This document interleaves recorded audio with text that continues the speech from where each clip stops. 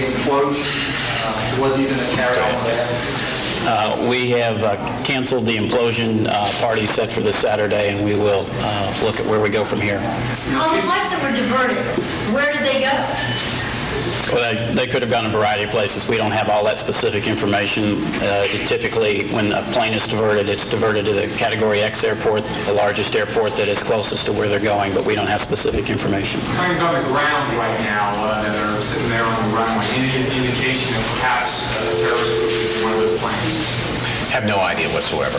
Now, when you say shutting down the airside, can you just articulate that a little more? Certainly. Is this the...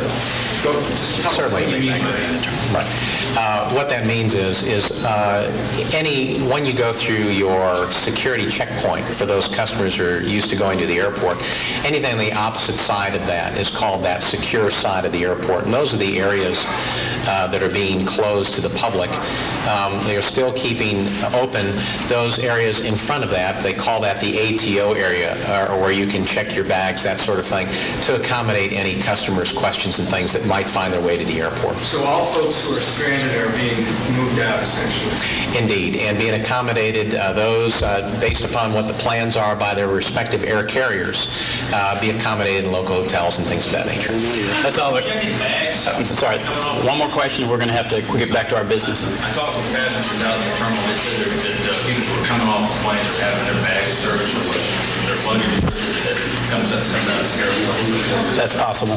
That is possible on the part of the air carrier. Okay, thank you. We'll be back to you. I think the most important thing to take away is that there is no specific threat to this airport, and rest assured that our DPS folks will keep you alerted if anything else is to occur. Thank you. What time should we expect another? Well, there you hear the comments from two officials. I have to be perfectly honest, not sure who they are, whether they work for American Airlines or they work for the airport in Dallas, but they were in Dallas today, and they say at the end of that news conference there is no specific threat to that airport, which will be reassuring to people who are around the airport, but anybody who's wanting to fly anywhere in the country at the moment is unable to do so anyway.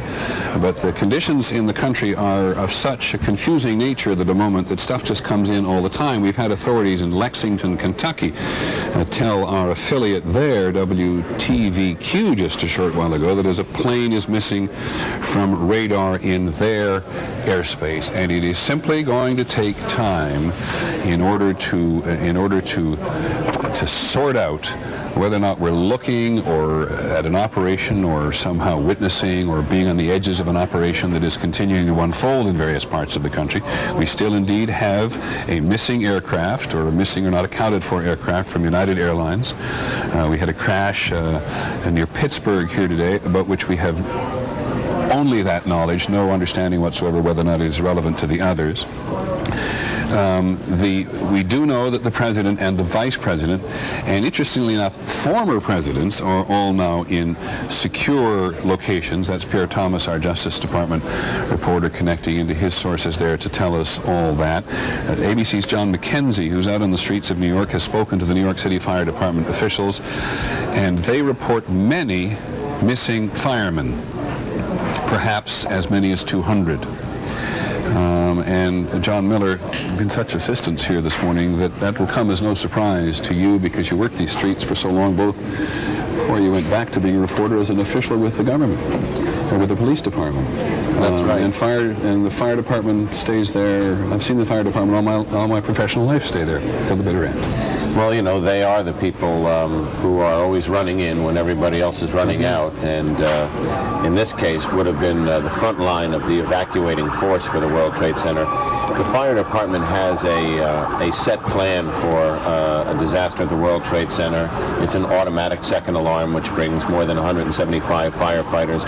This, of course, brought hundreds more, and their job is to go through the building and bring those people out. And there's really no telling at what stage of the evacuation they were at, or how many of them were still inside when the first building collapsed or the second building collapsed. I remember 30 some odd years ago, first coming to New York, and there was a building that collapsed, and the firefighters were ultimately the ones to die on almost the very first night I was here at ABC all those years ago. As you say, everybody's going one way and they're going the other way. John, I know that you're listening a lot to the network. By this I mean the police network, and one assumes we're not interrupting and intruding on them. I think that's pretty certain. Give us the general tenor of things at the moment. Right now, it's a situation that's vastly calmed down. As you hear the operations, which I've been monitoring since the beginning, their voices are now level. This is much more about organizing an incredible crime scene second, but first organizing a massive transport of casualties. They literally have passenger ferry boats, police launches, and other vessels standing by to ferry people away to outer boroughs, helicopters to do the same thing.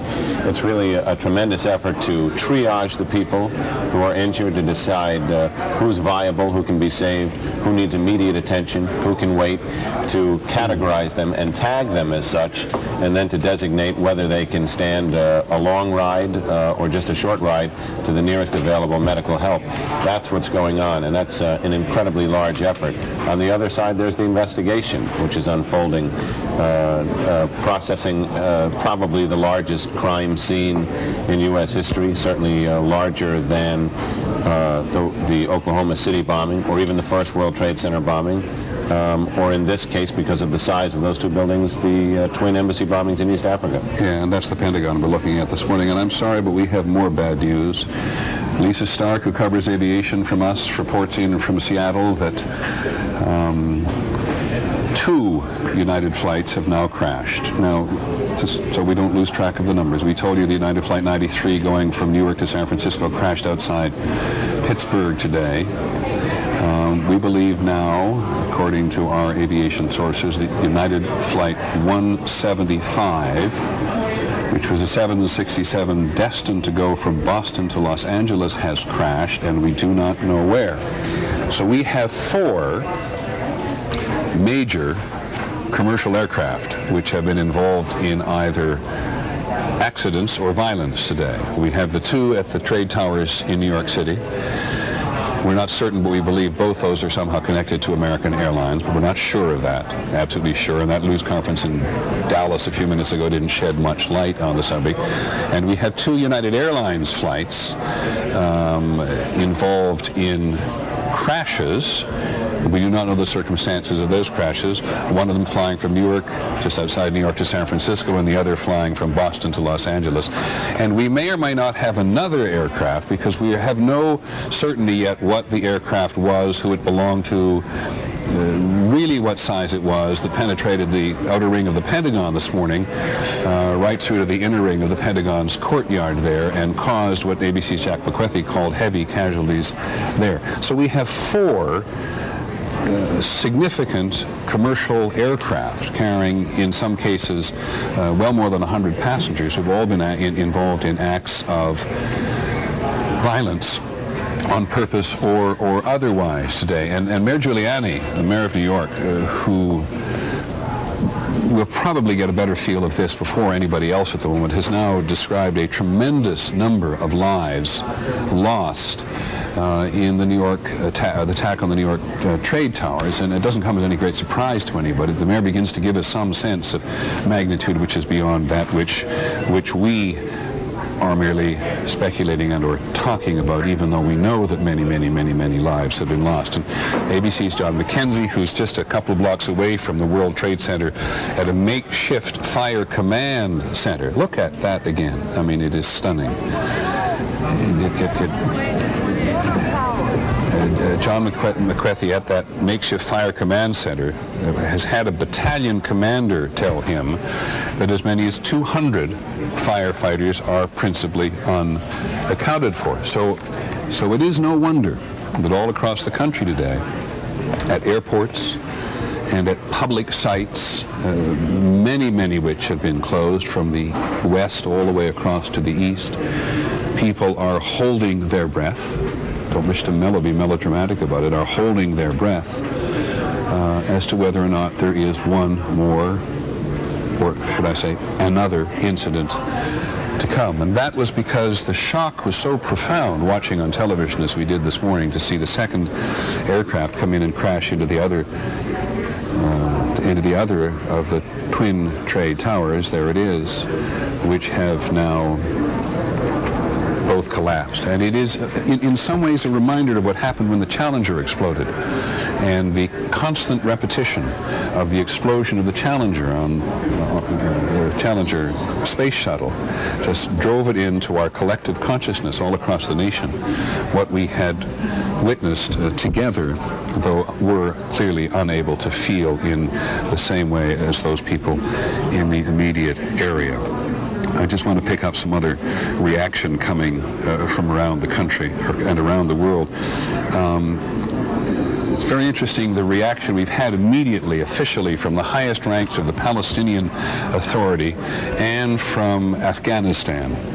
I think we can hear Chairman Arafat, Yasser Arafat, in just a moment, but the Taliban ambassador to Pakistan, it is in Afghanistan where the United States believes Osama bin Laden has been most carefully given sanctuary, if not protected by the Taliban. But the Taliban ambassador to Pakistan has condemned what he called terrorist attacks on the United States on Tuesday. He said in a dispatch from Reuters out of Islamabad in Pakistan, this is a terrorism act and we strongly condemn it. And then from Kabul itself, the capital of Afghanistan, a spokesman for the rulers there said that the Saudi dissident, Osama bin Laden is a Saudi Arabian citizen, could not be responsible for a spate of terror attacks in the United States. I don't understand that particularly, but here's the quote from him. It says, what happened in the United States was not a job of ordinary people. It could have been the work of governments. Osama bin Laden cannot do this work, neither us, said the Taliban spokesman to the Reuters news agency in Kandahar, which is a city in the southern part of Afghanistan. This could have been the act of either internal enemies of the United States or its major rivals. Now, there are a couple things. John Miller talked to me about this because you've been to Afghanistan. You went to see Osama bin Laden. In every organization, anywhere in the world where governments or organizations have been somehow connected to terrorism in the United States mind, acting real or not, people are just waiting. There's going to be some kind of response to this. When Osama bin Laden blew up those embassies, I guess it was before you went into Afghanistan, they attacked his camps. They didn't get him. They sent 75 cruise missiles at $1 million apiece into his camps based on intelligence that he would be meeting there with his leadership. He was not there, and they didn't get him. They destroyed his camps. I think that at the time or point that the government and the Bush administration identifies, not to the standard, and this is the way they've been working, not to the standard you would need to prove in court, but to the satisfaction of the administration that they know who's responsible. They will not deal with this as a criminal matter first, but as a military one first, and retaliate against someone somewhere. Too early to say who. One of the things about bin Laden that is so misunderstood, and his name has come up a few times today, is how he actually operates. More so than launching these operations himself at his direction from his own organization, and there are instances where he's charged with doing exactly that.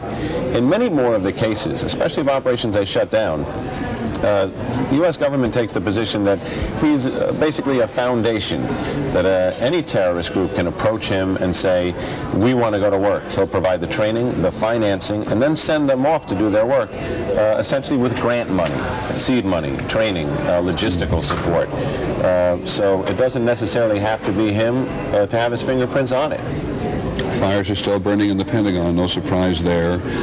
As John McCarthy and Barbara Starr both reported for us, this building penetrated the outer ring of the Pentagon and set many offices on fire on a variety of levels, and there are about 6 or 7 stories. There are 1, 2, 3, 4, 5, 6 stories anyway in the Pentagon today. In at least one section they are alight. And as I said a couple of times, the Palestinian President Yasser Arafat, who's deeply engaged in a war now with the Israeli government, has also reacted very quickly to this today to express, to be perfectly honest, I haven't heard what he said, but let's hear what he said now. This is Palestinian President Yasser Arafat.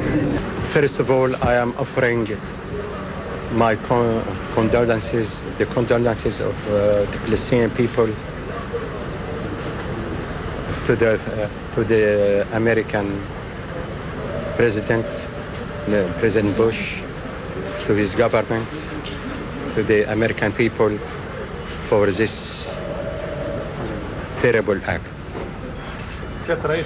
We are completely shocked. Completely shocked. Unbelievable.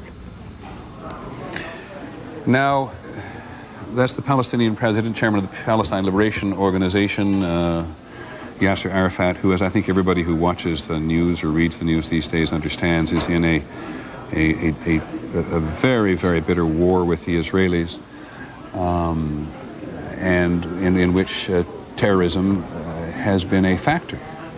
Palestinians see what the Israelis do to them as terrorism, and certainly the Israelis and much of the world see the Palestinian and other suicide bombers who've attacked inside Israel to be terrorism of the most gruesome order, no question about that. And so we should not be surprised, as on previous circumstances, to see Chairman Arafat expressing his condolences, but other Palestinians who believe the United States is responsible for what Israel is doing to the Palestinians, or at least complicit and is certainly supplying the Israelis arms, will be happy to see this attack on the United States today. So take a look at a scene from Jerusalem not too long ago, in which there is some celebration that the powerful United States has been harmed, has been seen to be vulnerable, has been hurt, I suppose, in the broadest sense of the word. And the people who go off to do this sort of thing, both in the Middle East now, you must remember that a vast majority of the population of the Middle East now, in all countries, is under 21, much of it under 15, certainly under 17, and the kind of tensity and intention, if one presumes this terrorism, one shouldn't, this terrorism has had its genesis or had its roots somewhere in the Middle East, or at least in people who are opposed, are just filled, brimming with anger at the United States. And we are now becoming more experienced with the notion that there are young men, for the most part, who are prepared to blow themselves up along with everybody else in terms, if they can be a service to the cause. And they believe, as do some people believe about Islam, that they will, by sacrificing themselves, go on to another place. It's an unfair comment on Islam in some respects, but it is certainly a motivating factor. The hatred of the United States, and the hatred of the United States is a patron of Israel. Whether you're from Afghanistan, or whether you're from Iran, Iraq, or inside the Palestinian territories, is so intense at some levels, and has become more intense in recent months, that a great many people will not be surprised at this attack today, though, like everybody else, will be amazed at the magnitude and success of it. John McCarthy at the Pentagon. John. Peter, we are standing outside the Pentagon at this point. It has been already a long morning for rescue workers and police here. One eyewitness I talked to, who was on this busy highway outside the Pentagon this morning, said he saw an airplane coming directly over his head. It was an American Airlines plane. He could see the number on the plane. He could almost see the passengers inside as it went along the highway, started clipping off the high wires and the different light poles along the highway, and slammed directly into the side of the Pentagon. As we said earlier, Peter, the aircraft penetrated deep inside the Pentagon. It is organized in rings from the E-ring on the outside. It penetrated all the way into the A-ring in the inner part of the Pentagon. After it burned for a number of minutes, a part of the building collapsed. By the time rescue workers could get in there, the destruction was just terrific. So, John, do you have any sense of the casualties? We don't have any sense, Peter, except the size of the medical operation that has been set up here is enormous. They are anticipating the casualties. Certainly the injured will be in the hundreds. I certainly don't want to speculate on those killed. And, John, it's a little hard to get a sense of the size sometimes for the picture. Can you describe, maybe in feet or in yards, how big a penetration this is? The roof is collapsed, Peter. There is a chasm in the side of the Pentagon that is probably 200 or 300 feet across. From the roof of the Pentagon, there is this huge V shape that has collapsed. You can see deep inside the Pentagon from the street now. This is into the inner courtyard of the Pentagon itself. It's into the innermost ring of the Pentagon, Peter. I have not been able to get into the courtyard, but I was told that the penetration was all the way into the deepest ring of the Pentagon. And John, the office building, the Pentagon is about, what, 6 stories high? It's 5 stories above ground, Peter, and several stories below. Clearly the damage is primarily above ground, but also some of those in the lower offices. I was sitting in the Pentagon when the attack happened. I was on the opposite side of the building. It shook the entire building. It was very clear that something terrible had happened. There was chaos immediately after the attack, Peter. Secretary of Defense, I walked out with the Deputy Secretary of Defense. The Marine Corps Commandant couldn't get out the door because security had locked it. It was chaos. Okay, John, and the fires are still burning at the moment, we believe? They are still burning. They are mostly oil fires, it appears, Peter. The fire hoses have been on the various fires for the last several hours, so they're beginning to put them out. But obviously there is still heavy gray smoke coming out of that portion of the Pentagon that was so terribly damaged. John, there are a couple of aircraft at least around the country today which are still unaccounted for. You gave a very clear description earlier of how this aircraft had approached the Pentagon. But did anybody able to identify it as an aircraft associated with an airline? Absolutely, Peter. The eyewitness I talked to looked up and said it was an American Airlines plane. I saw it clear as could be. It went right over the top of my car and clipped a pole right in front of where my car was. Thank you very much, John McCarthy. I actually think that you may have said that earlier, and I simply lost it in terms. Just lost it, and so we now know that it was, from at least one eyewitness there, it was an American Airlines aircraft which crashed into the Pentagon. So let me just try to get some grasp on the airplane. We have 2 United flights, a 757 which was on its way from New York to San Francisco, which crashed near Pittsburgh. We have a United flight which crashed from Boston to Los Angeles, United 175, and we do not know where that aircraft has crashed or been crashed as of now. And we have these 2 American flights, one from Boston to Los Angeles, which is a 767 with 81 passengers and 11 crew on board, talking about almost 100 people on American Flight 11.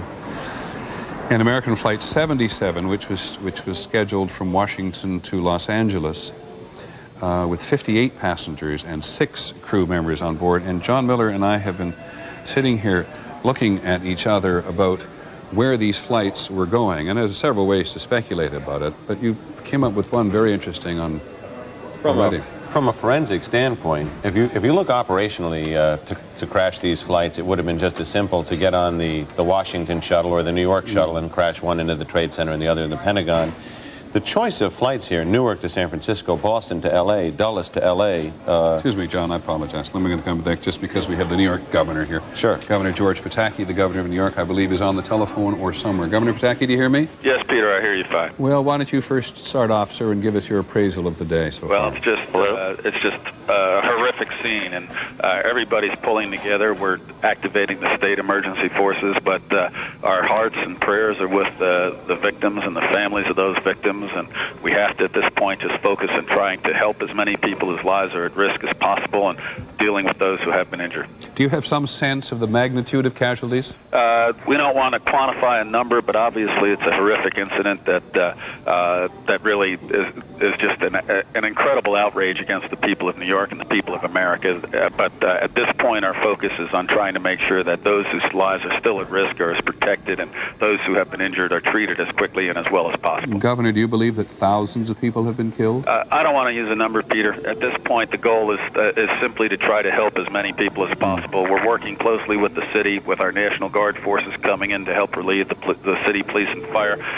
Obviously, it's a situation that just cries out for people to be horrified, but what we have to do at this point is focus on helping those who are at risk, helping those who have been injured, making sure there's an orderly removal from Lower Manhattan, and that is our focus at this point. Governor, are you in a position to go to the scene? Are you in a position to go to Lower Manhattan? Do you think you should? Would you like to? Or are you locked down? No, I'm in the city, but the important thing is to be able to stay in contact with the White House, with City Hall, with our statewide emergency services. We've gotten offers of support from all the surrounding states with their emergency services, and the critical thing right now is to be able to coordinate to make sure that the response is the strongest and the most compassionate it can be for the people whose lives are still at risk. And we're mobilizing National Guard units from across the state. We're getting help from the surrounding states and coordinating with the city, and that's what we have to do at this point. And Governor, what have you done about the other so-called high-profile potential targets in New York City, like the UN and the bridges and things like this? Are they all evacuated and locked down now? UN's evacuated. The tunnels have been closed. The George Washington Bridge is open under security for emergency services coming in and people going out. We've shut down most of the mass transit. Grand Central is open under very tight security, but people who pass through the security have limited service to the northern suburbs, and we're doing the same thing on Long Island. But the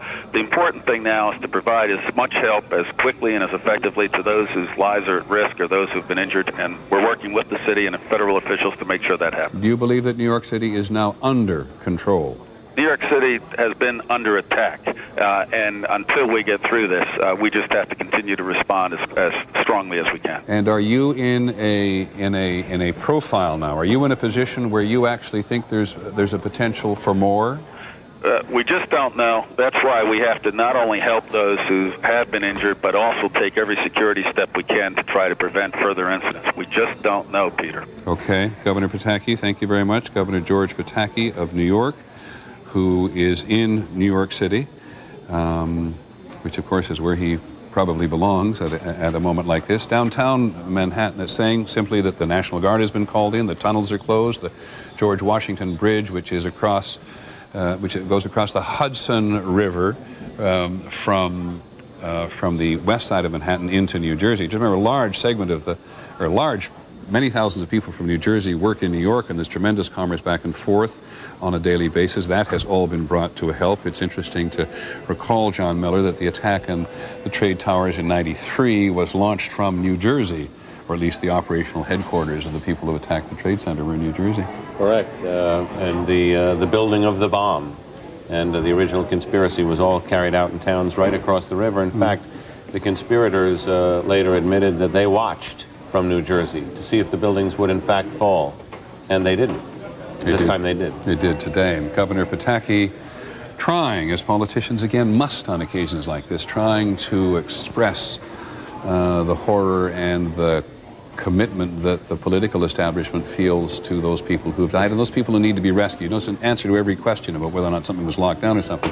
He came back every time that their priority now is to try to help those people who are in deep and, in some cases, still desperate trouble. George Stephanopoulos, one of our senior reporters, is downtown. Hey, George, where have you been? What have you seen? What do you think? Well, Peter, I'm going to give you kind of a pool report from several of our correspondents down here of basically what happened down here in downtown New York between 9:45 and 10:45 when the two explosions and the collapse of the World Trade Center happened. At the time, I was actually in the subway heading towards the World Trade Center right around Franklin Street, and after the first explosion, the subway station started to fill with smoke. The subway cars started to fill with smoke, and the subways actually stopped. They then diverted us around the World Trade Center to Park Place, which is one stop beyond the World Trade Center. We got to that train station at around 10:35, Peter, and it was a scene unlike I've ever seen before in my entire life. As we tried to get out of the subway station and walk up into the street, it was pitch black, midnight black, snowing soot all down through downtown Manhattan. This was about 2 blocks from the World Trade Center. You couldn't see a foot in front of your face at that time. We then worked our way back uptown. All of the firefighters and police officials and National Guard are now evacuating everyone out of lower Manhattan. They're going east towards Brooklyn and north, which is where we are now, up on Canal Street. I should add as well, Peter, we had one of our reporters was downtown and had a sight line of the World Trade Center at around 9:48, which is around the time I believe the first tower collapsed, Gloria Rivera, and she saw 2, then 3, then 4 people jump out of the top floors of the World Trade Center. She was with a firefighter who said, "They're not falling, they're jumping." Watch their arms waving, and they counted 12 people jump off the top floors. Do you want to continue, George? Well, right now, as I said, they are evacuating everyone else out. But just to give you another sense, Peter, all over Lower Manhattan, the sidewalks, the streets are covered with about a quarter to half inch of dust, of soot, as if it were Pompeii. Most people are pretty calm right now. They're evacuating slowly as the firefighters come in. But it really was one of the most frightening, horrific scenes I've ever seen in my life.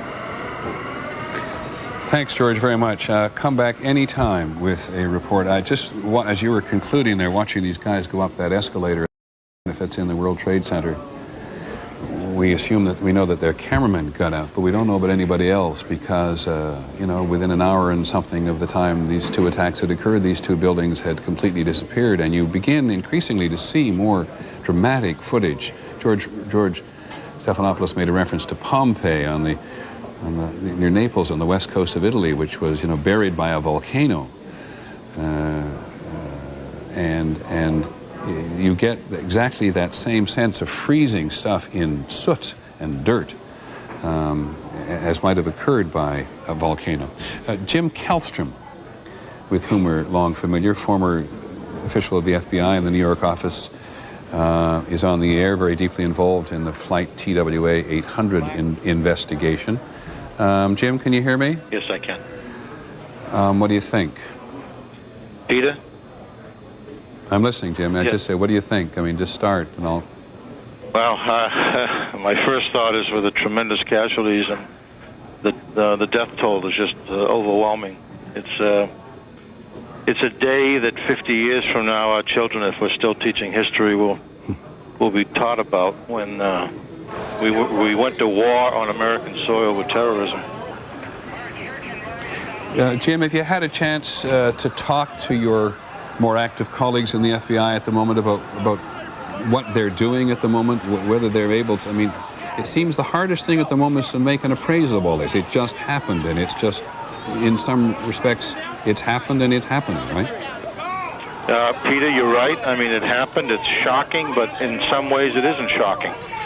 I mean, we've had, the hatred of America played out at the Trade Center in '93. They tried to take the Trade Center down. We've had the hatred played out in the USS Cole, the bombings of our embassies in Africa, the bombings of the barracks in Saudi Arabia. So now it's being played out big time here in the United States. Jim, what is the principal goal of the FBI at a moment like this, when all of the emergency services are brought to bear in all of these locations? What's the FBI actually doing at the moment? I think the first concern of the FBI right now, right this second, is there going to be something else happening in the next 5 minutes, 30 minutes, hour, 12 hours? Simultaneous with that, who did it? Where are they? What do we know? What's the intelligence base? Tell us. Why didn't we see this coming? Where do we go from here? What kind of articulate, defined information can we give the National Command Authority so that we can bring the necessary, massive retaliation necessary without a lot of collateral damage? Well, Jim, thank you very much for checking in with us, and please do at any time if you have news. That photo, as Jim was talking, Jim Kallstrom, the former director of the FBI here, and a major force in the investigation of TWA 800, which blew up off the south coast of Long Island. And the principal operator in the first World Trade Center bombing. Key investigator. Right. But it's interesting, forgive me, no offense intended him, he doesn't have much to say either today, because in some respects there isn't much to say except the horror of it. But as we were looking at just a moment ago, listening to George Stephanopoulos talking to our reporters who witnessed the horrifying jump of some people from the top of the trade towers, you just saw a hint of the just ahead of this little piece of video here before, you saw a hint of what people were enduring at the top of the trade towers before they collapsed as a result of the intensity of the fire. And we've seen it before in other places around the world. Fire starts in a place, people often, ironically, not that it would have made any difference today, do the wrong thing, they get trapped in an open window by fire coming into their room, and finally they just jump, simply because if they don't jump, they're probably going to be burned alive. But as we have heard from, it's interesting that Governor Pataki is so nervous, and I don't blame him for a second, wanting to stay away from the magnitude of the casualties here today. But as John McKenzie reported from the fire department downtown, we got 200 fire department officials, 200 firefighters missing. I don't know whether or not this is a firefighter who's been brought, but you see in every case people getting oxygen because it isn't if it isn't collapse that kills in some cases like this, it is the deadly smoke. Anybody who's been involved in a fire knows the deadly smoke which suffocates people in a circumstance like this. But we're only getting touches, and it doesn't even have the chaos associated with it in many cases. We're just getting touches now of what has happened in these variety of places. The Pentagon are being kept, quite logically, I think, back at some distance. And in downtown, what's happened is that camera crews were downtown. I fear, to be perfectly honest, for some of the camera crews who work nothing braver than a cameraman either, who goes right in when something has happened and may indeed have been at some of those places. And it certainly takes time for video to get back from a location like this so that we get a widening appreciation of what has happened. But as I said, it's very hard to try to get some grasp now on the number of casualties. So we can do, in some cases, not more than just tell you how this is in terms of the whole country. The North American Air Defense Command, NORAD, is on the highest state of alert. And you had us made references earlier in the morning how the United States and Canada have cooperated in trying to keep the airports locked down, lest there was another aircraft on the air. But John, talk to me about this for a second, and then we'll come to this business about fuel. Sure. The North American Air Defense Command was a great factor in our lives in the 1960s. In the Cold War, yes. Exactly. And during the Cold War, it's up along the Northwest Territories and some of the independent areas of the North. Nobody thinks about it anymore, and here it is on a state of alert today. No, but you factor that in, and evincing so many images that Americans are uncomfortable with. The idea that there's a no-fly zone in New York City, in Manhattan, being patrolled by F-16s with instructions to shoot down any errant aircraft, that the same is true in Washington, D.C., our nation's capital, that military people and doctors and military vehicles are coming to aid, that the National Guard is on alert. You know, the kind of images that used to only exist in the fantasies of 7 days in May, where, the Army would take to the streets, which has not happened yet. They've offered assistance and military logistical assistance, but that kind of thing that Americans are so uncomfortable with unfolding here. And I realize, by the way, just as you mentioned it, something else is very important at the moment. And again, I don't mean to say this in melodramatic terms. Where is the President of the United States? The President of the United States led, I know we don't know where he is, but pretty soon the country needs to know where he is. And it seems to, I think, for me anyway, I apologize, the President needs to talk to us. He left Florida a couple of hours ago. Our people in Washington are clearly listening and checking this as best they can. But one of the important factors at the moment is that the political leadership in the country be present, as Governor Pataki was. Mayor Giuliani of New York made an appearance on the street and was caught unawares like everybody else, but Governor Pataki came out and basically told the citizenry of New York in a variety of different ways, I assume, just exactly what they're trying to do. Now, here's a bulletin about the President's whereabouts. The President is about to make a statement at Barksdale Air Force Base shortly. Barksdale Air Force Base is in Louisiana. So if this is accurate, and we'll check with Claire Shipman and our other reporters at the White House and John Cochran, if he can, in Florida at the moment, who's with the President today. The President's not coming back to Washington at the moment. We'll leave that for just a second. We'll talk a little more about this business of the aircraft and the fuel. We're trying to figure out why would a plane going from New York to San Francisco, Boston to Los Angeles be involved in this? It could have been any plane, all right? It could have been, but when you consider the advantage to a terrorist, here you have a transnational flight. It's going to be a larger aircraft in each case. But, and this is the key, because we had speculated earlier, was there some additional explosives laden in these planes to cause these incredibly large explosions? It appears who's ever planned this has picked cross-country flights that would have the maximum amount of fuel you could carry on a domestic flight. Flights going from one end of the country to the other. The kind of jet that if you slammed into a building would ensure the maximum fire and explosion possible from any flight that you could have chosen. Again, Newark to San Francisco, Boston to LA, Dulles to Los Angeles, Washington to LA, Boston to LA. The planes that are being looked at in this attack today were apparently, or you could speculate, chosen to give the terrorists the very biggest bang for their effort. And it's a very interesting point you make, because again, our assumptions tend to go when we see huge explosions like this. None of us understanding visually the power of explosives, that there were explosives on board, and so you're quite right, it may indeed have been the aircraft explosion. I mean, John Nance could help us with this, but when you hear the amount of fuel, very flammable aeronautical fuel that's loaded onto a plane for a 3,000-mile trip or something, that's going to give you quite an explosion. Flight 800, which was an international flight, to those who saw it, was an incredible explosion. John, if you'd sit at your station for a second, I'm just going to go and try to check one piece of information, and in that period of time, we're going to try to give you a little better sense of the disaster at the trade towers today. Here's something we've compiled, and we compile it as we go along.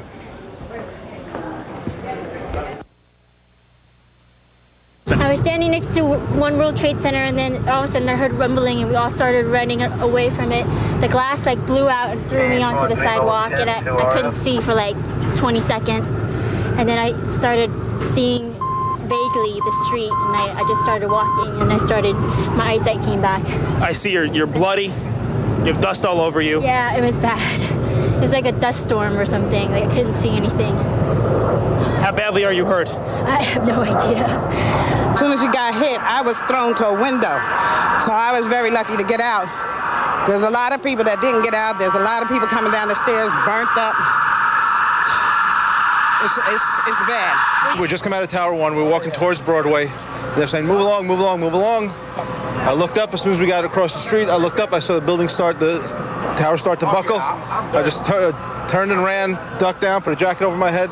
3 or 4 of us huddled together, and it was just black everywhere.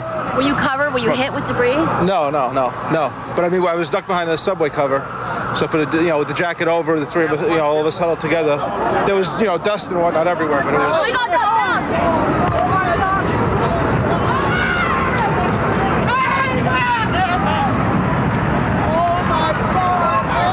The second building has just come down. The second, everyone's being asked to get down. Come down. Can't even look at it, because all I can see are people. I don't see a building. I see people. People hurt. Children without mothers and fathers tonight. If you're just joining us, you probably already know the World Trade Center towers, the Twin Towers, the New York landmarks have collapsed and are gone. The Pentagon has been hit by an airplane, a series of hijackings apparently today at the root of this.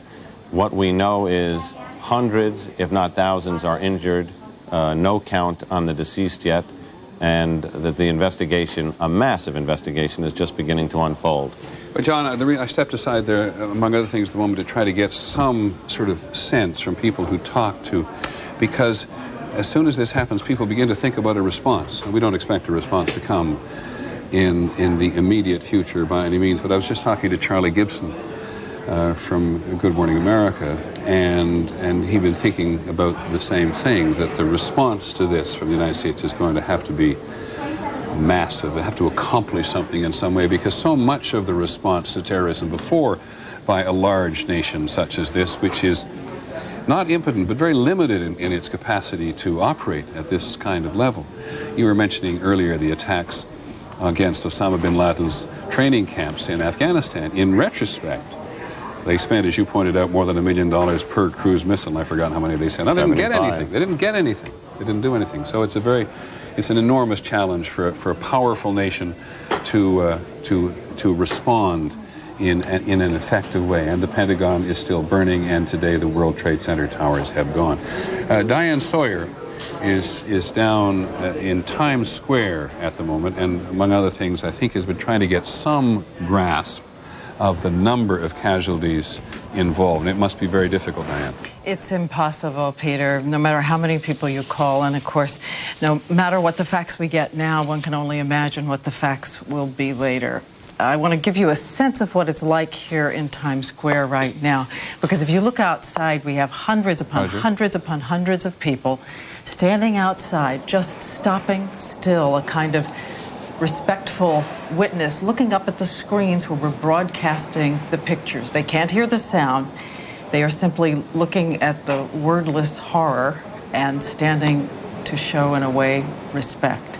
And I want to show you something else, because people have been sent home from Times Square, and across the way, the construction workers who were building the Toys R Us building next door to us just hung their signs outside. God bless America, and pray for families and victims. And we can only, of course, add to that that as crisply as we try to report what's happening here today, we join them. And this is not just another story, even for reporters who've been trained to do this for so long. A few things to add since this morning. We were on the air, of course, live when suddenly we get word of that first explosion at the World Trade Center, the first building. And initially, of course, we didn't know if it was an accident. We didn't know what had happened. And then we were on the air live when the second plane came in and the second plane hit. And I want to show you now. This is what we were seeing live on the air. And as you've expressed before, Peter, the combination of disbelief and horror and simple prayer for somebody to save the people who were inside that building is all anybody can do, as an entire network is broadcasting live something so unimaginable. I have talked, as you all have, and as George Stephanopoulos reported, to the people who were inside as these scenes were taking place. We now see the first collapse, which of course took place about 10 a.m. Eastern Time, and then it would be about 28 minutes later that we would see the second collapse of the second building. And while we're watching the scene, each person desperate to stop this tape and go and do something. All we can do is relive the horror each time we see it. I have talked to people who are inside the building, one of them, Fran Martin, who is the aunt of someone who works here at ABC, and she was saying that the first experience inside the building was that earthquake-like feeling a number of people have mentioned, and then something else in an eerie, silent, kind of mournful foliage. You saw paper just wafting out in all directions, and it was so mysterious to everyone. They couldn't imagine what had happened. The paper was scattering, and we've now read some 3 miles out, way across the river, the paper from those floors. As they came down the stairs, we're told that people were remarkably calm, were remarkably respectful of each other as they were making their way down, even though a number of them had lived through that bombing 8 years ago. A number of them remembered what it was when the bomb went off in the basement of the World Trade Center. And of course, as we now know, if the cyanide gas had not vaporized in those bombs, that it would have been a cataclysm even beyond what was experienced then. So they could all relive it as they were making their way down. Now we're watching the scenes as the building is collapsing and people are running from it. People are covered with this kind of spectral suit from the building's collapse itself. I want to point out again, and you've talked about it too, Peter, all the firefighters were immediately called on duty. All the firefighters immediately raced in from wherever they were to help out, all the emergency medical service personnel. This was a great display of human concern and human consideration. And you've mentioned before, we have this report that 200 firefighters are now missing, and yet they have done everything they can. Every hospital is open, every hand is on deck, every doctor is standing by in the city of New York with all this courage and struggle and still heartbreak out there in the streets right now. So that's it from Times Square, Peter. Thank you very much, Dan. I remember working with Diane on the Millennium broadcast on New Year's Eve 2000. Diane had such a joyful time in Times Square. It is, whatever you think of New York in general, it is a place where people from around the world gather to express themselves, and so we'll go back there on occasion to get some, you can really get some sense of the world in Times Square. And President Bush has been on the phone today to a variety of world leaders, clearly discussing this with them at the highest possible level, and perhaps they're all as confused as the rest of us are as to what has happened, who perpetrated these acts of terrorism in the United States, and what is to be done in response. Though this is perhaps, we're only 4 hours since this actually happened, and perhaps it is not quite the time to begin to think about the precision of a response, but a response will be required of some magnitude that will mean something from the United States if one is ever able to pin down exactly who the perpetrators were. We told you that the President was in Florida this morning, where he'd intended to talk about education today and was coming back to Washington. He's made it as far as Barksdale Air Force Base in Louisiana, where he landed about an hour and a bit ago, just before noon Eastern time, where he's made a statement to the cameras, which we haven't got our hands on yet. But the President said that freedom had been attacked, but freedom will be defended. And the President is in touch with his national security team. Ann Compton, ABC's Ann Compton, who covers the White House for us for many years from us, tells us that jet fighters accompanied Air Force One, and that as best we can tell, the Air Force One was flying at a particularly high altitude. There are no planes taking off or landing or taking off in the United States at the moment, with the exception of Air Force One, though the Federal Aviation Administration says at the moment that 50 known aircraft, this is actually a few minutes old, 50 known aircraft are all in the sky within approximately 50 miles of their destination. So you can feel across the country that aircraft that were in flight are beginning to settle down. They were ordered to settle down by the FAA and to land at the nearest possible airport. And so that has begun to work out. Now, in Washington, I think Claire Shipman at the White House or near it has some further information about the President. Yes, Claire. Well, that's right, Peter. Essentially, what we've learned is what he told the pool cameras a few minutes ago, and we're hopefully going to see in just a few minutes, but he said that he and this government have taken steps to ensure the functioning of the United States government, that the U.S. military is on high alert at home and abroad. He said he has taken all appropriate security measures to protect Americans. He says freedom itself has been attacked and freedom will be protected. And finally, he also said he will hunt down and punish those responsible for this. Again, we're hoping to see him in person, but as you mentioned, it looks as though this may be the secure place that they've decided on for the President, at least temporarily, Barksdale Air Force Base in Shreveport, Louisiana. I'd be really curious, Claire, and I realize how difficult it is at the moment, whether or not there's not pressure, political pressure in Washington from the members of the President's own staff and cabinet for him to show up soon in front of the country and assure them beyond his statement that freedom has been attacked and freedom will be defended, of course, because it wasn't defended this morning. Well, I think whether or not the President to be seen in command in a more vigorous way. I think you're absolutely right, and I'm sure it's a delicate balance right now between the Secret Service and those who are trying to protect the President, keeping him out of sight and someplace secure, and his political advisors who would clearly like to see him make a statement. You saw how quickly he did it this morning, as brief as it was, and certainly a piece of tape that we're going to see in a few minutes, we hope, is not what they would like to see the President doing right now. They would like to see him making something of a more formal statement. But again, it could be a number of hours before the President is back in Washington and prepared to talk to us from that forum. Okay, thanks very much, Claire. We'll come back to you anytime you want. And again, none of us should be surprised at what's happening. First of all, Secret Service is a huge, powerful, authoritative organization which takes the President's safety and other members of the senior political leadership with deep and profound seriousness, but they have enormous power. And so if you're talking between a senior political official and the President's Secret Service official of equal stature at the moment, who's going to win that argument at the moment? And this is particularly true in a situation which continues to unfold, because while the devastation, perhaps the greatest devastation has occurred in New York City this morning, it's also occurred outside Washington at the Pentagon, and the tension is there all across the country, because not only were the United Nations and various government buildings evacuated here in New York City, but the Sears Tower in Chicago, the tallest skyscrapers in Boston and Cleveland and Minneapolis, and the Space Needle in Seattle. So the psychological effect on people in the country is huge. It may indeed be settling down after several hours, but the president and his response to this is also part of the psychological package, because the country looks to the president on occasions like this to be reassuring to the nation.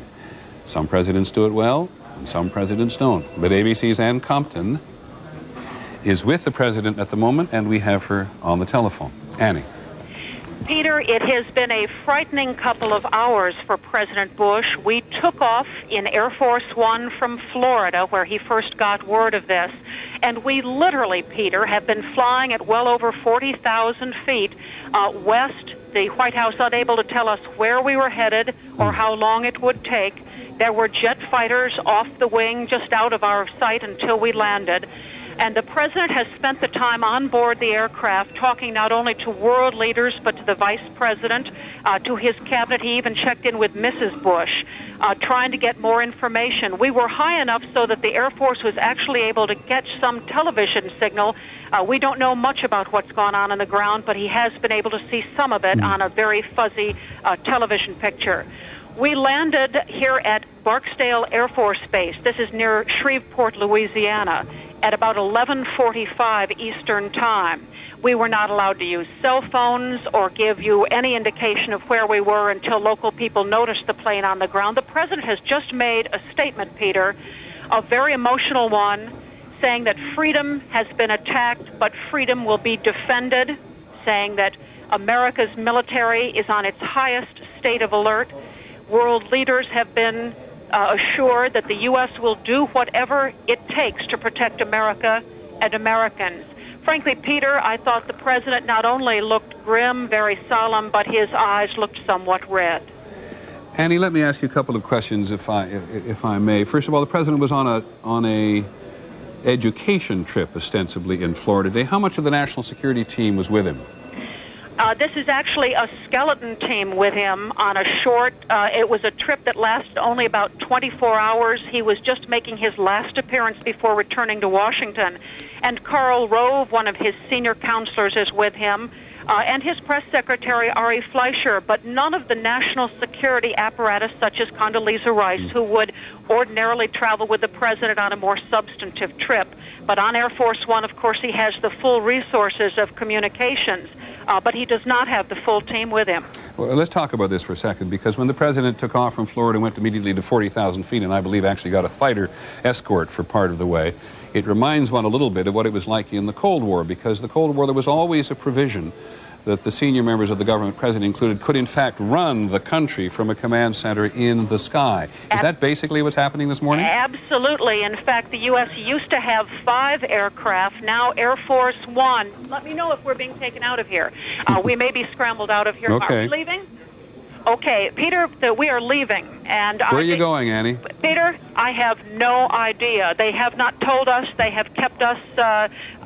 We don't even know whether we'll be able to see the president or travel with him, but we are told that he's been traveling. He will continue. They are still quite worried about his own security. Off you go, and Ann, thanks very much for a very, very full report on the state of, and perhaps even a little bit of the mental condition of the president at the moment. And we cannot state it often enough.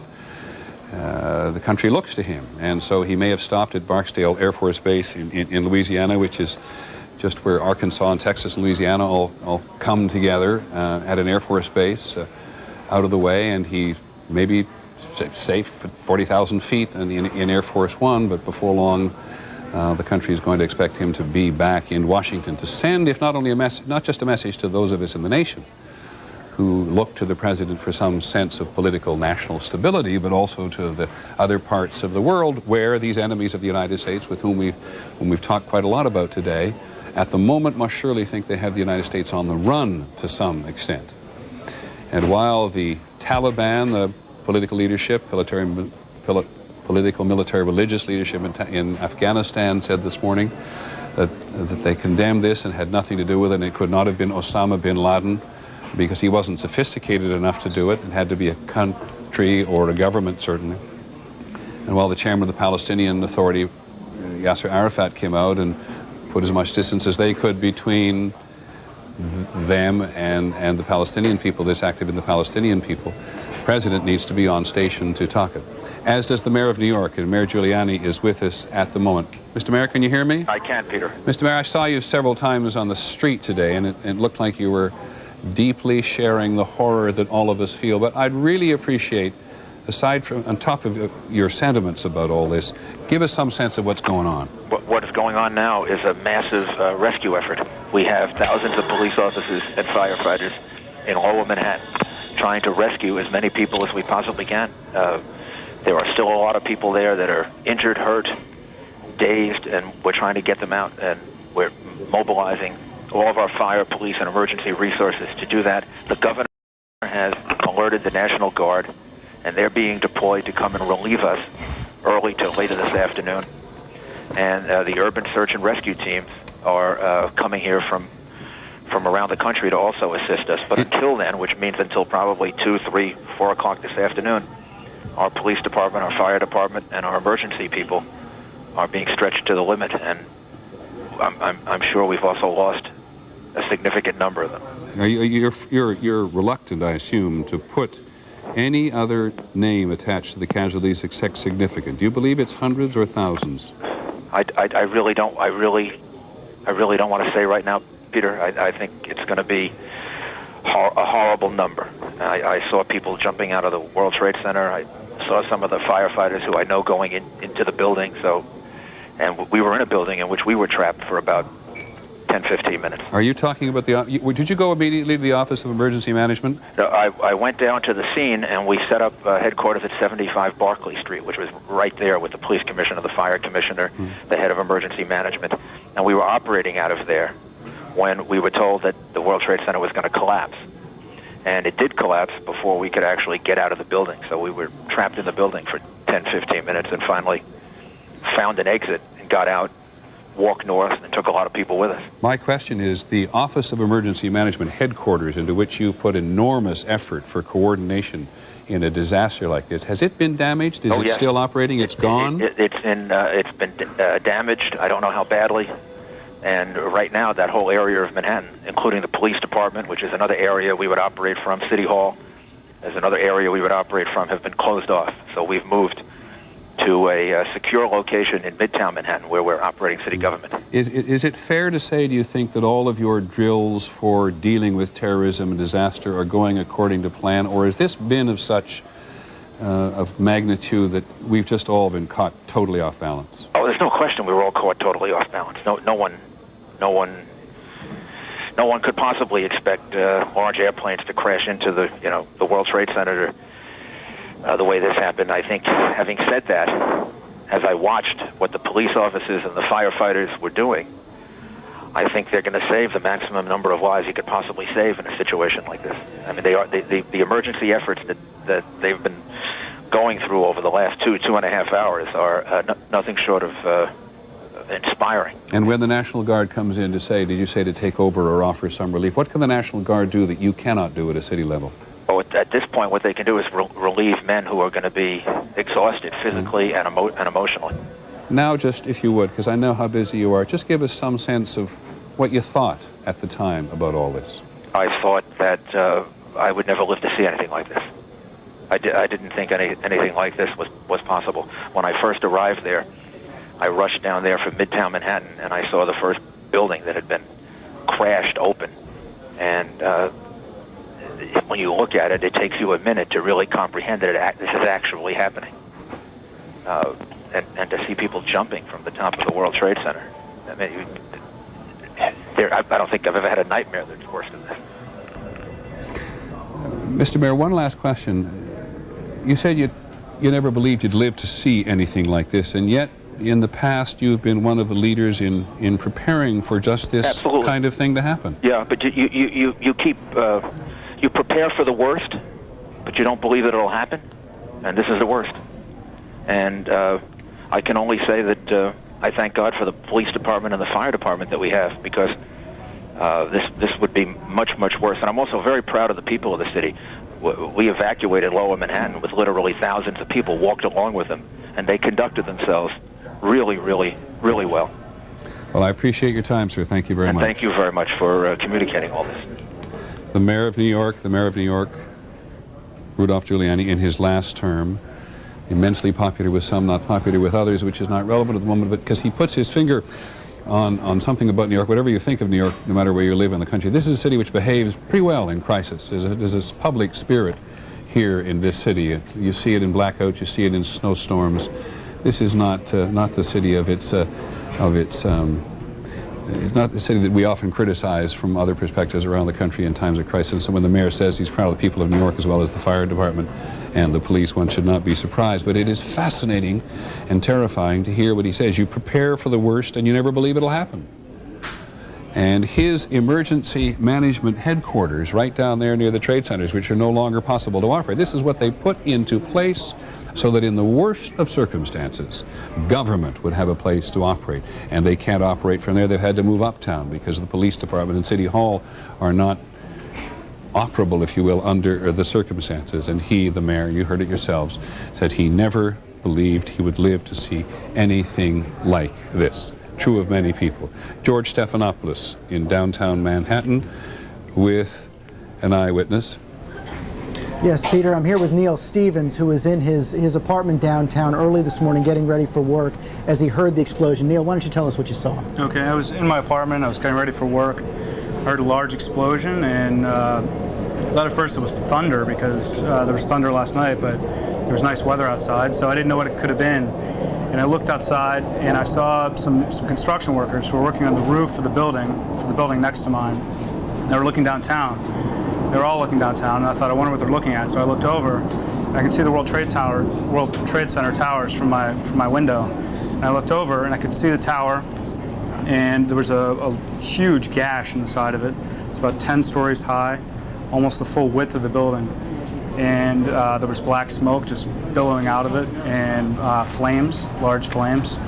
And I thought, my God, I don't know what happened, but huge explosion. And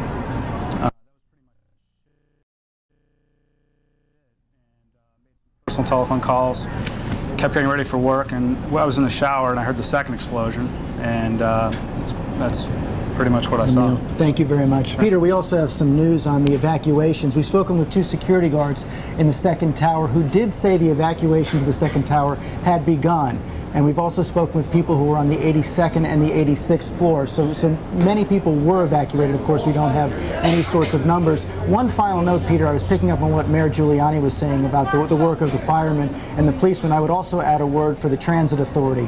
The subways were terrifying earlier this morning, but all of the employees of the transit authority did a terrific job of evacuating the subways, even though they were filled with smoke, keeping people calm and keeping them actually in the station so that they wouldn't go out into the street as the soot was following.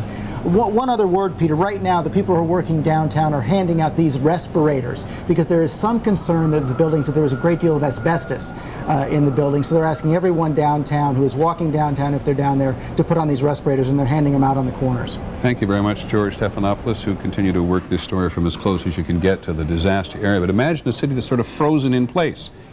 You saw a picture just a moment ago of the George Washington Bridge, which is closed except under very serious security circumstances you can get across the. That means that's New Jersey on the other side, cut off from the island of Manhattan. All the tunnels are closed. The railroads are not operating, therefore, between New York and New Jersey. This island of Manhattan is pretty much frozen in place at the moment, while people wait and are reluctant to try to appraise the number of casualties that have been that have occurred in the World Trade Centers in their related area. But bear in mind that about 50,000, what did I say, Nancy? 50,000 people work in the trade towers. 80,000 people perhaps work in the adjoining areas. We've seen them in flight, and we have seen not one but 2 towers absolutely collapse upon themselves.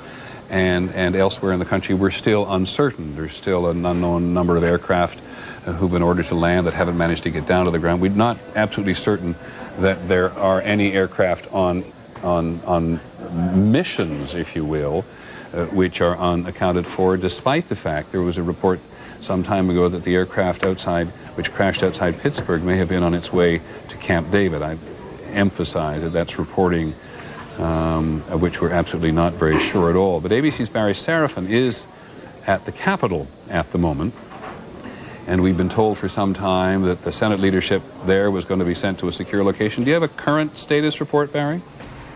Well, Peter, we're not sure exactly what we're seeing here, but a few minutes ago, about 10 minutes ago, a military helicopter landed here behind me on the west lawn of the White House. And then a large group of people were seen to walk out to it, get on board, and fly right above us, over the mall in the direction of the Pentagon, perhaps.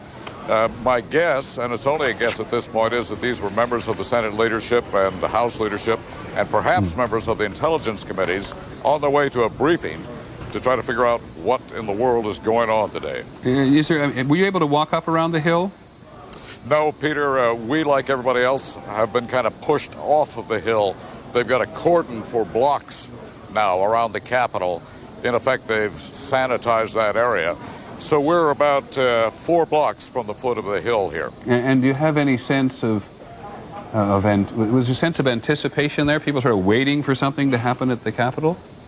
Well, there is. Every time any kind of aircraft shows itself, and there haven't been many, there have been a few government helicopters moving around, all eyes turn to the sky, as you might imagine. Precisely, Barry. Thanks very much. Barry Serafin, who's up at the Capitol.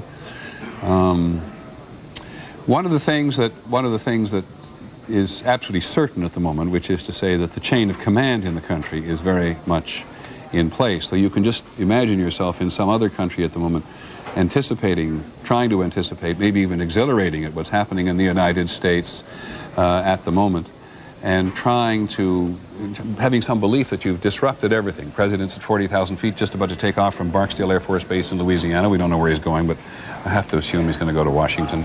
Cannot have the president being seen to be running around the country. By the way, the baseball games have all been postponed today. The entire Major League Baseball schedule has been postponed for today, as much as a mark of mourning and sadness for what happened in a variety of locations today. U.S. Earlier on evacuated embassies around the world. They're all quite familiar with that, because on any number of occasions in the course of a year, you hear us say on the news that the State Department or the Pentagon has ordered a worldwide alert because something is going to happen, or potentially going to happen. There's some kind of terrorist attack that's going to occur in some part of the world. The most recent terrorist alert, ironically, was in Asia over last weekend. In Japan and in South Korea, American embassies were put on alert because somebody somewhere in the in the intelligence establishment believed there was some potential for an attack. And it's something government has to do. It's something government has to do. Government has no choice, it argues. A lot of times you'll hear people saying, well, they've put up a state of alert again and nothing happened, and so they just do it all the time. It's very hard on Americans traveling overseas to be somewhere where there's a state of alert. But as John McWethy, who covers the military establishment for us, points out, is something government is obliged to do, lest something ever happened and there had not been an alert. John, are you there? John McKenzie? John McWethy? John McWethy's here. Yeah, John, I'm sorry. It was you I was obviously talking about, not John McKenzie. This is I guess what one notices more than anything else today. This was a place where there was no terrorism alert. Nobody, I gather, that you've talked today seemed to know anything. One of the things that they have been studying so scrupulously over the last several months is how Osama bin Laden and other terrorist groups operate, Peter. They felt that they had some ability to monitor critical communications from these groups. I think it's going to be proved that the groups have learned some very important and deadly lessons from past terrorist events and the way the U.S. has been able to monitor them. It seems quite clear in this instance that they bypassed the normal methods of communicating and were able to organize this very complex operation in a way that basically escaped American detection. But John, I'm sorry, but I think a lot of Americans will hear you talking and be reminded that how often the government tells us how much more sophisticated it is and how much better able they are to monitor all this.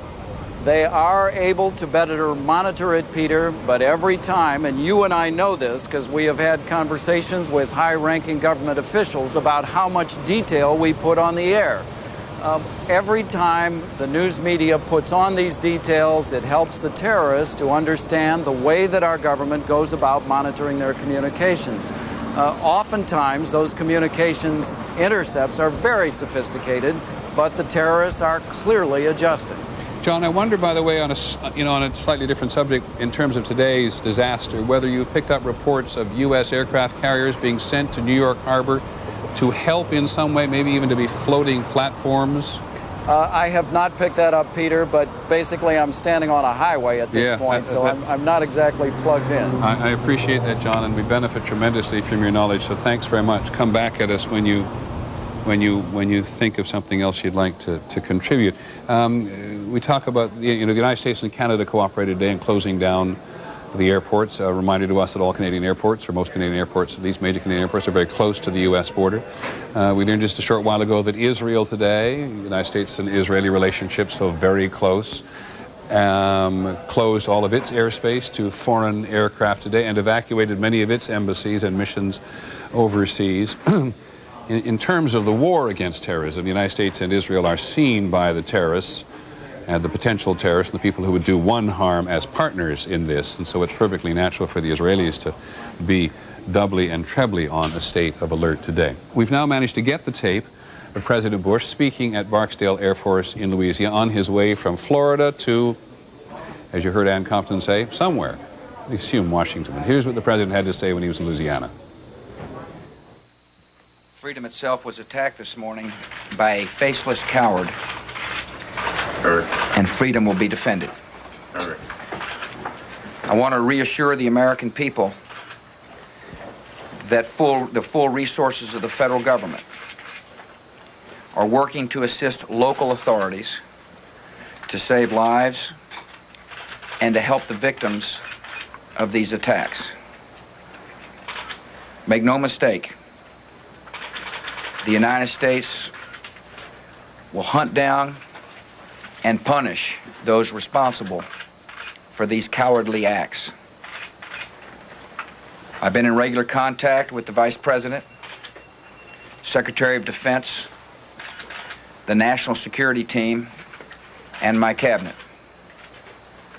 We have taken all appropriate security precautions to protect the American people. Our military at home and around the world is on high alert status, and we have taken the necessary security precautions to continue the functions of your government. We have been in touch with the leaders of Congress and with world leaders to assure them that we will do whatever is necessary to protect America and Americans. I ask the American people to join me in saying a thanks for all the folks who have been fighting hard to rescue our fellow citizens, and to join me in saying a prayer for the victims and their families. The resolve of our great nation is being tested, but make no mistake, we will show the world that we will pass this test. God bless. Well, the president could not have spoken more accurately in that final remark there. A great nation is being tested. And the president reassures the nation and anybody else in the world who will hear this that the nation will pass the test. And there is no doubt about that, I think. In the United States of America, as horrible as these incidents are and as tragic as Oklahoma City was, the great strength of the nation, is always there. I recognize that's one man's opinion and doesn't doesn't account for the individual shock of individual families or intelligence or military establishments, which have all suffered a grievous blow today in one way or the other. But it does say, I think, what people in most parts of the world believe, that as horrible as this is for the United States and its citizens, the United States continues to be unquestionably the leadership of the world and the example in the world of freedom and democracy. However much one may criticize it, ourselves included, on any given occasion or incident. It's interesting that in Oklahoma today, Governor Keating ordered all state office buildings closed, and the Oklahoma City Police created a one-block perimeter around the jail where Terry Nichols is housed. So again, you have an example of how people's minds work immediately. Was somebody going to try to spring Terry Nichols from jail, or was someone going to attack the jail in which Terry Nichols is housed? But in the wake of Oklahoma City, and based on what's happened this morning, nobody should be surprised. And the Associated Press has done a really good service here by checking with every state in the country so far. As you watch this on the east coast of the United States, think about that in California, all airports were closed. Places like Knott's Berry Farm were closed today. The Museum of Tolerance in Los Angeles was closed. The Library Tower, all closed. And the State Emergency Committee convened, naturally under Governor Davis, to see that there was heightened security at all of the state buildings. In Florida, you know what happened. Walt Disney World was evacuated, closed its parks and shopping and entertainment complex. You're talking about the effect that this incident has all across the country. Airports were closed everywhere across the country, as we know, including in Georgia and Illinois, where the Sears Tower was also shut down, in Chicago, and all state government buildings in Chicago and in Springfield, the capital, were closed down. Indiana, all the federal offices were put on alert. In Kentucky, where the southern governors were about to have their full scope of their annual fall conference, it was canceled. And obviously the governors of Tennessee, Kentucky, West Virginia, Louisiana, Mississippi all went home to their respective capitals because of this. In Louisiana, where the president has just left, the upper floors of the Capitol building were closed. The offshore oil port, which handles the super tankers in the Gulf of Mexico, suspended operations. And we've said several times this morning that when you think about terrorism, you think about oil supplies, and so that was fairly natural. In Michigan, the tunnel between Detroit and Windsor, Ontario, was closed to car traffic, and we do know from other reporting that security was increased at all of the border crossings between U.S. and Canada and between the U.S. and Mexico. But in all the states where there are military bases, including North Carolina, all of the military bases prepared for a possible change in status. And you heard Governor Pataki of New York say a short while ago that the National Guard from various surrounding states will be brought in here to give some sense of relief for the New York City Fire and Police Department, who must just be going through a hellish experience at the moment. John Miller, first of all, you've been on the phone for a little while. Tell me what you got. Well, as things have developed at the scene, there have been a number of things that have happened. First of all, nobody in city government can right now put a number, even a ballpark estimate on the number of injured and dead. What they've done to try and deal with the large numbers they have is literally brought in students from NYU Medical School to help in the massive triage effort down there. The nearest hospital, Beekman Downtown Hospital, has lost steam power as a result of the explosion, which means they can't sterilize anything. So they've essentially become a MASH center and are feeding people out to other area hospitals. Another reason to get the National Guard in here quickly, because they come equipped. Right. Another thing, as New York City hospitals became overwhelmed, ferry boats began to shuttle victims across the river to New Jersey, to hospitals in Jersey City and Bayonne. We saw, by the way, some ferry boats on the Hudson River a little while ago. So that was them ferrying casualties across to New Jersey on the other side. I spoke to some police officers that I know, police officers who used to work for me in the police department, who were at the scene, who gave the most incredible descriptions. First of all, police headquarters has been evacuated. There's a tiny skeleton crew there. It's considered a possible secondary target. they've moved police operations to another location, which we've been asked not to disclose, so that that doesn't become a possible target. The police commissioner is there now trying to get together enough information with the mayor and his people to actually brief us. Police precincts, and this is something eerie, Peter. We touched on this before about a city, an American city in a free country going into lockdown. The 75 police precincts in New York have been sealed off in a one-block radius to traffic and pedestrians. All of which, I have to tell you, is alarming but seems common sense. Yeah, it does. I mean, on a day like today, when nothing seems normal, such incredible things actually seem prudent. One of the officers I spoke to on the telephone, who was there when the first building collapsed, said he was standing across the street. He was assigned to find a senior FBI official to get a briefing for the top command, and that the building fell. He said, I ducked behind a truck, and I closed my eyes and hit the deck. He said, I waited 30 seconds thinking that was enough. Then I opened my eyes, and it was night. It was complete blackness. He said, I began to crawl, and crawl for more than a block. And then I picked myself up off the street, but I still couldn't see. He said, a kid who was outside the major dust actually saw him struggling for sight, went in there and pulled him out and brought him into the church at Barclay Street, where he washed his eyes out with holy water to try and regain his vision. He was covered with dust and soot. These are the kind of human descriptions of the stories of people who were there at Ground Zero when the first building fell. Pressing for some kind of numbers, they said, all we have is preliminaries and they're too small. He said the Port Authority believes they may have between 10 and 20 cops involved in the building, in the rescues that are unaccounted for. The fire department, and this may be a lowball number also, between 80 and 100 firefighters. An earlier report said there were 200 firefighters unaccounted for. Unaccounted for at this time, and between 12 and 20 New York City police officers. Again, soft numbers, but unfortunately, the estimates are that rather than going down, they may go up. That's the fear. This is the occasion, not one of those occasions. This is the occasion when a member of the police department, the fire department, or the military has got to respond only to the training. You just go into automatic and you do what you're trained to do. It was amazing to me listening to the police radio traffic today, even as momentous disasters unfolded. I mean, the unspeakable, the collapsing of the Twin Towers, one after another, that while there was a high pitch to a lot of the voices and a little screaming and yelling, the rapidity with which calm was restored on the radio, and they went back to sending orders and continuing operations and acting in a logical manner, you really do revert to your training as a second nature.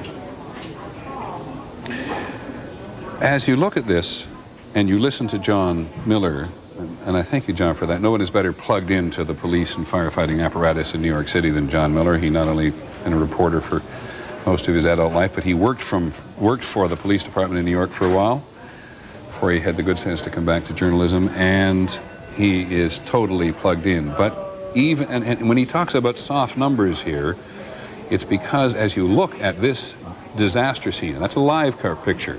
That is a live picture 9, 10, 11, 12, 1, 2, 4.5 hours after this actually occurred, and you're looking at the smoke and the dust still emerging from the edges of these canyons in lower Manhattan, and the magnitude of trying to deal with these people,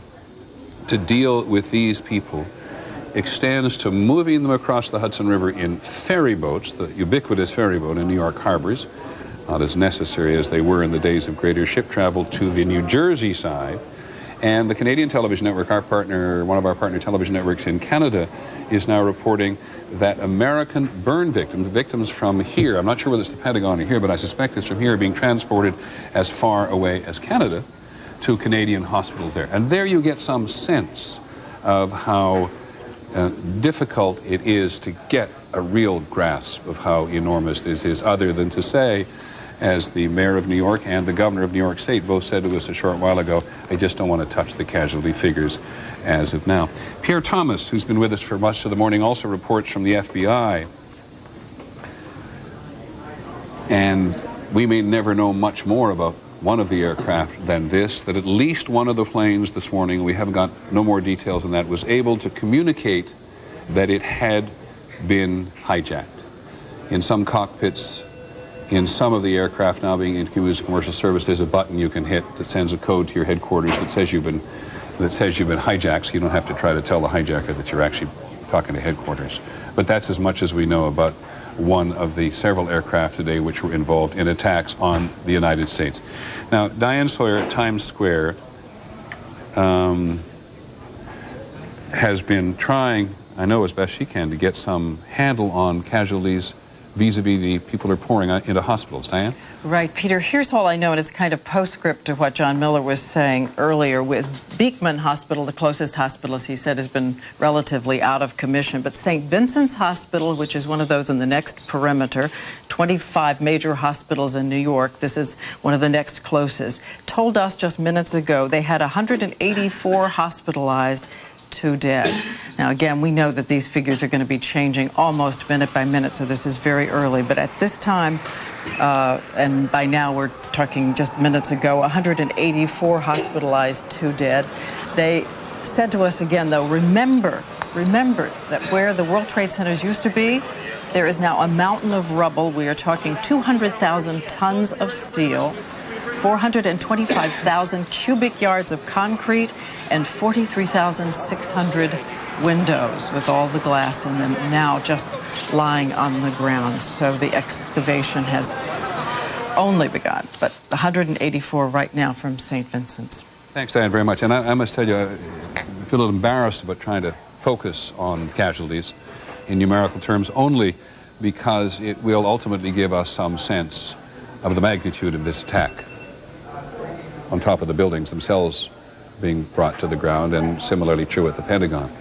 So nobody feels gruesome, or it's not about the gruesomeness of the casualty figures. It is simply trying to get some sense of the magnitude in human terms rather than the physical terms, which so much of us in the country saw just before our eyes. Before I talked to John and to Diane, I was just running there briefly through various different parts of the country where the ripple effect of these attacks were felt. In Las Vegas, for example, this is back to the Associated Press report, which they did a really good job pulling the country together. Security was increased at all of casinos on the Strip in Las Vegas, because if you think about it, for many enemies of the United States, that kind of excess is seen as a symbol of the United States as well. The only place we could find all of the federal buildings open so far was in Vermont, where the federal buildings in Montpelier and Burlington were both open. And, they have an atomic energy plant up there, and it was placed on a state of heightened security as well. Whereas in Nebraska, you'll see the first of probably many examples of this in the hours and days ahead. State employees were asked if they would give blood, because blood will be needed. There is a blood shortage in the United States, as we've heard time and again from the Red Cross. It's almost at a state of crisis in terms of blood collection in the United States at the moment. And so, what do you need in a time like this? You need blood, and you need plasma for all the people who have been hurt and damaged. And so that's important.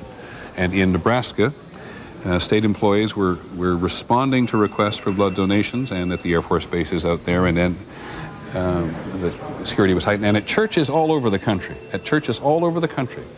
they're beginning to have these services, which will become part of the national fabric in the next couple of days, as people pray for the victims and those we hope are survivors of this. Terry Moran is at the White House, which is his normal beat. He didn't go with the president to Florida today. It's often the case that the president's doing a purely political trip. We ask him to stay home to give us a broader sense of things. Well, Terry, what's the state of the White House as of now? Well, Peter, the White House has pretty much been evacuated altogether. Just before it was evacuated, we are told that the national security team was taken to the secure situation room in there, but they are the only people in there. White House staff, most of the White House staff was told to go home. And the president, as you've heard, flew to Louisiana and is now en route, we don't know where. As he said, he is trying to make sure that the country knows that the government is still running. We've seen around town motorcades assembling outside the various cabinet departments, and we've just seen recently some traffic into the White House. So there is some government activity, but without the president at the moment. Terry, there's a very small collection of reporters and camera team on board the President and Air Force One at the moment. I think the only reporter on board is Ann Compton, am I correct? Or certainly the only television reporter on board? Well, actually, Ann is in the radio seat today. The pool, as it's called, is flying with the President. Today, CBS News is the pool. It alternates every day. Right. This pool will travel with him wherever he goes, and he made that statement that we saw earlier to the pool. The rest of the press who is accompanying the President to Florida, we are told, is now on a bus because of the air traffic shutdown from Florida back to Washington. Terry, I wondered if, from your perspective of our White House correspondent, whether you agree with me, and certainly our political director, I think, who says that how the President now spends his time today, what he is seen to do, is absolutely vital, not just to the country, but to him. Well, it's critical time for him. He said that the nation is being tested. The new president is being tested as well. But he has other restrictions on what he can do. That political mission he has to reassure the country and to show that he is leading it is actually secondary or even tertiary. The first thing is he has to keep himself safe. The Secret Service is going to insist that he be secured, and then second, he must remain in efficient strategic communication with United States forces around the world. That's undoubtedly why they took him to Barksdale Air Force Base in Shreveport. But you're absolutely right. The main thing he has to do for most Americans is communicate to them that he's in charge, that he intends to take control of this situation, and as he said, hunt down the people who are responsible for it and punish them. Terry, I know you want to go back to your reporting. Is there anything else you want to add at the moment? Well, Peter, it's just that this whole complex, which is usually abuzz with activity, which is really an office for hundreds of people, is now silent for the most part, and an armed camp. And that is a very striking thing for all of us who go to work there every day. And what I notice is you're to the south of the South Lawn. You're on the southern side of the White House. We very often see you broadcasting from the other side of the White House. Why are you way down where you are?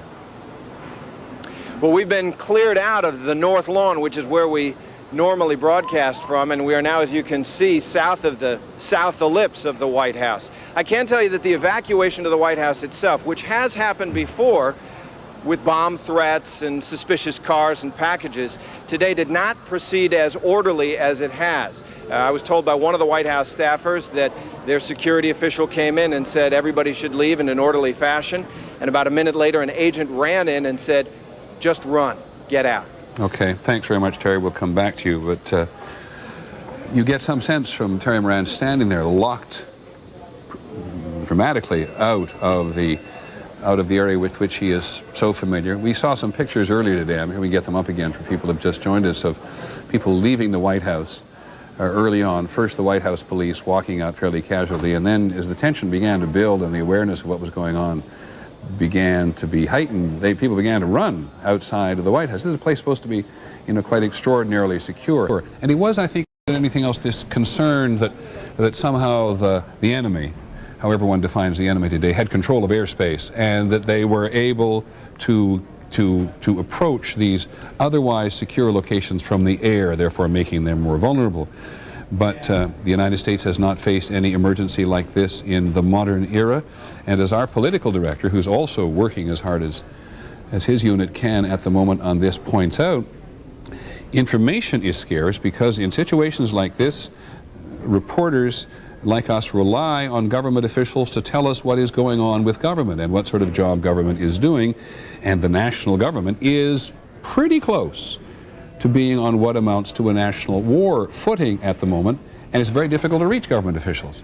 So I see Pierre Thomas, who's just come to join us, and we'll talk to him in just a moment, that is trying desperately to reach all of his contacts in the FBI, and my guess is he's having a very hard time. At any rate, Linda Douglas is in Washington with us tonight, and she is with Joe Biden, the Democratic chairman of the Senate Foreign Relations Committee, who will undoubtedly have something to say. Yes, Linda.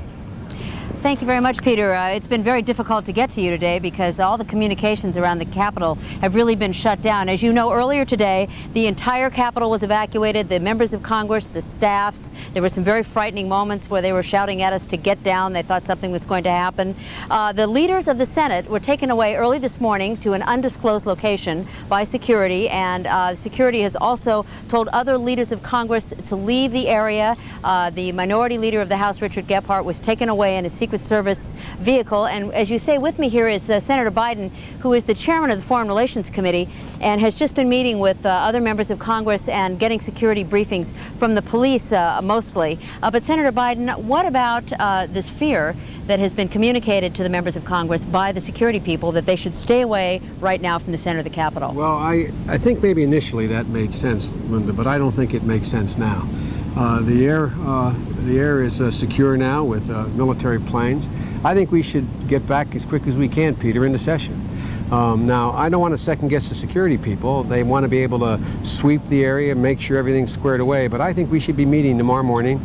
Let the American people understand that these thugs who have done this incredible thing to the United States have not in any fundamental way altered our ability to do business. And so I think it's very important we get back to business. I've communicated that to the Majority Leader, Tom Daschle, who I think shares my view on that. And when I spoke to Senator Daschle, by the way, he was home, so he was here in town. There's a number of members of Congress, Congressman Brady from Philadelphia, and a number of my colleagues are literally downstairs waiting for me now. So I think we have to show that we're up, we're ready to move. We are, in fact, nothing has fundamentally altered this government, and the tragedy that occurred to these thousands of people is one that we must, in fact, follow through and find out who's responsible for. But in the meantime, we should be calm and cool and collected about going about our business as a nation. Terrorism wins when, in fact, they alter our civil liberties or shut down our institutions. We have to demonstrate neither of those things have happened. Senator Biden, a couple of the senators I've spoken to and members of Congress as well are saying that we are now at war. Senator Shelby, who is the ranking Republican on the Intelligence Committee, says we are now essentially at war. We have to be on a war footing. Senator Hagel has said that we've got to start securing our borders, locking down our airports, revisiting the way we protect our public institutions. What about that? I hope that's not true. I would say it another way. I would say we've come face to face with a new reality. A reality that we knew existed and we knew was possible.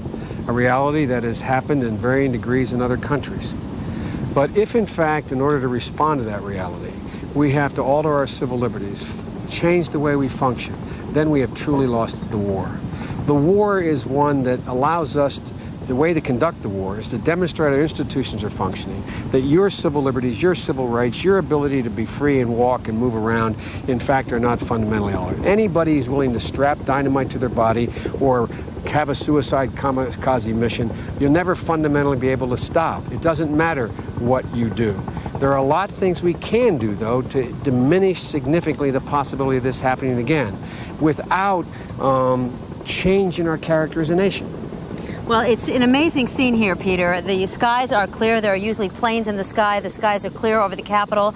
The streets are completely empty. There is still smoke rising up from the Pentagon where the plane hit the Pentagon earlier. And as you can see, the members of Congress are all trying to grapple with what to do next. Senator Biden, of course, is going to be receiving all kinds of security briefings. Linda, I have a question, if I may. Yes, Peter. Go ahead. I have a question for the Senator. I apologize via you. The Senator is the chairman of the Senate Intelligence Committee, so he is party to all of the information in the intelligence community. Was the intelligence community so taken up with the idea of chemical and biological warfare against the United States that they didn't pay enough attention to this possibility? Well, they clearly understood this was a possibility. The problem has been we have been focusing, in my view, I don't want to second guess anybody here. Look, the prospect of a chemical, biological, pathogen probability is real. Some of us, literally as recently as yesterday, I spoke to the National Press Club and talked about the fact that it's just as easy to fly from National Airport into the White House as it is to, do the same thing in New York. I mean, look, we know all these possibilities exist. And one of the things we have to do is we have to get our priorities straight in terms of what the real threats are that face us and use the assets we have to begin to deal with those threats. What I don't want everybody to think is this is some worldwide conspiracy where there's tens of thousands of people who are part of this army that attacked us. This is a group of people who are very well organized, obviously are relatively well funded, and we have to figure out how their network is worked, but we have to penetrate it. But it's not, this is not, we can't, Peter, just say we're going to focus only on this kind of incident and not on chemical and not on biological and not on pathogens, not on anthrax. This, in a sense, is the most god-awful wake-up call we've ever had. Senator, let me to ask you how one, we have to redirect our resources. Let me ask you one more question, then. I didn't realize you could hear me. At the Pentagon and at the State Department, you'll already hear people doing what they almost always do in an instance like this. This is so sophisticated it must be Osama bin Laden. Maybe so, but is the United States too focused on one man?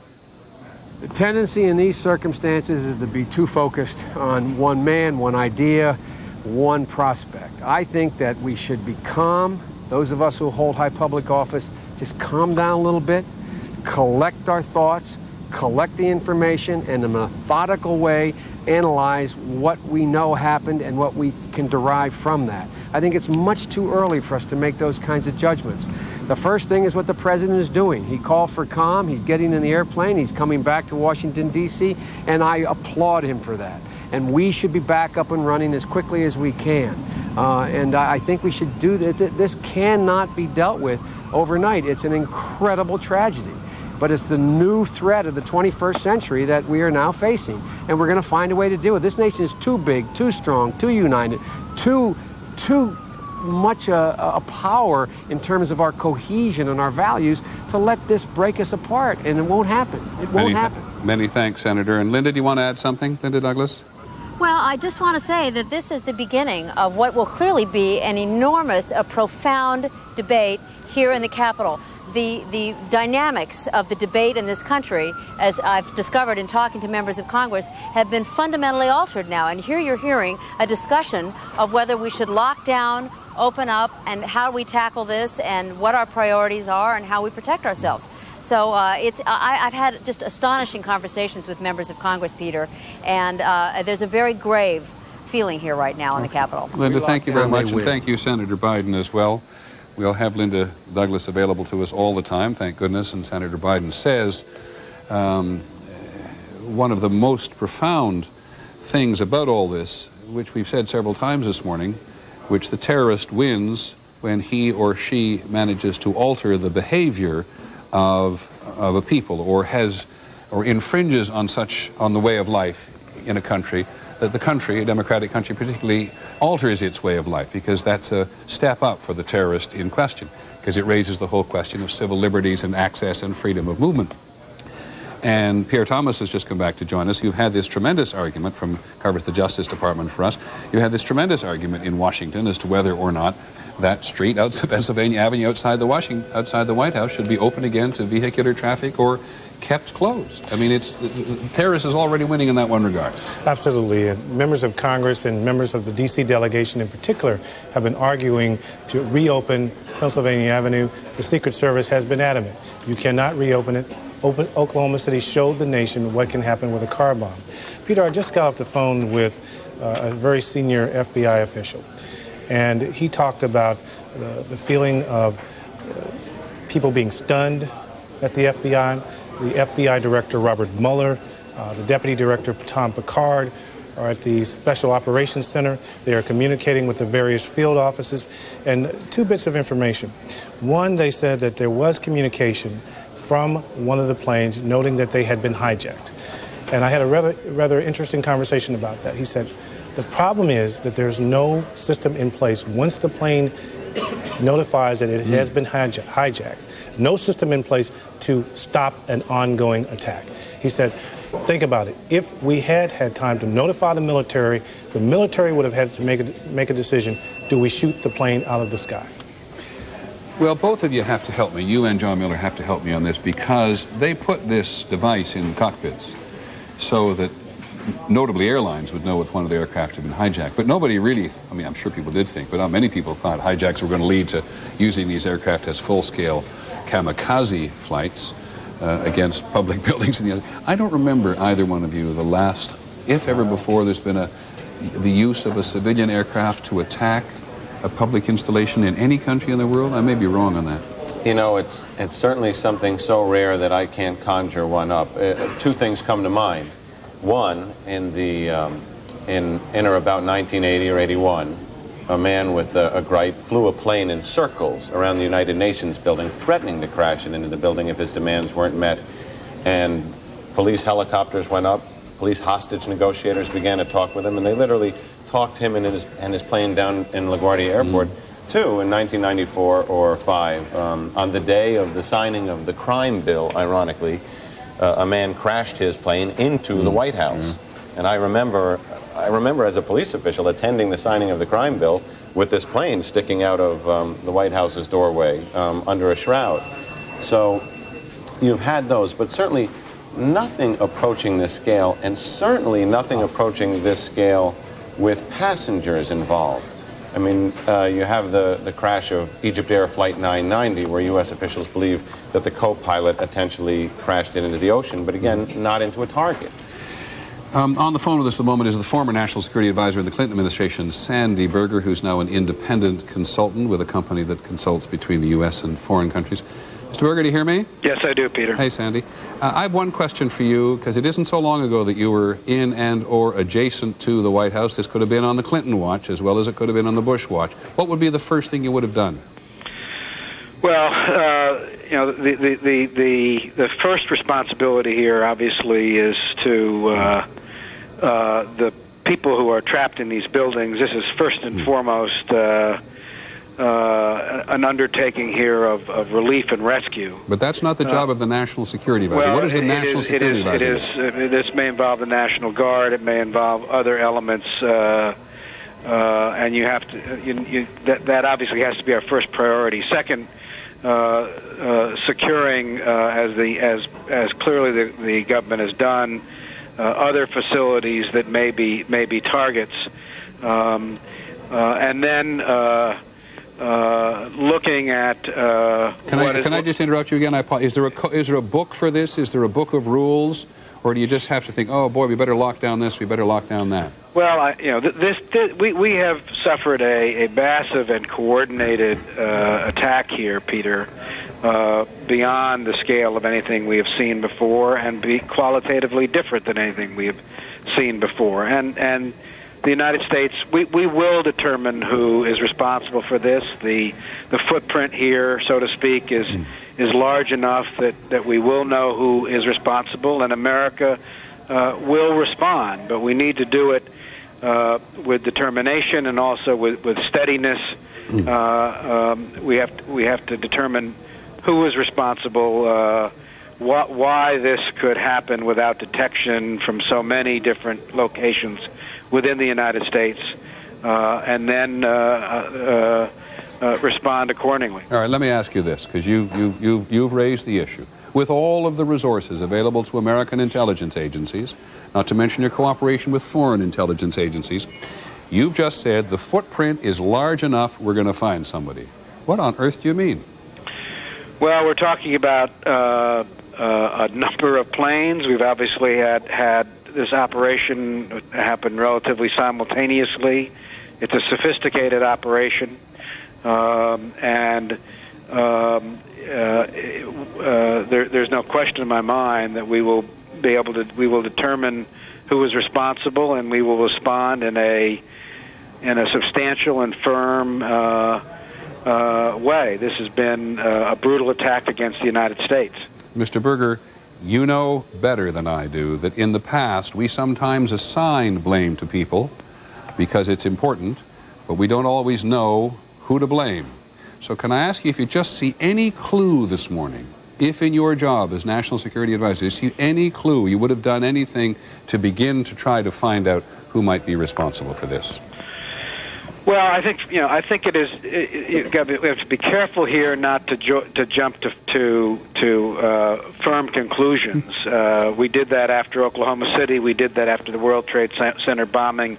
They were both wrong, but there are certain elements here, suicide bombings, which do have the character of radical militants from abroad. I think that's certainly where I know.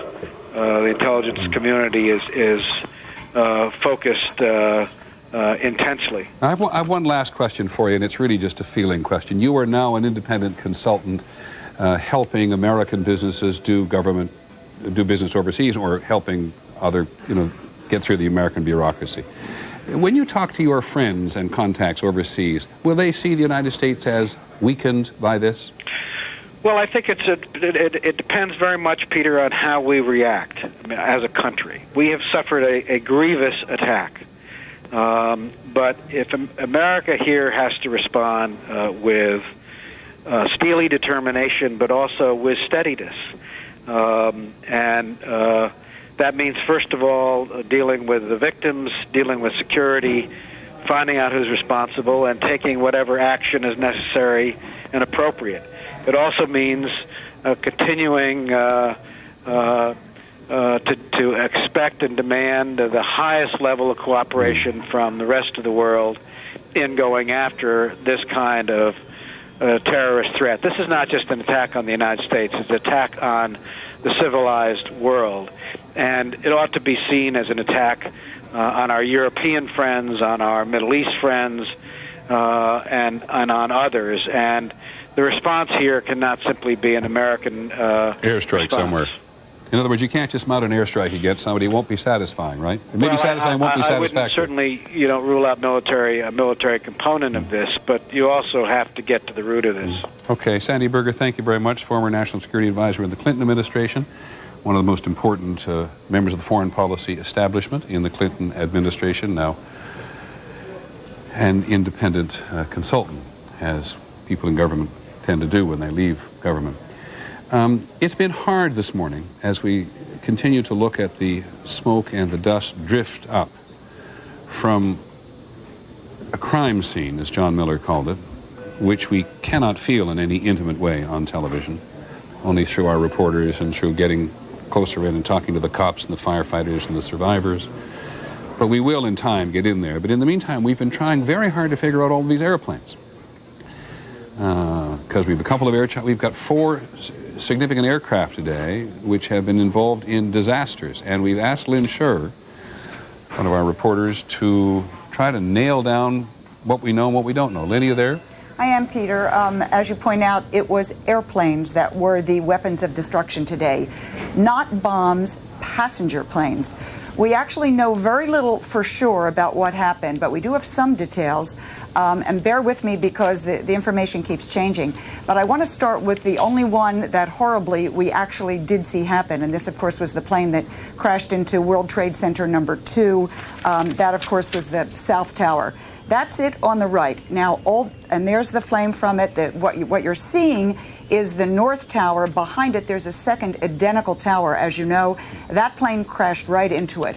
All morning, we have been told by American Airlines, among others, that flight, that airplane, was actually American Airlines Flight 77 going out of Dulles to Los Angeles.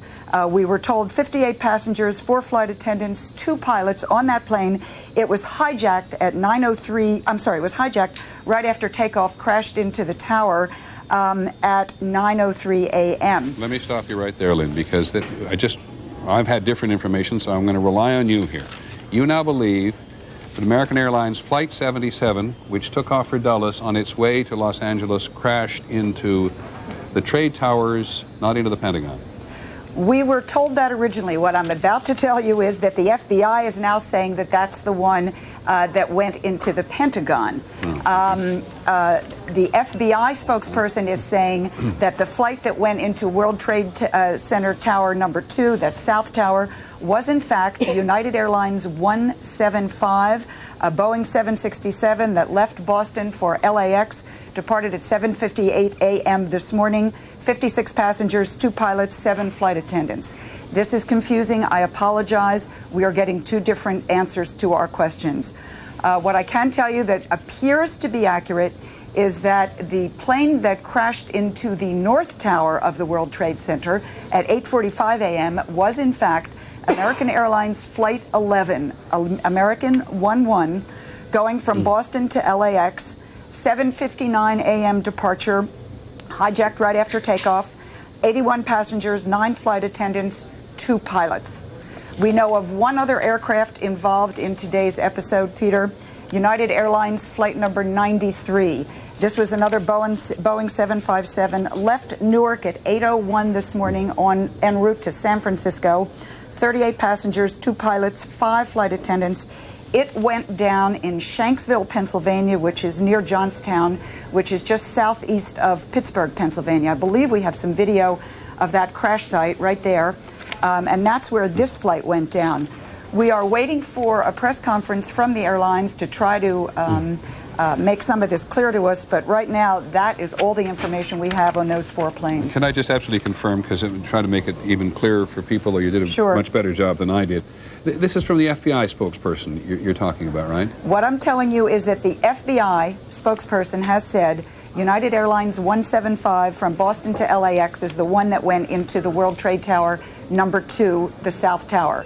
The FBI is also telling us that it is American 77 from Dulles to LAX and to Los Angeles Airport that went into the Pentagon. Okay, thanks very much. So what we have now in terms of the trade towers, we have one American Airlines aircraft, one United Airlines aircraft, which hit the 2 trade towers. We have a second American Airlines aircraft, which goes into the Pentagon. And we have a third aircraft, United Airlines, which we have no idea about, either whether it was on a mission or for what reason it crashing southeast of Pittsburgh today. But 3 major aircraft today carrying considerable numbers of passengers and crew on board are all down, at least three of which appear to have been involved in a coordinated attack on the United States. I should also tell you that abcnews.com plays an important role in our life all the time, but it's very important at a moment like this, and has a good many offerings up at the moment, including a continuous reporting of the work we're doing here on television and they're doing on their own. There's a reader messenger board up there, as always, and that very often provides information. It has a lot of reporting on the status of air travel and the FAA response, most of which I think we've reported here, but if you want to get it locked into your mind, you can go to abcnews.com. And then there is a lot of reporting, as there always is at abcnews.com, about the ramifications of this to individuals, to communities, and to the country as a whole. Tony Cordesman is in Washington at the moment. And Tony, since I talked to you last, I'm not sure how much more we or you have learned about this attack or the coordinated nature of it. Have you learned any more? I think, Peter, as you watch this develop, you have to say that we have never before seen any group that could put together this level of targeting, because the targeting is very precise. The ability to take over a complex platform like an aircraft, and one thing we have to ask ourselves is whether the pilots that were on the aircraft originally flew them, or you had people trained to fly one single mission to crash those aircraft against a target. The timing is a level of coordination we really haven't seen used anywhere else in the world.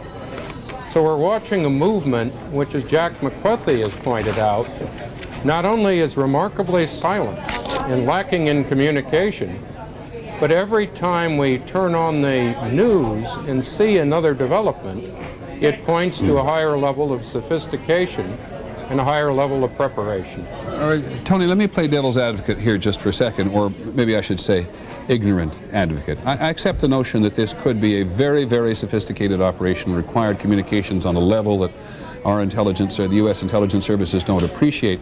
But is it not similarly possible that 3 members, just 3 men of one organization, could agree on, what is the date today? The 11th. On the 11th of the month at such and such an hour would try to hijack 3 airplanes and try to crash them into a building. Might it not be as simple as that? No, Peter, it simply can't be, because first, flying an aircraft into a building, a pilot is not going to commit suicide in ways that kill thousands of extra people. It is not something that you're going to do by pointing a gun at a pilot's head. Okay. You're not going to take an aircraft out of pattern and suddenly divert 3 aircraft without creating virtually any warning, because the attacks are so close together. You're not going to be able to bypass the security measures in 3 different airport locations You're not going to be able to take over an aircraft with one man, particularly if you want it to fly a suicide mission. And you are not going to be able to add to this potential additional cases where aircraft have crashed that may also have been at terrorist hands. Very interesting. Now, Tony, let me just take this a step further. Your business of the pilot issue is really to the point, which was, who knows, a commercial airline pilot who's going to deliberately fly his aircraft into a building, even at the cost of his own life in the cockpit. So you do presume that somebody else is in the seat flying this aircraft. That's right, Peter, and I think we need to understand that the very sophistication of these aircraft make them much easier to fly, that it is much easier to program them to change their course. It doesn't take a pilot with vast experience to fly one mission ending in killing large numbers of people. But they do have to be trained, they do have to know something about the simulator at least inside the aircraft, and even if they have the pilot under their control, they have to know a lot about the way planes fly to force a pilot to be so precise in their targeting. You make very good points, and you therefore assume that there is a lot of money involved in an operation like this. I think that's a dangerous assumption, Peter. Okay. We always use these phrases, $100 million or $10 million. What it requires is a lot of political commitment, ideological commitment. It isn't something 3 people can do. It is potentially something that perhaps 30 or 40 can do. It is possible that only one major cell of some terrorist organization is involved. But I think we also have to ask another question now, and that is whether some state that hosted this movement knew about it and assisted, because there are elements of sophistication which raise that prospect. Stay with us for a second, Tony, because Vince Canestraro, who also talks on the subject of terrorism and does more than talk on the subject of terrorism for us, is also here at the moment. Vince, do you want to make some comments about this? Yeah, Peter, I think that Tony makes some good points about the complexity and the sophistication of the operation. But I think also we have to see what kind of organizations in the past have been willing to do such a coordinated attack. Why is that a clue? Because it's a pattern. We see people who committed suicide in these operations. So that points us away from a secular organization to a religiously oriented group. We've seen a pattern of planning against 5 U.S. airliners in 1993 with Ramzi Youssef when his safe site was inspected in Manila in 93. The FBI found evidence that he had been planning to hijack and blow up in flight 5 United airliners flying out of the Far East. Now, that was a very ambitious operation, and I don't think anyone believed that he could actually have done it. But here we are some 8 years later, and we see a coordinated operation and 3 planes hijacked and blown up against targets, obviously suicide operations, bringing a lot of other people with them. So that tends to point us towards a religiously organized group, perhaps towards Al-QAEDA, but again, with some state support. We've seen these groups evolve in their professionalism over the last several years. We go from... Vince, can I just interrupt you for one second, just to try to keep you on the straight and narrow here? It may be a reach to blame. It may be a reach to blame a religious organization. I agree that we've come to accept the notion that some members, some people who worship Islam in the Middle East have found a better life giving themselves up, as we say. But aren't you sort of already directing and creating something of a mindset about an investigation that's more complicated than that? Oh, certainly. And there's no question that this group, whatever it was, had some professional support, perhaps from a military and a state. The explosives, the way you would fly an aircraft. But it does point towards a group that has members who are willing to kill themselves in carrying out a punishing act against the United States. And there are only a few groups like that that we know of. Secular radical Palestinian groups traditionally don't do this kind of thing. Right. We haven't seen that. The ones that we've seen that carried out suicide bombings tend to be Hamas, the Palestinian Islamic Jihad, AL-QAEDA, and of course Hezbollah. And so you've got basically a handful of potential suspects. None of this proves anything, of course, but it does tend to focus an investigation. Let me ask you both, you, Vince, and then Tony Cordesman second. Just on the basis of history and on the basis of your own individual expertise, what do you think the chances are of the United States finding out who did this? First of all, you, Vince.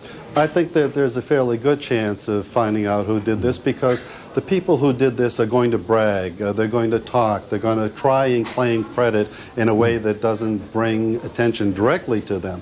But they will talk to other people, and some of our intelligence resources will pick this up, and that will lead us in a certain direction. And then they will go back to the database of threat warnings that they've had in the recent past. The U.S. has had a worldwide terrorism alert for some time that was just renewed yesterday, but again, the focus of those threats was abroad, U.S. installations abroad. They'll go back and see whether or not some of their intelligence operations that were picking up these threats may have been the recipient of deception. In other words, the group that may have done this may have been broadcasting deceptive information that we thought was legitimate threat information against a foreign installation while they were really planning to do this kind of an operation. Thanks very much, Vince Canestrano. I'll go to Tony Cordesman right away, but I just want to remind people, if you watched the news yesterday, you noticed that you recall that we reported that a man named Ahmad Massoud, who was the last independent militia leader, not member of the Taliban in Afghanistan, was, we believe, killed. There's still some debate about whether he's dead or not, but certainly was attacked by his enemies, one of them disguised as a television cameraman. And the United States was very open to admit that what the United States lost when Massoud was killed yesterday was access into Afghanistan for U.S. intelligence operatives. And so I turn now to Tony Cordesman for a quick comment on how quickly, how easily, how complicated, how difficult, how impossible might it be to find out who did this? Peter, let's consider several realities. We never found and punished the people who blew up the Marine Corps barracks. In Beirut. That's right. We have never really addressed who led the attack on Al-Qober, and the people who've been punished were at the lowest possible level. Those are the civilian and military barracks in Saudi Arabia. That's right. And when we go back to Libya and what happened to Pan Am 103, one person has been imprisoned. We have never gone beyond attacking low-level people in an incident of this magnitude to attack the leaders and the core of the group with success. But we have never before really encountered things so serious that we are on the edge of war. And in the case of Pan Am 103, the United States alternated between blaming Syria for supporting the operation and or Libya, which supported the operation. So you're really reaffirming how complicated this is. More than that, Peter, I think the key element is that if any state is involved in this in any way, if it knew this was going to happen or it shoulders a movement once we identify it, we find ourselves with issues about war and peace, which we have never before encountered in terrorism. Well, you certainly put your finger on one more part. I'd like you to hold that, Tony, for a second, because nothing could be more, in some respects, potentially dangerous at the moment. But let's not lose focus for today.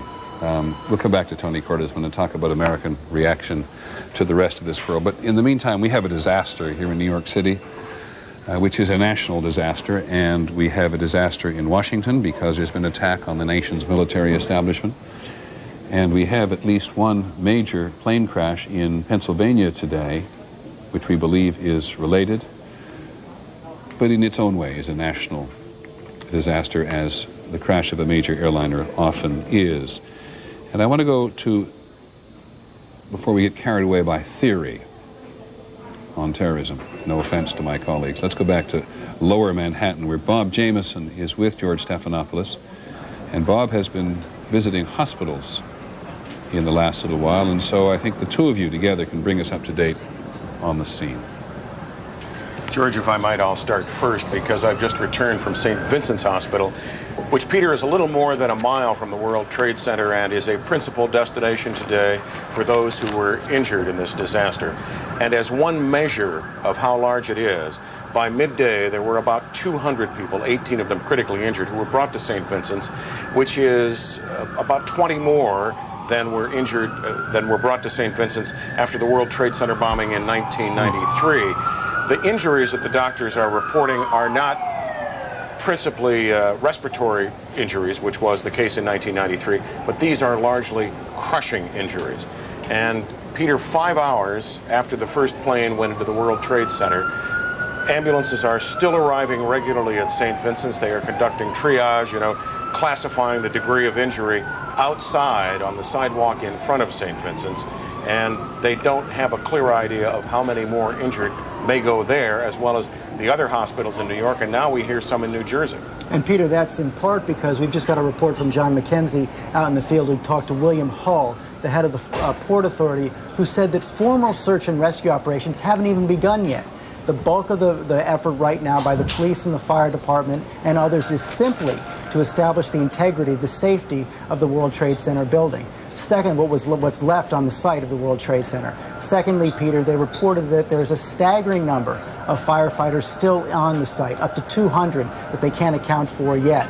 They were able to talk to one firefighter on the scene, though, who said that their biggest problem now is not having fire hydrants to put out these small pockets of fires that are cropping up all across the site. And secondly, Peter, there's a problem now with broken gas lines, which they fear could ignite further explosions. George, could Peter, I just... if I might add... Yeah, go ahead, Bob. I just add one thing. I was struck by something at St. Vincent's. The Red Cross, as you may know, has put out a plea for blood donors, particularly those with the less common types of blood, such as O. But even before that plea went out, thousands of people spontaneously showed up at St. Vincent's. Thousands of people, and many of them told us, this is what we think we can do to help. We can't do anything else. Sitting at home watching on television won't help, but this might.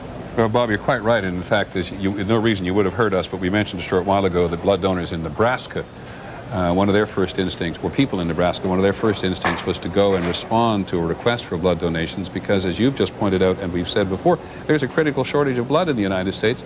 And we've heard from the Red Cross any number of times in the last year or so that the country needs blood and it's not going to be available. And so it is reassuring to hear in New York City people doing that instinctively. Bob, let me ask you both, and start with you and then George. My sense of the recovery, if that's the word for it, of this phase of what's going on down there is to deal with people who are injured, who are clearly not in or under the World Trade Towers. Am I right? Yes, I think that's correct, and a large number of them, in one way or another, are some of the emergency and rescue people. And then the next step, as we have seen in other disasters, will be to see who else there is. And George, we've seen buildings collapsed. It sometimes takes days to discover people under collapsed buildings, and we now have a circumstance. Do we have any idea how many people got out before the building collapsed? We don't, do we?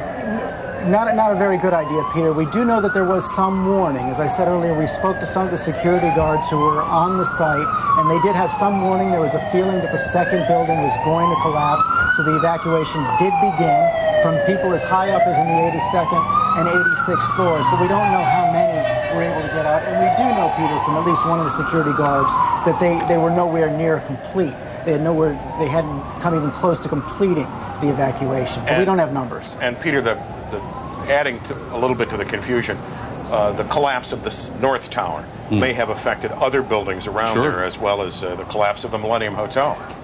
Well, thank you both very much, and both of you come back at any time that you want and can or contribute to this. We can tell you that the military.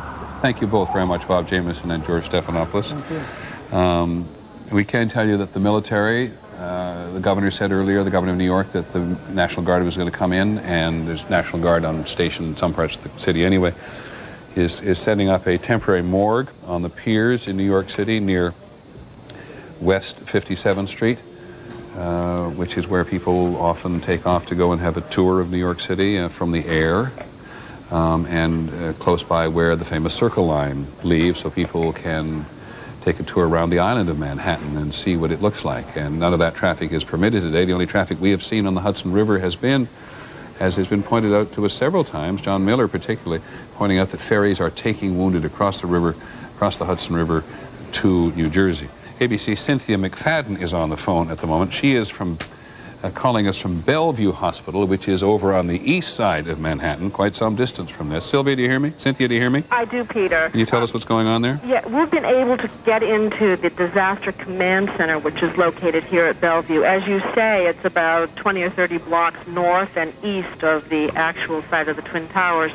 But this is where the city puts its resources to prepare for an emergency. They rehearse here, practice here for disasters, and today we were allowed in the first group of journalists to go inside and see where they were running the disaster relief from.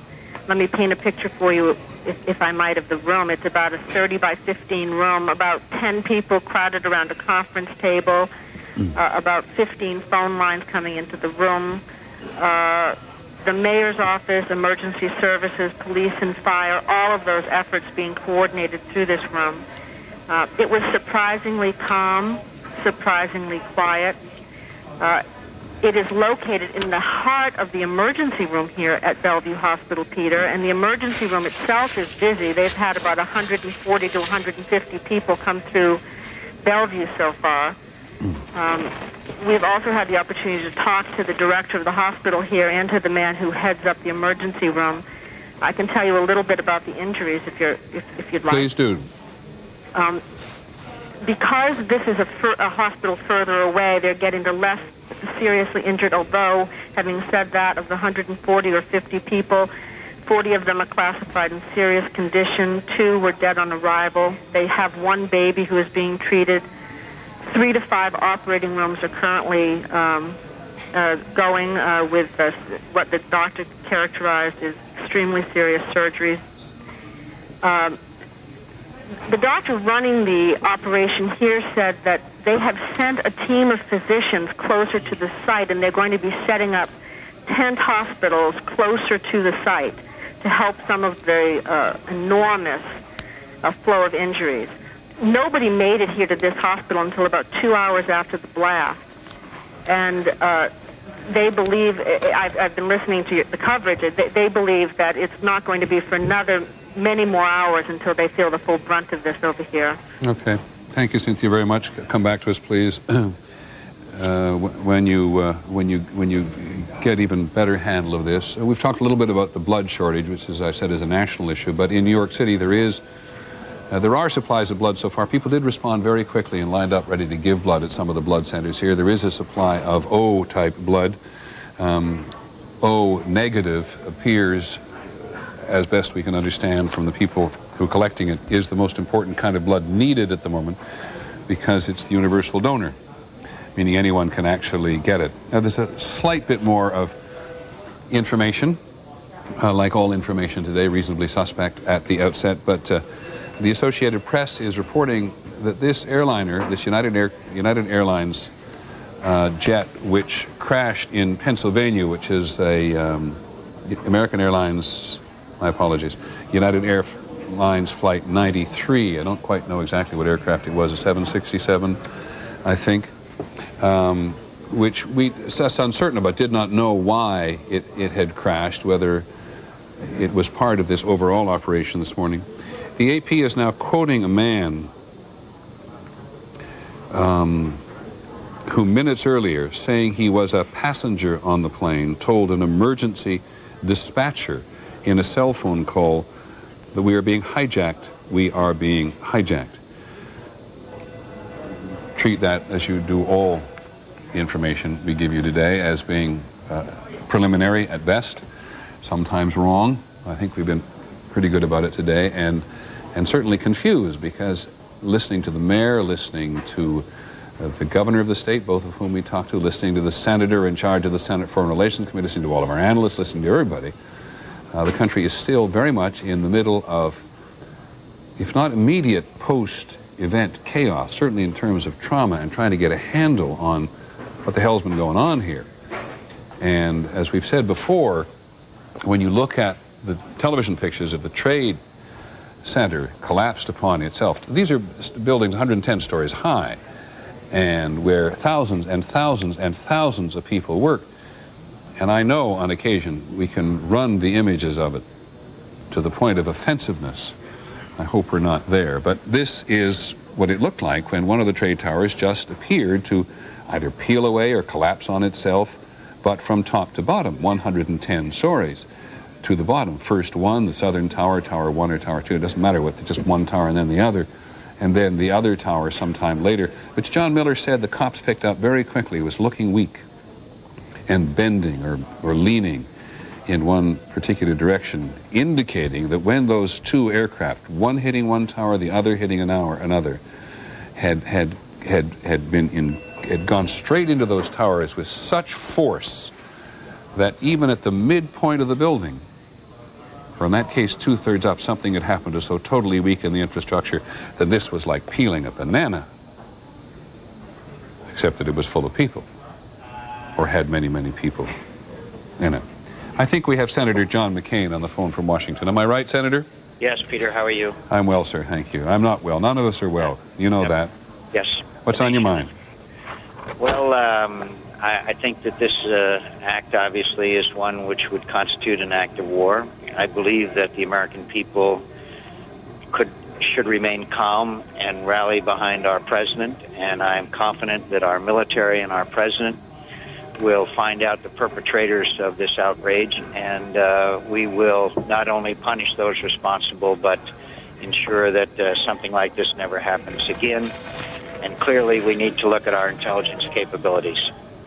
I don't mean for 1 second, Senator, to belittle the necessary thing you must say today, which is we'll find those who are responsible and we'll punish them, because Tony Cordesman has just pointed out very effectively how often we don't find the people and we don't get to punish them.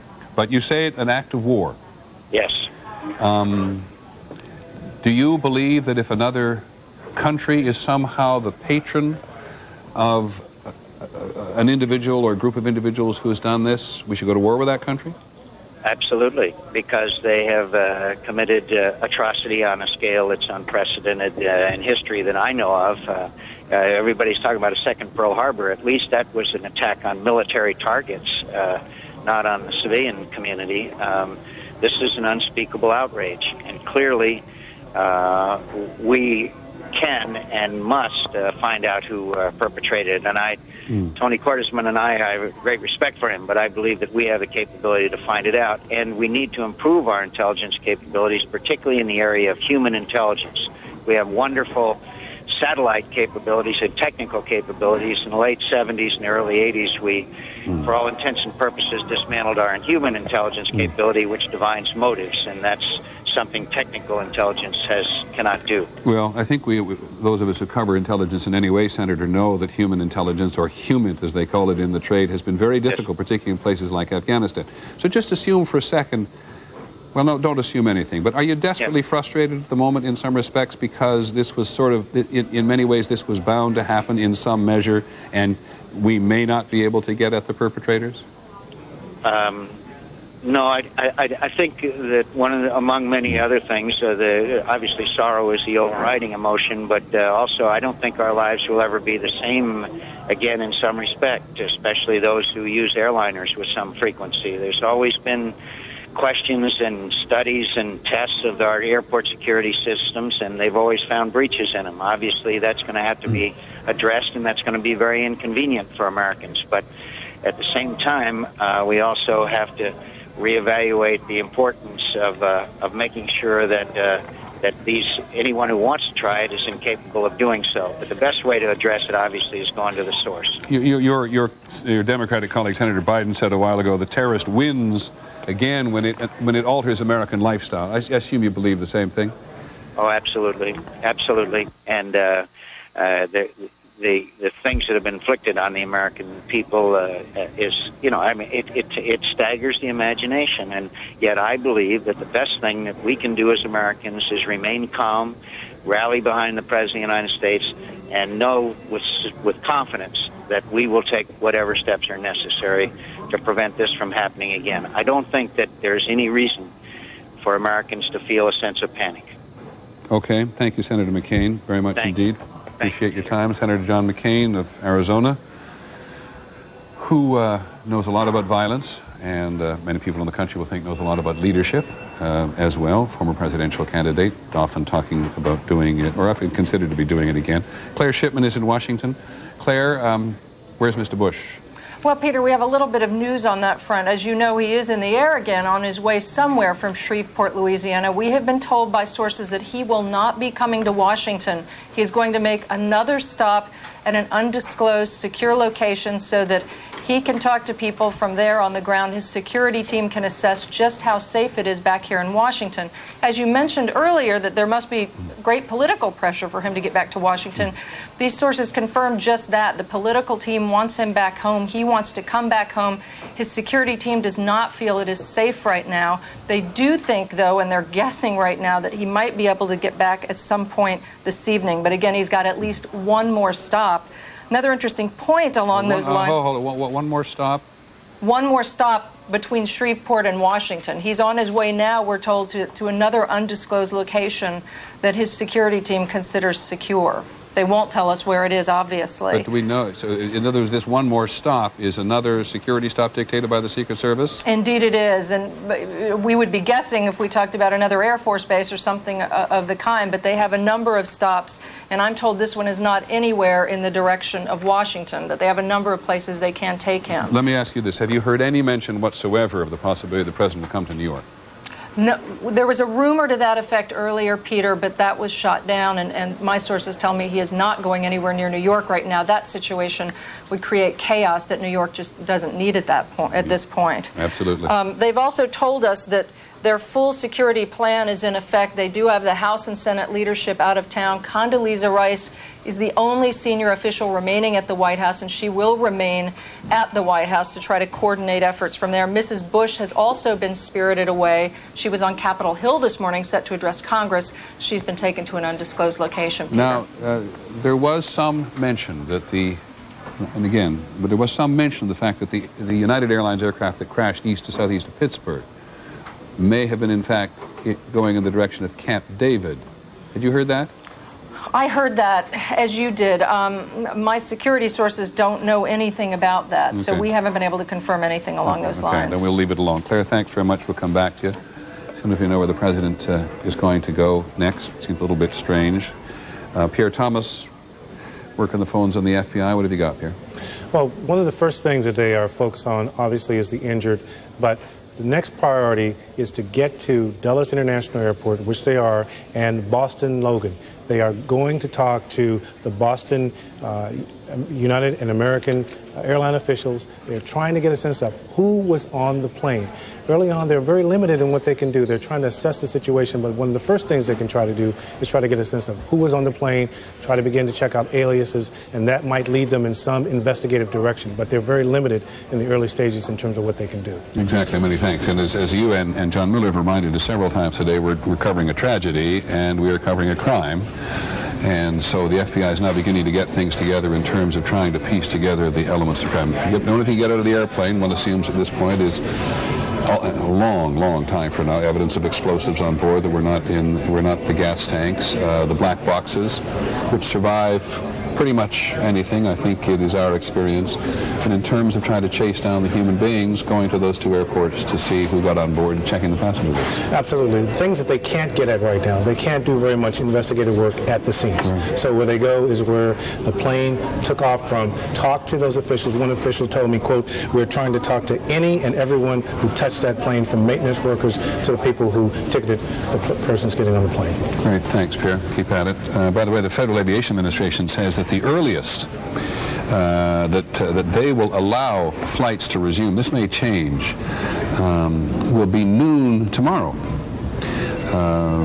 More than 24 hours after they first ordered all aircraft not to take off and then all aircraft to land as soon as possible. And I think that all domestic U.S. flights are now currently on the ground. Some international flights coming from overseas are still on their way to West Coast airports and still in the air.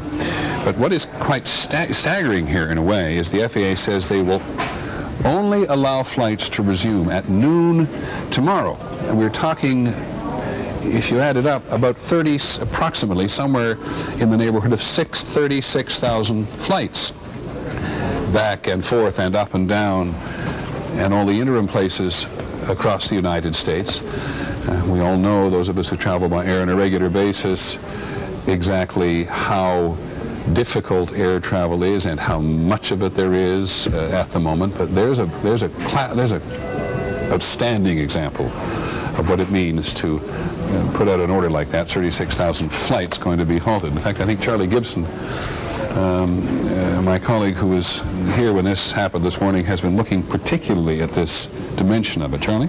Well, Peter, I just found a note that all U.S. commercial aircraft, I wasn't absolutely certain what you said a moment ago, but that all U.S. commercial aircraft that were not involved in hijackings today, obviously, but we know what's happened to those planes that were hijacked, but all U.S. commercial aircraft have landed, and as you mentioned, there will be no flights resumed until noon tomorrow. A couple of just incidental events. Prince Andrew of England was headed for Atlanta when all of this happened. His plane turned around. King Abdullah of Jordan was also headed for the United States. And we now read that flights, Tony Blair, the Prime Minister of Great Britain, has canceled all flights over London because of concern of air security over that city. There are a number of other things going on. Some of these pale in significance to what's happening in New York and Washington, but we want to bring them to you anyway. And I'm going to give you some details of what are happening in various states around the country. Much of this redundant to some things Peter had said, some of it new information. This Sunday's Emmys Awards ceremonies in Los Angeles has been postponed because of today's terrorist attacks on the East Coast. The head of the Academy of Television Arts and Sciences says he's not going to set a new date for the ceremony until the national mourning that is going to take place is over. There were Latin Grammy Awards scheduled for tonight in Los Angeles. Those have been canceled. In the sports world, as we mentioned a while ago, and there's some other cancellations as well, the 15 baseball games have now been canceled around the country that were to be played in the major leagues tonight. The minor leagues postponed all of their playoff games. Their regular seasons are over, but the playoff games in the minor leagues have been canceled. The commissioner of baseball said in the interest of security and out of sense of deep mourning for the national tragedy that has occurred today, all Major League Baseball games for today have been canceled. The PGA Tour has canceled the beginning of tournaments on Thursday, and whether they will be further delayed is uncertain. Major League Soccer postponed all of the games it had scheduled for tomorrow night, and the National Football League says it is mulling over whether to postpone this weekend's schedule. Obviously, the effects of this are going to reverberate for many days, many weeks, many months, and so there are those kinds of cancellations being discussed.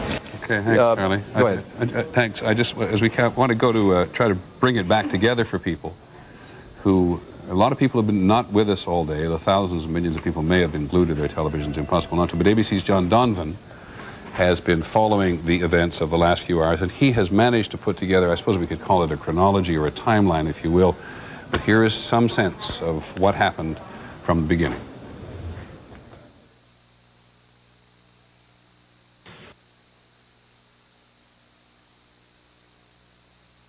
We want to tell you what we know as we know it, but we just got a report in that there's been some sort of explosion at the first thing any television cameras saw this morning was this.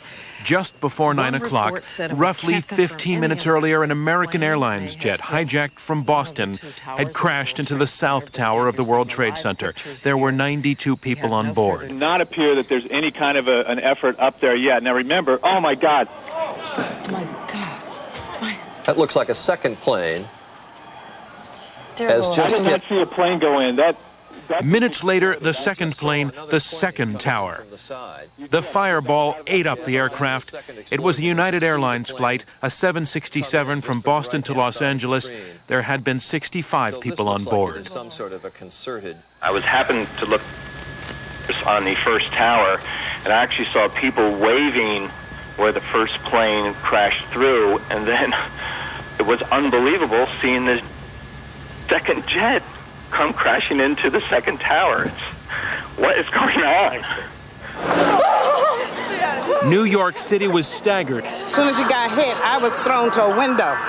So I was very lucky. We're going to interrupt this. We'll come back to this, I promise you, to go to a news conference being held by the Mayor of New York, Rudolph Giuliani. And then, Governor, thank you very, very much for your assistance and your help and your support. Thank you.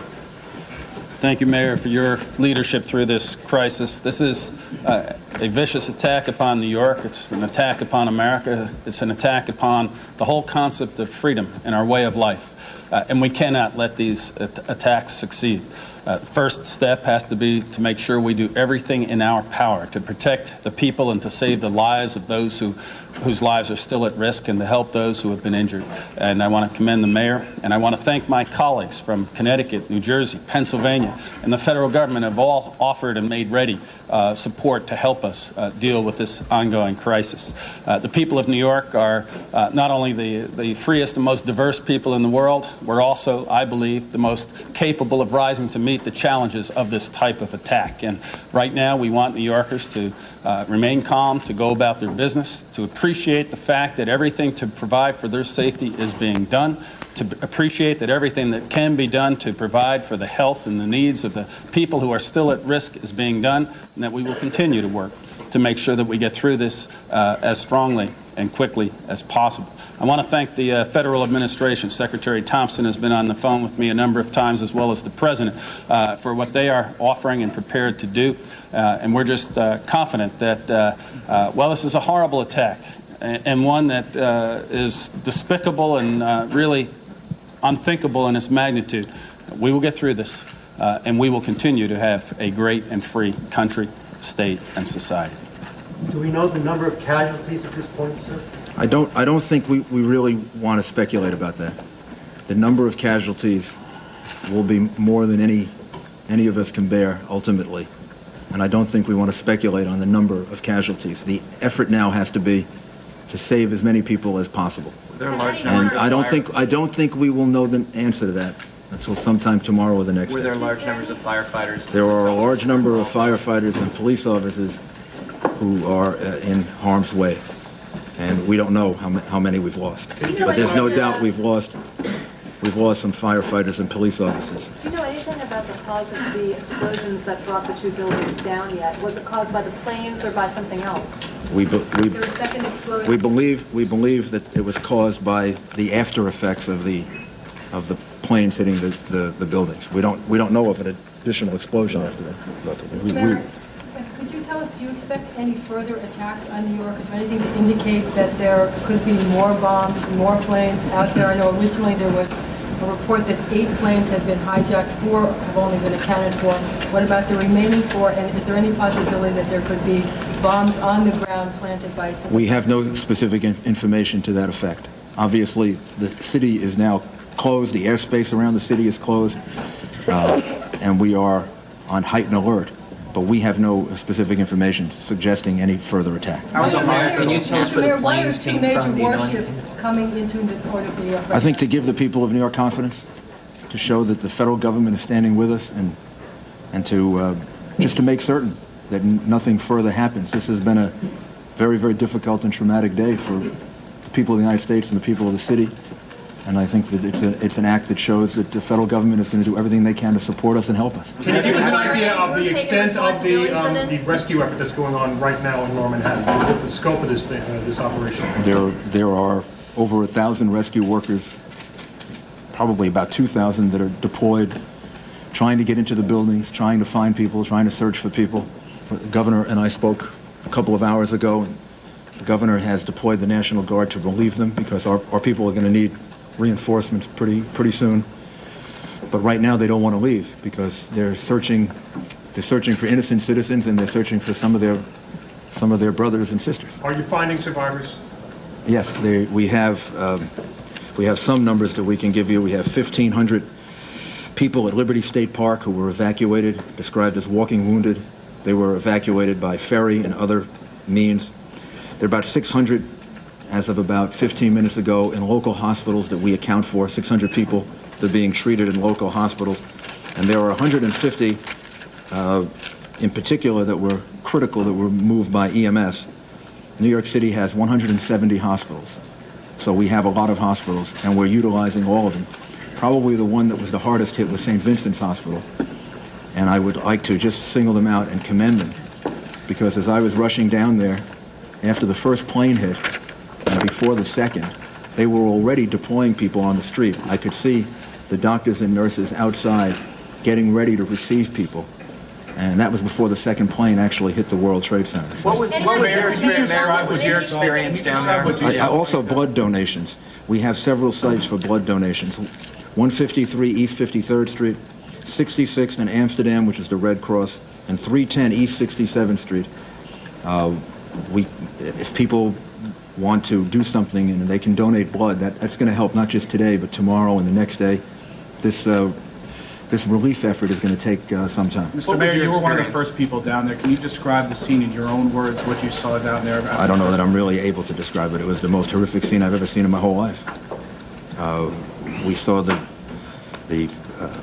World Trade Center in flames, a big gaping hole all the way on the top of it. We could see people jumping from the top of the building. And then we went into Barclay Street, 75 Barclay Street, I think it was, and we were there when the building collapsed, and it collapsed in part on 75 Barclay Street. So we were trapped in the building for maybe 10 or 15 minutes, trying to get out different exits. We finally went through a basement and came out 100 Park Place. Did you ever fear for your own safety, sir? Sure, yeah. What went through your mind? I don't think anything went through my mind other than making sure that we all remained calm and found an exit and just tried to figure out the most intelligent thing to do. Probably the same thing that went through the minds of 10,000 other New Yorkers who I could see on the streets, and I really have to commend them. If you really want to know what New Yorkers are all about, you just watch the way in which they handle themselves. They didn't panic. They moved deliberately. They moved swiftly. But they didn't hurt each other. They helped each other. I mean, these are just the most wonderful people in the world. Do we know anything about the composition of that dust that blankets Lower Manhattan? Is there any asbestos or any hazardous material in that dust? I don't know. I don't know the answer to Mr. Mayor, I got reports of a gas explosion related to this. Are you aware of that? There was a gas leak or possible. We don't believe it. We don't believe that's the case. Mr. Mayor, can you tell us anything about where the planes come from, where the aircraft came from?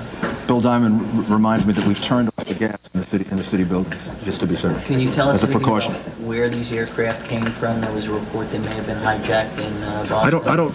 I think we should leave. I think we should leave that up to the federal government to yes, we do have some information, but I think we should leave that up to the federal government to release that information. Our focus is on the relief efforts. And Governor, what about security for the rest of the on the part of the United States for what happened here in this country, both in New York, Washington, and other places? First step right now, Marcia, is to make sure we do everything to help those people who need our support, and whether they're injured or still trapped in buildings. The second thing is to make sure at the same time we're providing the maximum security against possible additional incidents. But clearly, this is an attack upon America. It's an attack upon our freedom and our way of life, and we must retaliate and go after those who perpetuated this heinous crime against the people of America. Mayor, this is just compared to Pearl Harbor. Do you consider this to be an act of war? This has been compared. I'll do both. This has been compared to Pearl Harbor. Do you consider this to this be is an act of war? This is a vicious,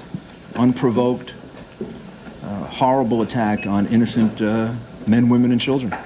It's one of the most heinous acts certainly in world history. And as the governor said, and I said to the president, we fully and completely support him in any action that he has to take in order to make an example out of the people who are responsible for this. Is it an act of war in your mind? I don't know that I want to use those words. I think the president is the one that has to respond, and I think what he has to know is that all of us in New York support him, and support him completely in the efforts that he's going to have to make over the next couple of days, week, and to make a point that people can't do this. You can't attack innocent men, women, and children. And ultimately, I'm totally confident that American democracy and the American rule of law will prevail. And the people of New York are going to help to demonstrate that over the next couple of days. Anybody take responsibility for this? Any group take responsibility at this time? And what is the city doing to safeguard the citizens now that something like this has happened? Well, first of all, I don't know of anyone that's taken responsibility for it at this time. And secondly, the New York City Police Department is fully deployed, not just in the rescue effort, but all throughout the city of New York, offering as much protection and as much security as we're capable of for the citizens of the city. And at this point, I believe that the people in New York City can demonstrate our resolve and our support for all of the people that were viciously attacked today by going about their lives and showing everyone that vicious, cowardly terrorists can't stop us from being a free country and a place that functions. And we'll do everything we can to make that point. Jennifer Steinauer, please. Just a housekeeping thing. Can you tell us what's going to happen to the New York primary? This morning, I issued an order suspending the primary across the state. There will be no primary today, and we'll reschedule it once we get through this.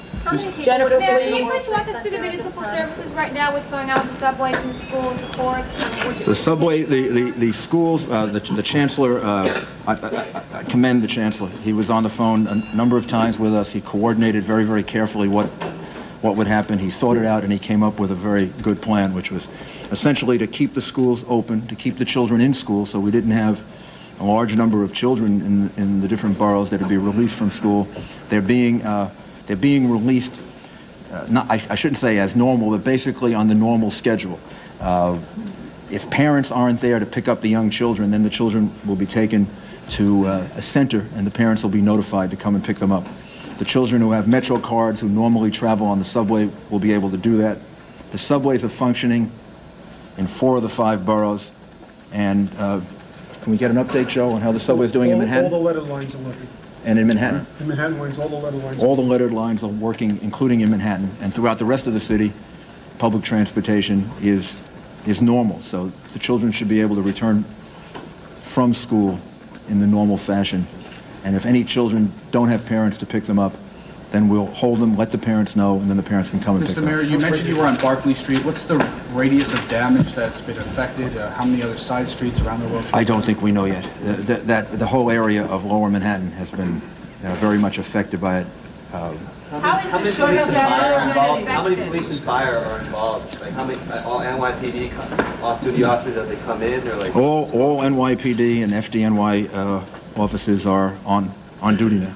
And we're going to need all of them, and again, thanks to the governor and the way in which the state reacted, we will have 1,600 National Guard to relieve them over a period of time, so we can get some relief for them. If anybody's looking for someone that may have been in the World Trade Center or in and around that area, what should they do? How can they get it? We're going to give you numbers so that we can try to help coordinate that. Individual businesses have already done that, but we will as soon as we can find some time from the relief efforts, give you a number in which people can call, and then we can direct them to the right place. The National Guard looting or anything like that? Any lawlessness?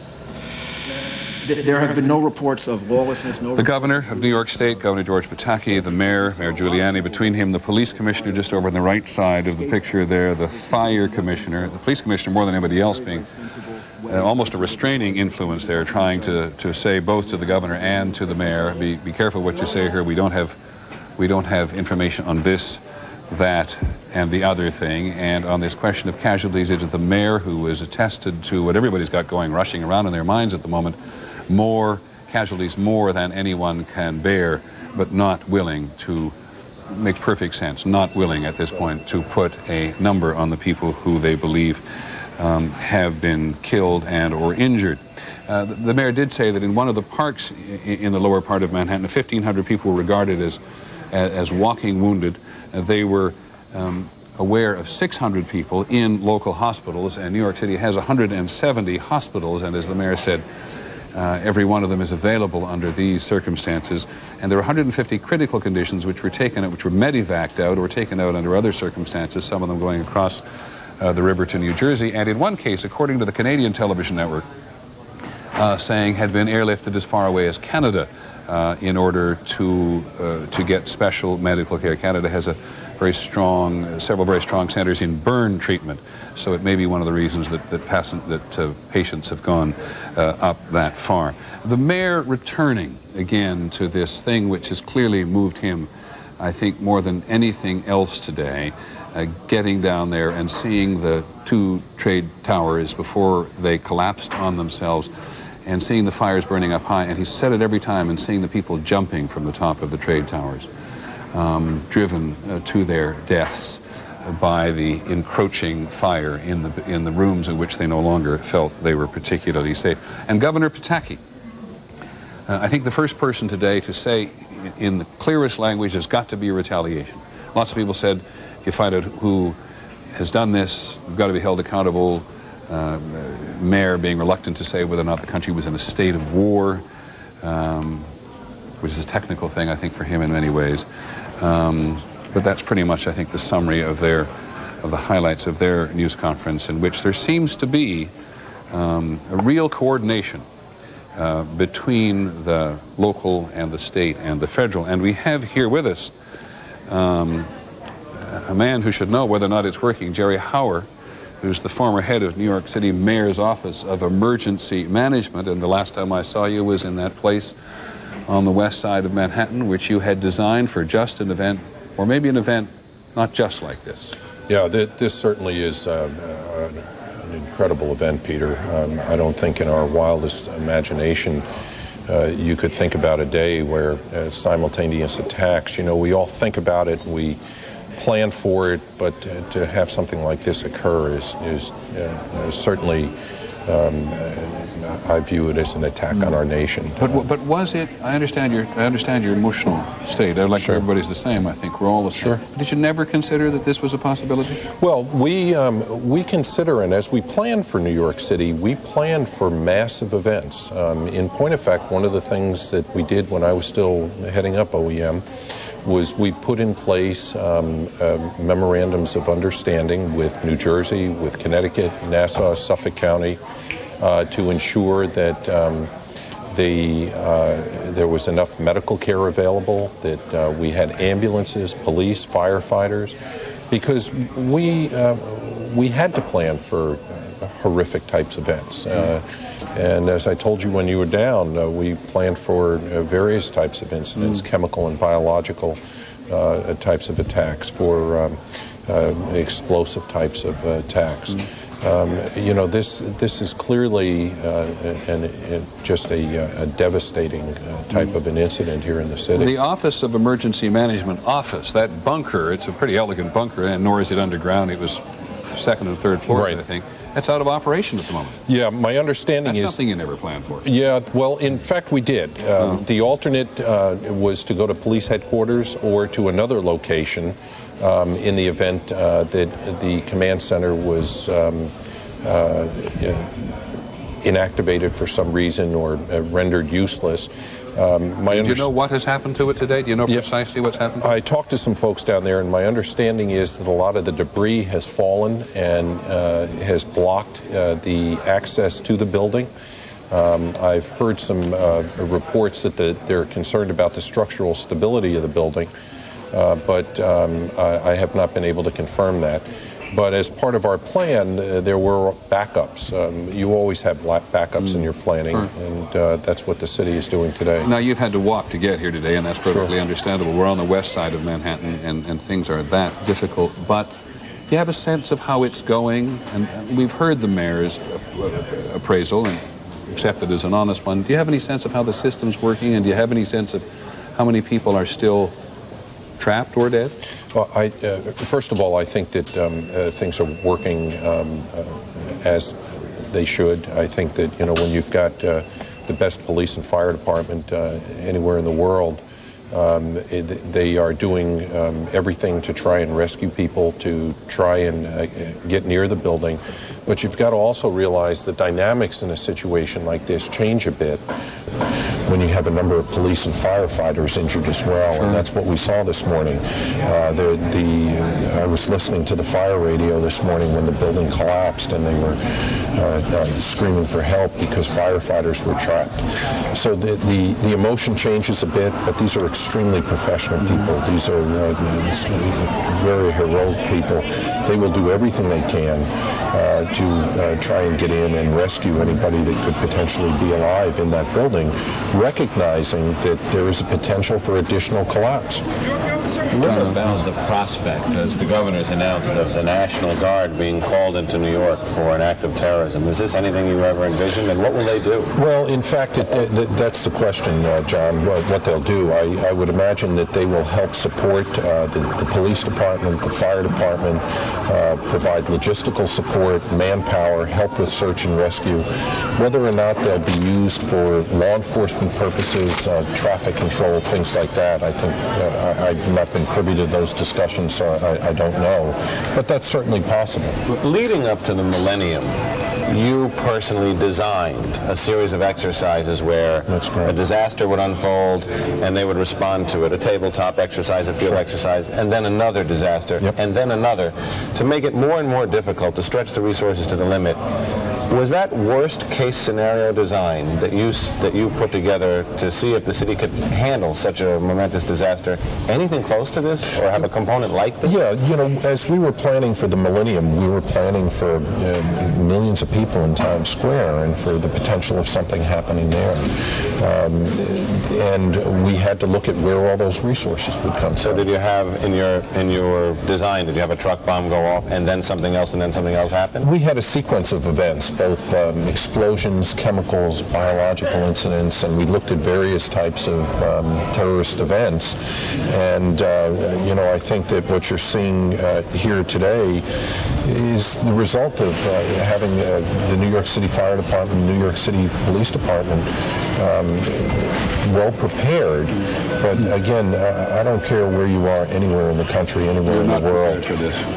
An incident like this is difficult and certainly stresses any system anywhere in the world. And then when you have a number of injuries to police and firefighters, it really does change the dynamics. Did you ever imagine in your various scenarios that a building, not to mention two separate buildings, basically, in case of the trade towers, would collapse on one another? We did plan for building collapse, for bombings, and that was part of our routine planning. Is there some hint there of what the operation now faces in terms of what you went through? Well, what happens from here on out is a very slow process because first of all you've got to put the fire out, and my understanding is there's gas lines feeding the fire and it is not out. So before you can really start doing a search and rescue in the middle of the building or even recovering those victims, you've got to get that fire out. The mayor did just say a moment ago the gas has been turned off in city buildings. That would seem to be to have alleviated one very pressing problem for much of the morning. Yes, but we still see that it's burning. We see that it continues to burn, and you can do some search and rescue around the periphery of what's burning, but to actually get into the area that's burning, this is going to be a long-term process. John? Now you mentioned something about continuity of government, contingency plans. What are we seeing in New York and in Washington where the officials are not where we're accustomed to seeing them, not in the White House, not operating out of City Hall? Have they gone to ground? You have to in a situation like this when you view that the country has been attacked. You have to have alternative sites for the mayor, for the governor to operate from, to continue government. On the assumption that their regular sites are potential targets? Oh, sure. You have to do that. And I would imagine that's what's happening in Washington as well. There are very sophisticated continuity of government plans in Washington.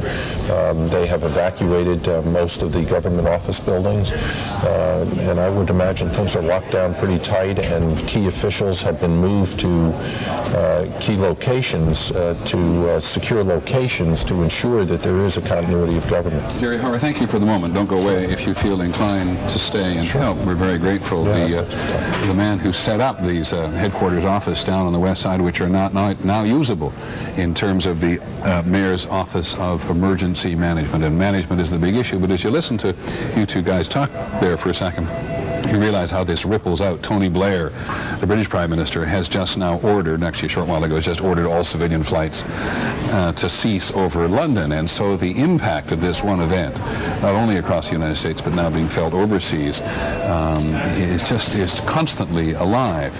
And there are a couple of new pieces of information, too, about the flights in question that we have been so focused on today. In the case of American Flight 11, this was the one that first crashed into the trade towers this morning at 8:48, just a little before 9 o'clock this morning.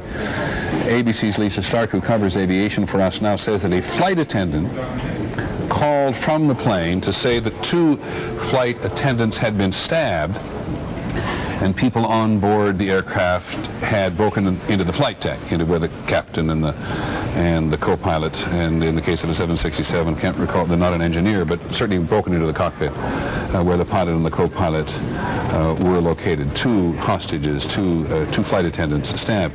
And in the case of United Airlines Flight 737, which was the aircraft the United Airlines was crashed just near Pittsburgh, Lisa does confirm for us our reporting of a little while ago that a passenger did call from a cell phone on the phone to an emergency service, a 911 emergency service. They managed to do from the air to say that in fact they were in the process of being hijacked. And Compton, one of our White House correspondents, calls just a short while ago to say that the president has landed again, this time at an Air Force base in Nebraska. And this suggests, that the Secret Service is still very much in charge of the president's movements at the moment, and that there is a very strong feeling in the highest reaches of government that the president should stay on the move. He's going to stay there conceivably for the next little while, because we've also been told by Ann that he's going to speak to the National Security Council this afternoon on a teleconference. The president's going to stay abroad. I suppose you can do that from Air Force One as well. I'm not altogether sure. I think you probably can. But the president is going to talk to the National Security Council from somewhere other than Washington, and he is now in Nebraska. As I think Terry Moran, our White House correspondent, and others mentioned very early on in the day, it's a very delicate line for the president to follow. Stay on the move, lest there be any security threat to the president, and this will be absolutely decided by the national leadership of the Secret Service in conjunction with the National Security Council, while the political operatives in the president's entourage very much want him, we're told by Claire Shipman and others, to get him back to Washington to be in control in the place which is familiar to most Americans. And Mrs. Bush is, of course, we've already said, is at an undisclosed location, and Vice President Cheney, who carries an enormous load in this particular administration, is currently working out of the White House. John McCarthy, who covers the Pentagon, national security, and a good deal of terrorism and international intelligence issues for us, is at the Pentagon. John, what have you got? A whole plate full of things, Peter. First of all, we've been talking throughout the day about possible ship movements, American ship movements. It is true that 2 aircraft carriers, 5 other combatants, and a hospital ship are now all heading north along the Atlantic seaboard toward New York.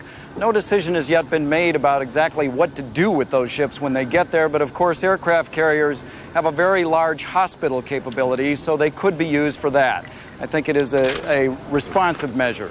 Defense Secretary Rumsfeld, after the attack on the Pentagon, went immediately to the gash that you see behind me here when the very first destruction was detected and helped pull some people out of the rubble. He is now in what is called the National Military Command Center in the Pentagon, and he intends to stay there indefinitely until all forces around the world have been secured.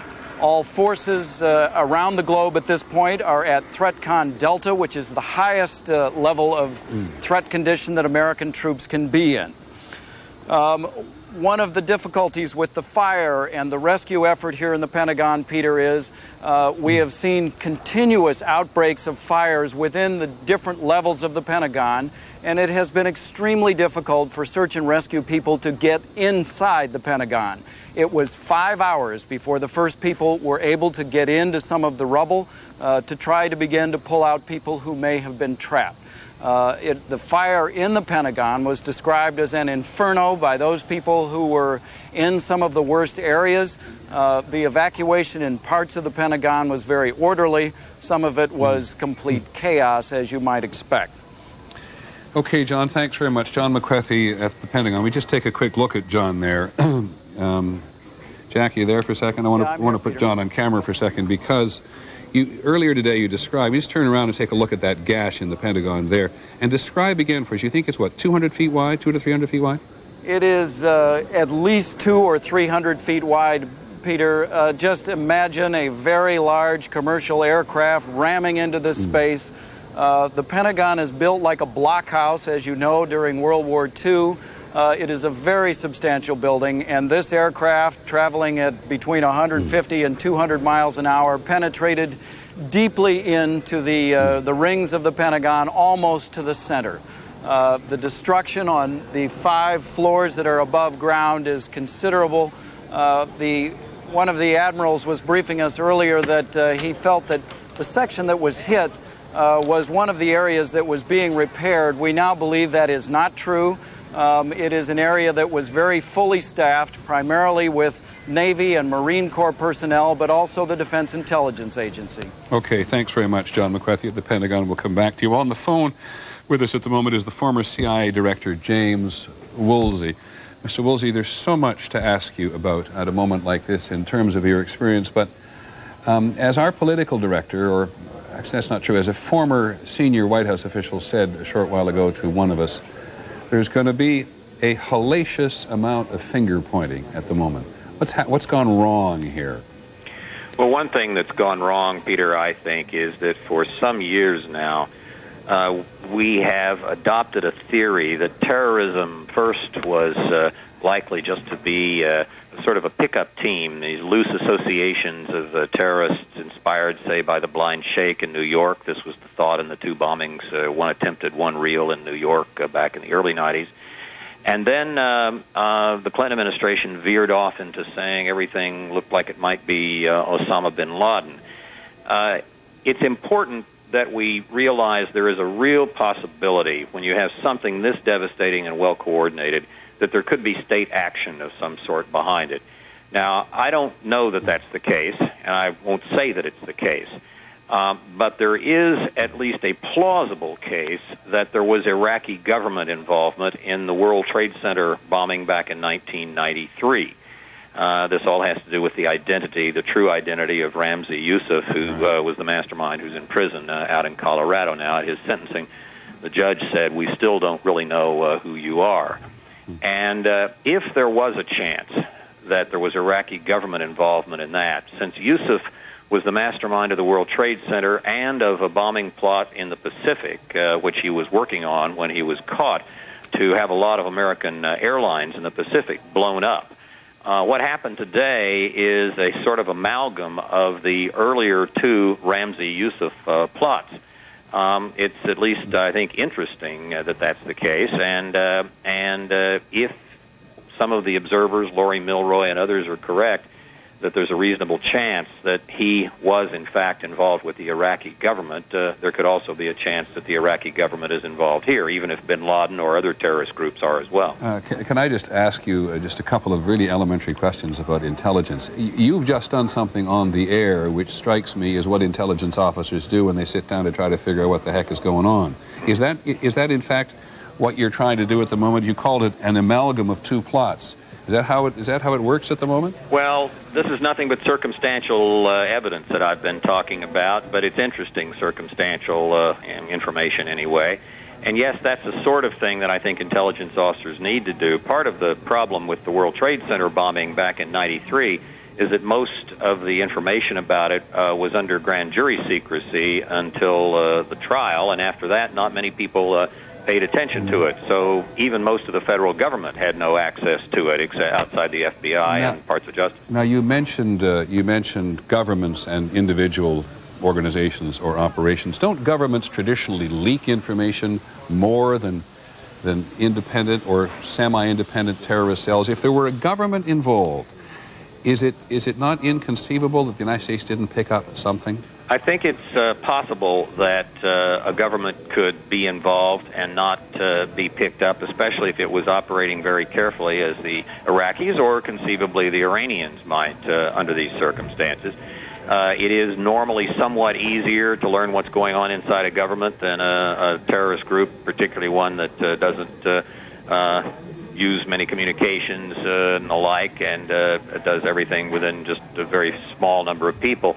But it's not impossible that terrorist groups could work together with a government. That the Iraqi government has been quite closely involved with a number of the Sunni terrorist groups, and on some matters has had contact with bin Laden. So, I'm sorry, Mr. Woolsey, I think I just lost you. I said on some matters. Lost at the moment, and I hope we'll get him back on the telephone. The former director of the CIA, James Woolsey, on the phone, agreeing that there's going to be a heck of a lot of finger pointing at the FBI, at the Department of Defense, and at the CIA. No, I have my FB, thank you very much. I just lost the director of the CIA. Okay, thank you very much. Because, as this former official in the White House points out, people are going to demand massive retaliation. Mr. Woolsey raises two quite fascinating possibilities. One, that there is a terrorist organization or group involved with a government, that there is, as there has been believed in the past, a terrorist operation within the Iranian political establishment, which perhaps even other parts of the Iranian political establishment didn't know about. And similarly true, though much likely, for them to be operating in ignorance of Saddam Hussein inside Iraq as well. But the reason that, and I bring John Miller back briefly in on this again, the reason he suggests an amalgam, Mr. Woolsey does, of two footprints is because of the potential, never perfectly proved, that Ramzi Youssef, who has been on trial and convicted of the first trade tower attack, did seem to have some tenuous connection with Iraq. And that this is a mixture of the two plots that were his two big capers. One, the plot to blow up numerous airlines on the Pacific route, targeting American tourists. The other to blow up the World Trade Center. Here, planes, American carriers, have been used to attack the World Trade Center. Okay, I apologize. No, as Mr. Woolsey pointed out, the difficulty with Ramzi Youssef and really getting to the bottom of the World Trade Center was, while he escaped as the mastermind and while he was captured in a guest house funded by bin Laden, nobody ever knew who sent him in the first place, or what his real nationality was, or even what his real name was, which set him apart from all the other people connected with those cases. Truly a mystery man, still in prison here in America. Yeah, somebody said a little while ago, too, in terms of everything we're looking at now, suspects, there's no good options on the table in this regard whatsoever. Let's try to keep up with the running developments of the day. Lisa Stark is with us from Seattle. She covers aviation for us. And Lisa, when we last commented on the status of this plane, we have at least at least two of them in the process of being hijacked. Right, Peter. Here's the latest information we know right now. We know, obviously, the two American planes were lost. Flight 11 from Boston to L.A. That is one of the planes that went into the World Trade Tower. Flight 77 from Dulles to Los Angeles. We believe that may have been the plane that went into the Pentagon. The two United planes, United 93, that is the plane that crashed south of Johnstown, Pennsylvania. And now United 175, that plane, the plane from Boston to Los Angeles, a government source has confirmed that was the second plane that went into one of the World Trade Towers in New York. I'm also being told by government sources, and again, these things change throughout the day, Peter, I want to caution people, but this is what we know now.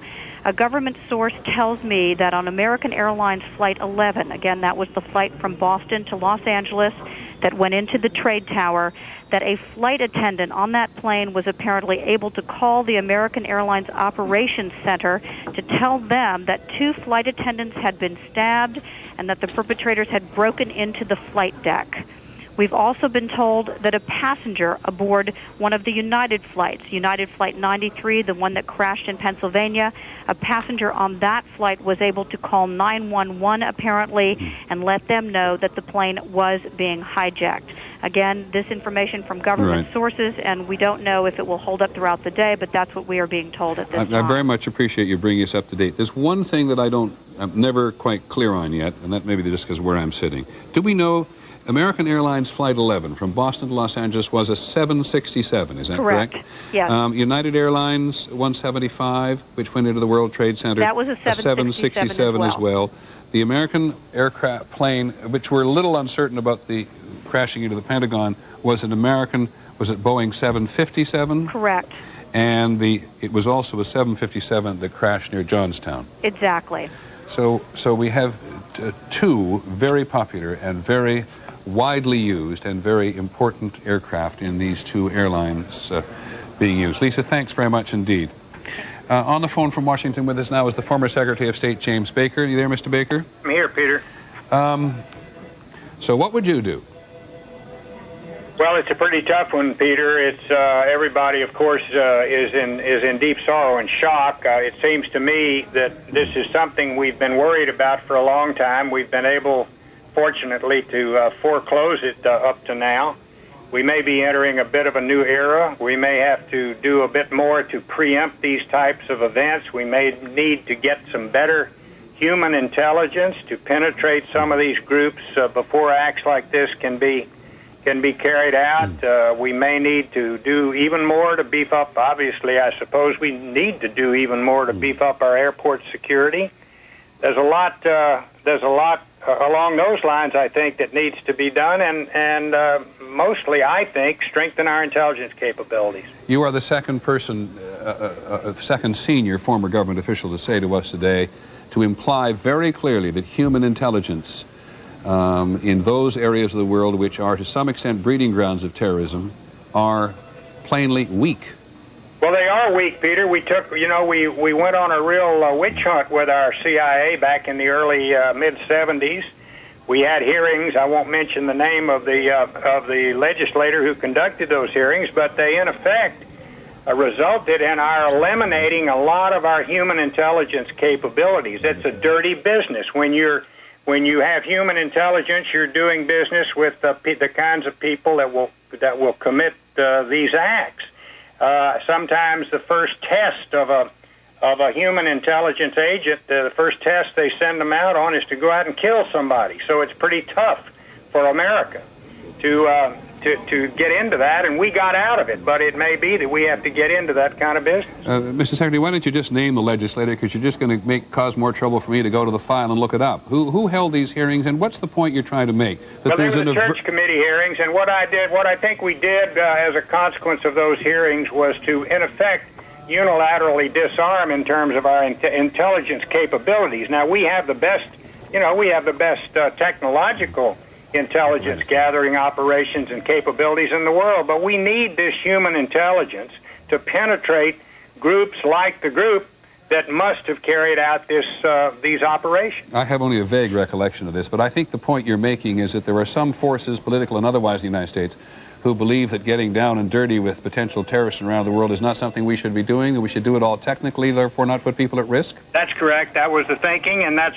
pretty much the policy we followed since then, and I think we need to get back into the down and dirty business so we can penetrate these groups and hopefully prevent these types of things from happening in the future. Mr. Baker, I don't want to get ahead of things, and I'm sure you do not either, but if there is, and as somebody said earlier, there are no good options out there at the moment. But do you believe that the United States is, if it finds out that a state is involved, going to have to go to war in an active way against that state? Well, first of all, I don't believe we're going to find out that a state is involved. I cannot really, frankly, conceive of a state doing this. There could be, I suppose, some indirect assistance from a state or groups within a state, and I don't think that's going to be the case. But if it were the case, I think we need to do whatever we reasonably and responsibly can to protect the American people, whatever that involves. Now, this is always the toughest question for somebody who has been in office but is not currently.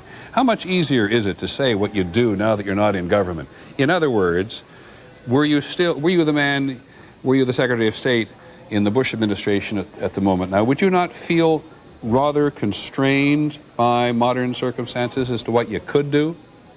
Well, I don't know. I mean, frankly, Peter, we have some laws on our books that we ought to take a look at. One of them is simply a presidential executive order that says the United States doesn't go out and assassinate people. I think there was a very good reason behind that, but I dare say that you would have about 99%, if not 100% public support across the United States today if we found out that one terrorist group was responsible for these incidents. You would have 100% support almost for taking care of the person who leads that group. One of the difficulties, of course, Mr. Baker, is that in a situation like this, we end up fighting like the terrorists to some extent, right? Well, that is unfortunately the case. That's true, but it may be that that's the only way we can really take care of the problem. You know, the president said today, he made a statement I think was absolutely the right statement. He said America is under attack, under terrorist attack, and he said we are going to hunt down and punish those we find responsible for this. And that, to my way of thinking, means doing whatever is required.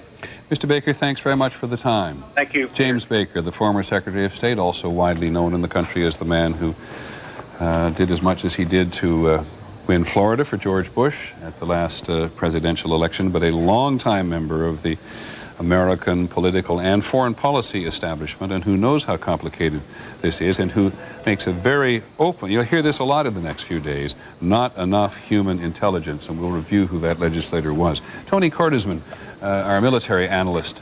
Are you listening to Mr. Baker? Is he making sense? He is, Peter, but I think we need to have an important caution here. Human intelligence isn't as simple as it sounds. The actual agents can take years to develop. Historically, they've often been unreliable, and the more hostile the ideology is, the more uncertain the collection. Human intelligence is also analysis. Our analytic side is weak. The CIA has had hiring freezes. There is so little money for CIA and for DIA that most of the country analysts have never been to the countries they're actually analyzing, much less talked to many of the elements within them. And as Secretary Baker pointed out, if you're going to go into operations, that's different from human intelligence, and our operations capability has been allowed to decline for nearly a decade. Thank you, Tony. The game has changed a good deal today, so let us get back.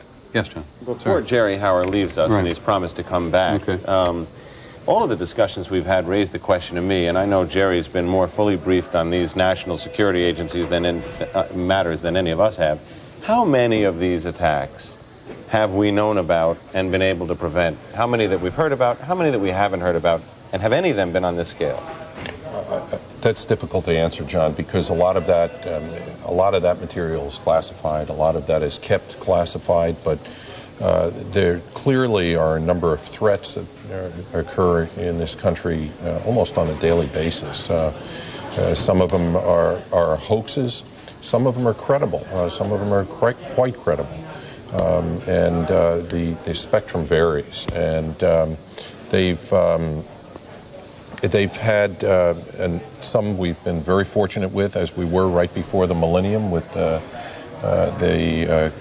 intrusion from Canada. Yeah, but that was one that was the work of an alert agent. How many have we actually prevented through intelligence, which is kind of what Mr. Woolsey and Mr. Baker have been talking about? I'm not sure anybody has a good number on that. That's something that I think that would be difficult to put your finger on at this point. And I'd be interesting to get that from the FBI. I'm not sure that I've ever heard a number on how many we've actually thwarted. Have you ever picked up the phone in your emergency management center and had someone on the other end who said we're going to blow up something?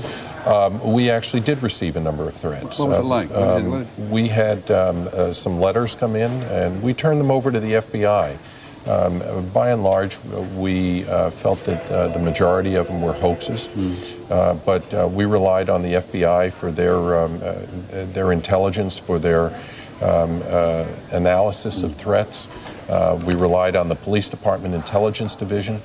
And by and large, with the exception of one or two that were a little more credible than others, most of them were pretty lame hoaxes. I remember two of those that were quite serious. In 94 and 95, when I was with the police department, we received information from the FBI that there was going to be a truck bomb attack within 48 hours on the New York Stock Exchange. We responded by surrounding it literally with sanitation sand trucks and blocking the street, and eventually set up a cordon which has still not come down. The other was a planned attack on the Israeli mission to the United Nations, which has been surrounded by cement blocks, first the sand trucks, and ever since, again. Our thanks to Jerry Hauer, the former head of the New York Mayor's Office of Emergency Management and Operations, and as we said at the beginning, it's an office which is not operating in the place that Jerry Hauer set it up, which was right adjacent to the World Trade Center, and it has been blocked off, put out of commission in one way or another by the horrendous devastation which has occurred in that part of town today. And we don't want to lose sight of it for a second in all this discussion about intelligence and terrorism. So I want to go back to George Stephanopoulos, who's closer to the building than anybody else, and then Bill Blakemore. They are both watching the search and rescue operations, and both report now. George? Well, Peter, we still don't know that it is a search and rescue operation yet. Just a little while ago, one of the volunteers who tried to go down there and help reported back and said when you actually got to the scene, and you see it behind me, that cloud of black smoke, when you actually got to the scene at the World Trade Center, what was most remarkable, what was most amazing, what was most horrifying is that basically nothing was happening. They couldn't go into the building and actually perform any real rescue operations. And he also described the scene very close to the World Trade Center, soot and silt up to his waist. He said it was hell. We have also talked to some firefighters who've gotten fairly close to the scene. They've now set up a special command center over here at Manhattan Borough Community College here on the west side where they're relieving each other. One fireman said that he was buried underneath all the dirt and debris, had to dig himself out, but still didn't know what had happened to his 6 partners who had gone into the building and near the building. George, can I just interrupt you for a sec? I'll come right back to you. But Ann Compton, who's been with the president all day, is on the phone from Nebraska, and we don't want to lose her if we can have her. Annie, can you hear me? Yes, Peter, I can. What are you doing in Nebraska? Well, we didn't know where we were till we landed. President Bush is here at the home of the Strategic Command. This is the area, this is the base where those big doomsday aircraft are kept. And he has disappeared down the rabbit hole, Peter, down through a red brick small building. He and what skeleton staff are with him down into an underground bunker where Ari Fleischer tells me the president is going to chair a National Security Council meeting by teleconference. We're also told that the president has been on the phone several times with the vice president, who is able to work out of a command center at the White House itself in one of the secure areas down below in the White House. Annie, your description of the president going down the rabbit hole, going into a very secure compound bunker in Nebraska at Offutt Air Force Base suggests that people in his entourage believe there has been a threat today, or a potential threat to the highest political leadership in the country. Is that correct? Well, and I asked exactly that question. They say there was no hint of any warning of the attacks that came on the East Coast today. But as you know, they always take the precaution, especially once the Pentagon was hit, that the president might be a target as well. And that is why he has come to as secure a place as he could, where he is trying to marshal the forces. He's also talking to some of the civilian leaders on the ground, including Mayor Giuliani and Governor Pataki.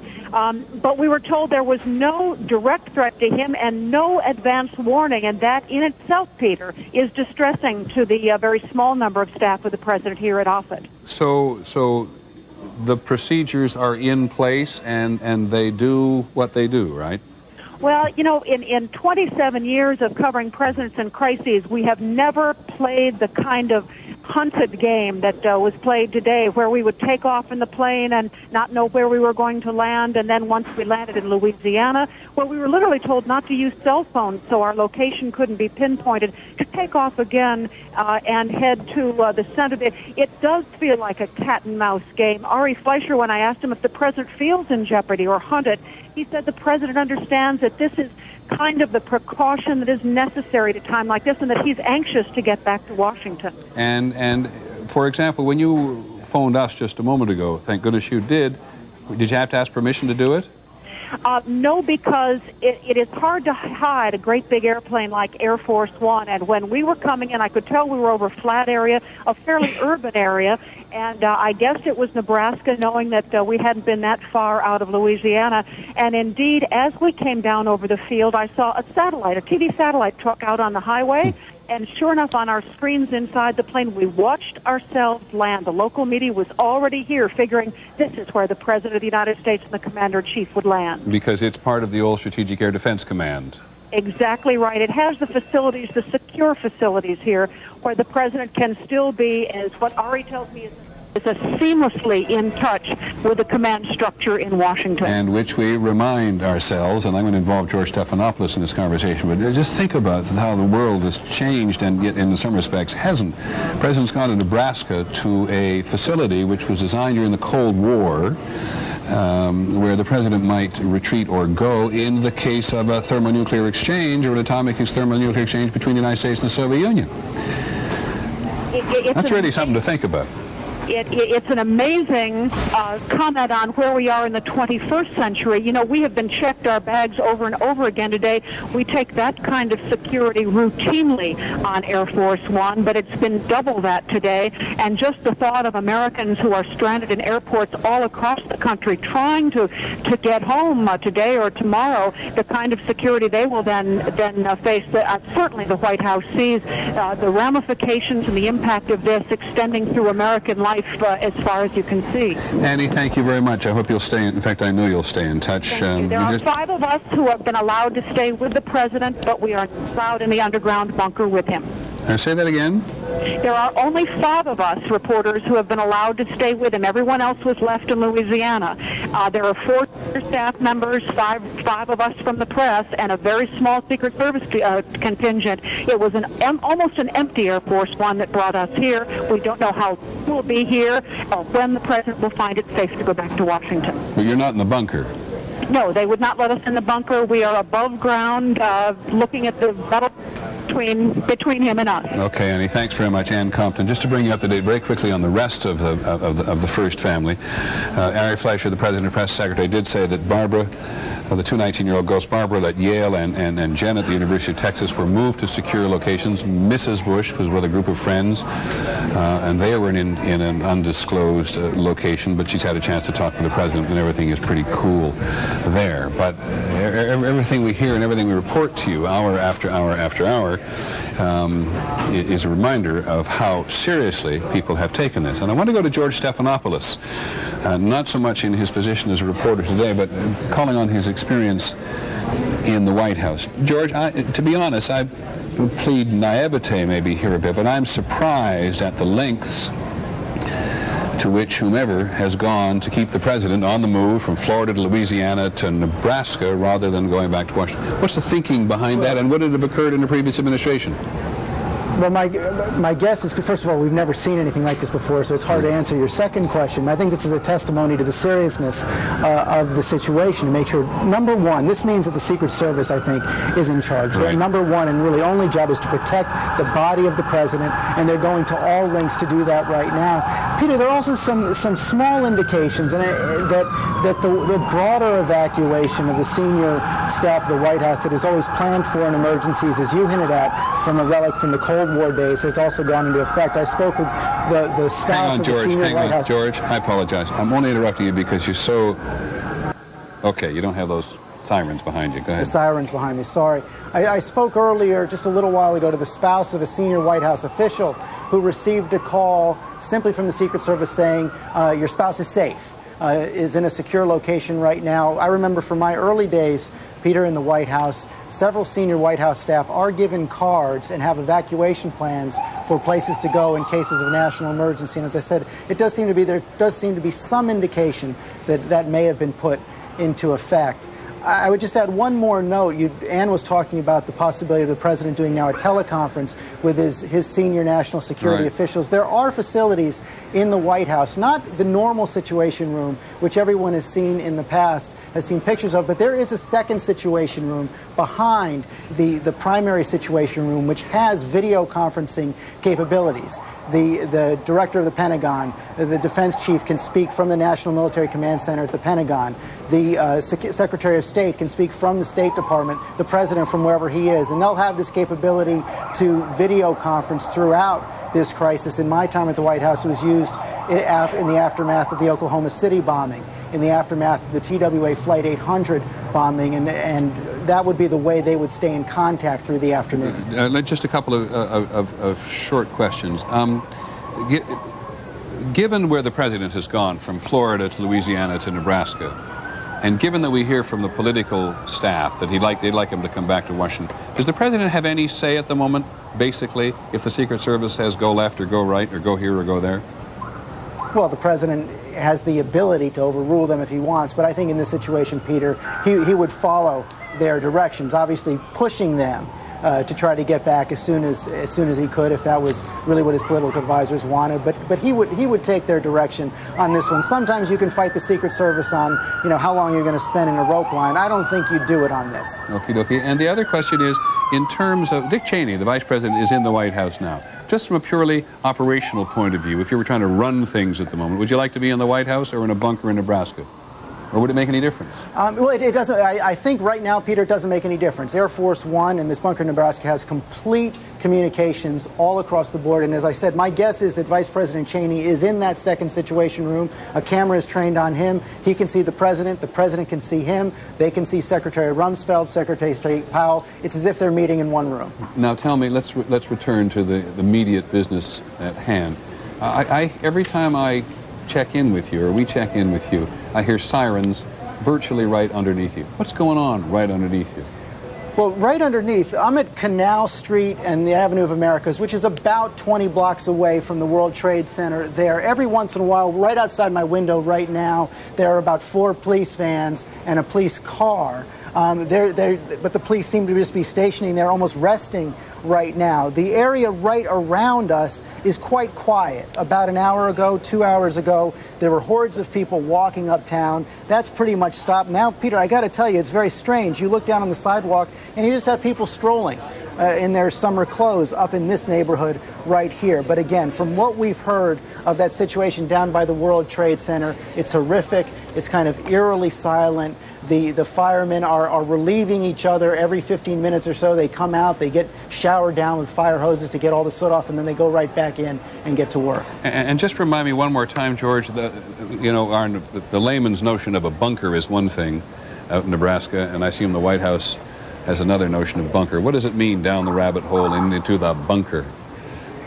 Well, in the bunker would just be certainly underground, a secure Situation Room, but the important point, Peter, is that wherever that bunker is, and it's reinforced by guards and concrete and all that, the president is in full communication with his entire national security team, and he can direct them at a moment's notice. And I think the big question that they're going to have to address now as they gather the facts, as they try and figure out who's responsible for this, even though they want to get the president back to Washington as soon as possible, and I'm sure they'll do that, they won't want him to go before the country again until he has more to say, and probably until he can say what actions he's going to take in response to this. Okay, thanks, George Stephanopoulos, who, as he pointed out, was somewhat isolated from the violence there, because as close as they'll let you broadcast at this point, but you can still see the smoke coming up.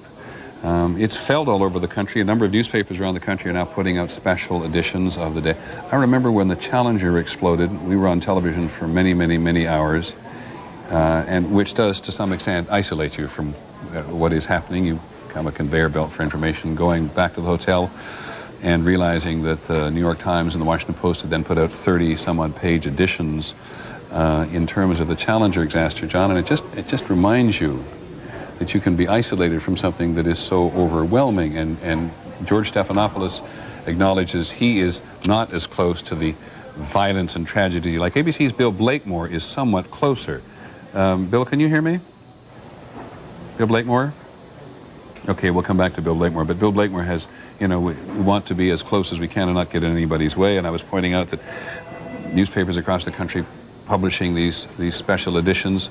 There's not been a special edition of this magnitude probably since the Challenger exasper. Before that, Neil Armstrong walking on the moon, or in some cases, newspapers are putting out the first major special edition they've done since John F. Kennedy was assassinated. Many of the papers will clearly use terror in their banner headlines. Certainly the Milwaukee Journal Sentinel was one that did that with a subheading saying, "Attacks Rip Trade Center, Pentagon, America's soul." And I think a great many people in the country feel that is precisely what has happened today, that the trade towers, as we've said many times, these absolute symbols of the United States in so many ways, right there on the edge of Manhattan, first city in the New World, the great advertisement to the rest of the world of commerce and success and outward mobility and all that stuff, and those two trade towers are simply no longer there. And then the attack on the Pentagon, at the very heart of the establishment, the military government establishment today, and the deep psychological damage or wound, if not long-term damage, this is going to do to the country.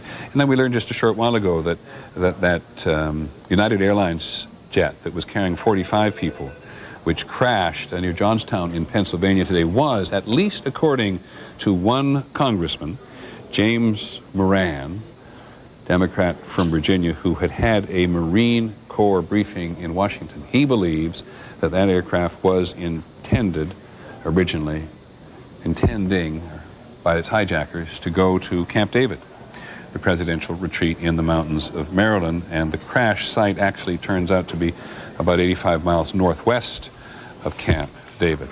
So no one should be surprised, perhaps no one is, at the ripple effect at every level of government, not to mention in everybody's soul today, from this initial attack on the trade towers.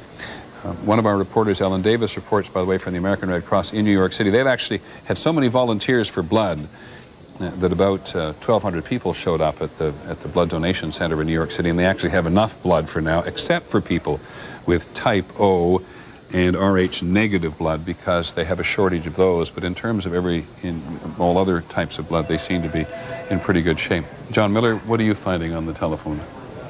Basically, still that they are just beginning to try and mount a rescue operation in the Trade Center, that they are still trying to assess how many people are trapped inside, that they're still trying to collate the number of people that they removed to so many different hospitals in 2 states. And now, because our burn centers here in New York, of which there are only 3, have been overwhelmed even in Canada. So they're really just beginning what's going to be an operation that's going to take not days, but weeks, more likely months. Let's go, thank you, John. Let's go to ABC's Bill Blakemore, who I said is in Lower Manhattan and closer even than George Stephanopoulos was able to get. Bill, do you hear me? I do, Peter. Go ahead. There's an enormous search and rescue operation being mounted here for what's clearly going to be many days of grim work. We're just north of the wreckage, and the smoke still coming out on the West Side Highway, right next to the Hudson River.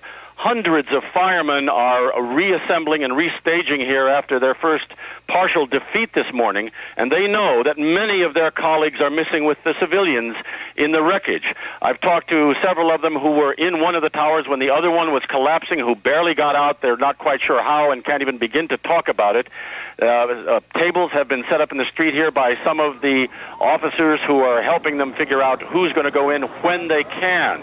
There's a triage center that's been set up in the Manhattan Community College where bodies and people and survivors are going to be brought as they begin to figure out how badly they're injured.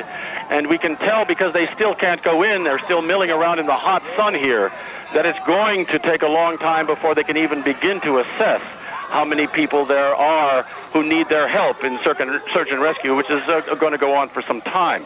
The streets just behind us are quite different. There's almost an eerie war scene type of feeling, because much of this part of the West Village has emptied out. On this very clear, hot day, there are occasionally jet fighters circling overhead, so there's even just a touch of the feeling of covering a war. But for the most part, everybody is still looking at this enormous wreckage and just beginning to absorb what it is, and these firemen are eager and ready to get in there as they begin to gather themselves and dust themselves off from their first foray in this morning. Bill, this is an excellent report. I just have this one question, and it may just simply be my own inability to grasp it visually. Are they actually getting into either of the former towers of the Trade Center, or are they still working on the outside perimeter? I cannot tell you the exact answer to that. Many of them are still waiting on the outside of the perimeter to figure out how to get into the general area. When the North Tower collapsed, parts of the top of it fell over all the way over here to the river. And so they're still trying to sort out through the smoke just exactly where they can get into. They are not letting the media get anywhere near the actual base of the two towers themselves. But there's just a general sense of these accumulating hundreds of firemen, that they're ready to go in. They're waiting to find where an opening will be. Okay, thanks very much, Bill Blakemore. ABC's Don Daler did manage to get, I think, pretty close to the building at one point earlier today. Don, are you there? Yes, Peter, I'm here. I'm just back to about 4 blocks away, but I escorted a federal agent through the up to the side of the World Trade Center itself, and can tell you it is probably the most horrible thing I've ever seen in my life. There is total devastation, but beyond that, there's no non-gruesome way to describe this, but there are bodies and body parts on top of some buildings next to where the World Trade Center stood in the streets. There is still a number of fires going on in buildings surrounding it, including the Marriott building appears to be on fire. There's a building directly behind the federal office building. I can't identify which building it is, but it's a taller building. The police and the firemen are getting away from that area, but they're afraid that building will collapse as well. There have been a couple building collapses or portions of them collapsing from the flames. So there are some buildings that they are just letting burn to collapse because it's too dangerous for them to fight it right now. Don, thanks very much, Don. And now here is we're going to go to a briefing now on behalf of the political wing of the president's. I'm sorry. Just have a very brief statement, and I want Chief Jester to talk about the search and rescue efforts underway. No surprise, we have very, very few details. We'll tell you what we can at this stage, but we have very few details. This is a terrible day. It is a tragic day for America. Our thoughts and prayers are with the injured and their families and the casualties. We're taking every appropriate step and precaution to prevent further attacks. We're making every effort to take care of the injured still in the building, and we're taking every appropriate measure to determine who is responsible. The Secretary of Defense... And at President Bush's direction, we are implementing it. We began to implement it immediately after the first attack in New York this morning. We contacted American forces and embassies throughout the world and placed them on high alert. The United States Secret Service immediately secured the President, the Vice President, and the Speaker of the House, and they are all safe. They have also secured members of the National Security Team, the President's Cabinet, and senior staff. As you know, President Bush was in Sarasota, Florida, when the first attack occurred this morning. Air Force One has now landed at Offutt Air Force Base in Omaha, Nebraska, and the President is in a secure location. He is in continuous communication with the Vice President and key members of his Cabinet and National Security Team.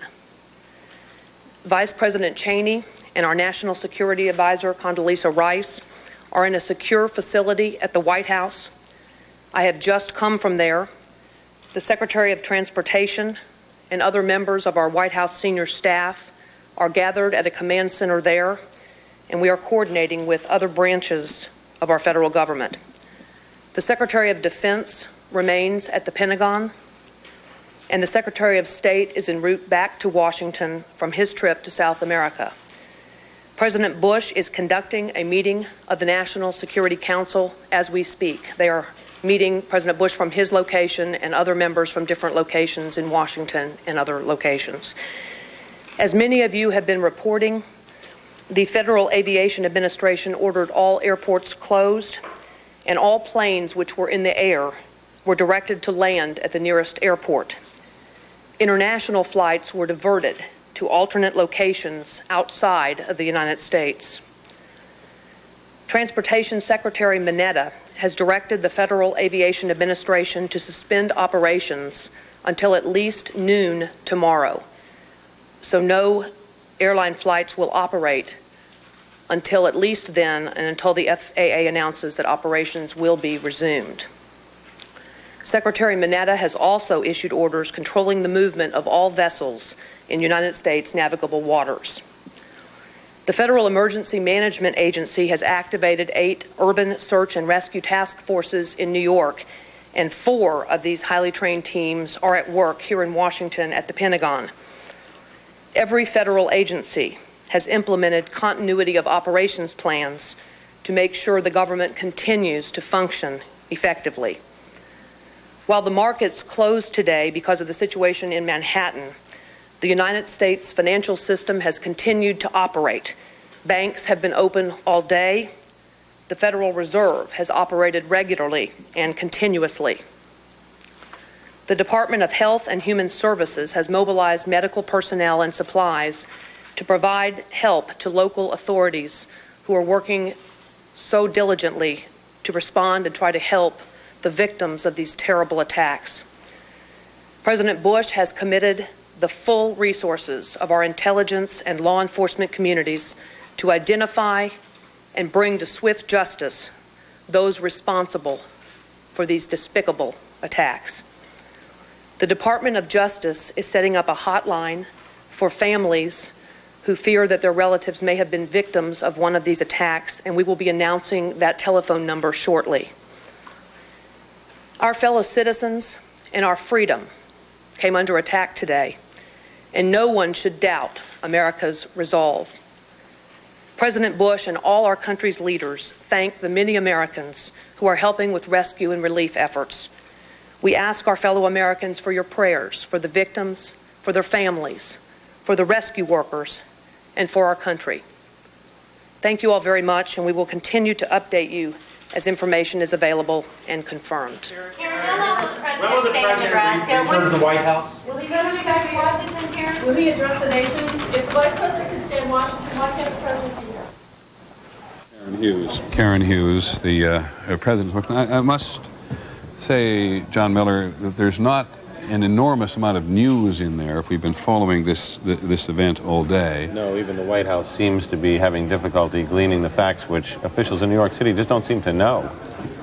Yeah. In terms of level of casualties, number of people killed. And it's enormous. We're going to go to our White House correspondent, Claire Shipman, one of our White House correspondents, Claire Shipman, at the moment to see what's going on. But I'm very deeply sympathetic with the difficulty it is to get down to street level, either at the Pentagon or certainly in New York City, and understand the chaos and the tragedy that has appeared at ground level. Those of us sitting in newsrooms, bringing in, interpreting, analyzing information at a variety of levels, are not doing a good enough job, because probably an impossible job to do, to try to have ourselves and you understand just what happened when that building fell in on each other. Listening to Bill Blakemore a short while ago and Don Daler, very helpful in terms of trying to understand it. But there is a delay in everything. There's a delay in government at the federal, state, and the national level. The airlines, of course, all across the country closed down. And it's true with news coverage as well, as best we can sense from here, that it's hard to get back from the immediate scene of this enough of a sort of texture to help us understand what enormous this is. Maybe you don't need it. Maybe you already appreciate that, but that's our sense from here. But there's Karen Hughes making... the President has appeared, remember, twice. Claire Shipman, ready? Claire? Yes. Can you hear me? Okay. I can. Much better you than me bring us up to date on what's happening in the presidential establishment, both there and elsewhere. Well, let me tell you what we know so far. You obviously just heard a statement from Karen Hughes that seemed designed to try to express to the country that the government is still up and running. The political advisors that you've mentioned a couple of times would very much like to see the president get back to Washington when it's safe so that he can address the country. But in the meantime, they certainly want to give the impression that everything is under control, that the vice president is at the White House, Condoleezza Rice is at the White House, the Federal Reserve is still operating, banks are open, HHS is mobilized, and I think that was the point she is trying to get across. We've been told that the president may be back as early as this evening. The AP was also reporting he's considering some sort of address to the nation this evening, but again, it may be that he will want to have something very specific to be able to tell the public before that happens. Colin Powell, we're told, is on his way back from Peru. It's not clear where he will head. At this moment, what has happened in terms of the Secret Service is that their plan has gone into effect for this sort of emergency. The first time, we're told, that a plan like this has been implemented in recent history, of course. But what it means is they have all of their protectees accounted for. They're satisfied with that now. Now we're told they're in level 2 where they're assessing the threat, and they will then decide things, for example, as to whether Colin Powell can go back and safely work at the State Department and whether the president can come back to Washington. In the meantime, as you probably know, there's been a state of emergency declared in the city of Washington and in the state of Virginia, allowing both of those places to be able to mobilize military and police forces as needed, Peter.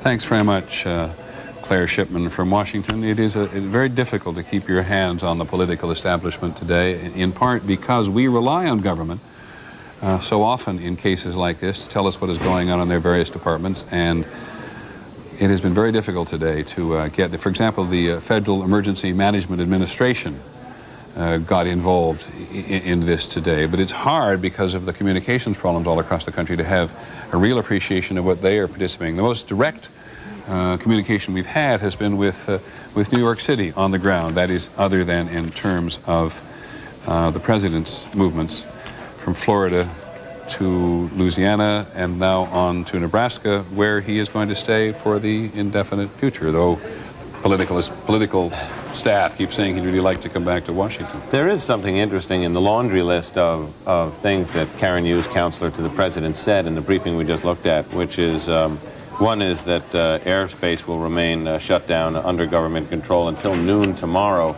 and that the movements of ships around the coast will be regulated by the government.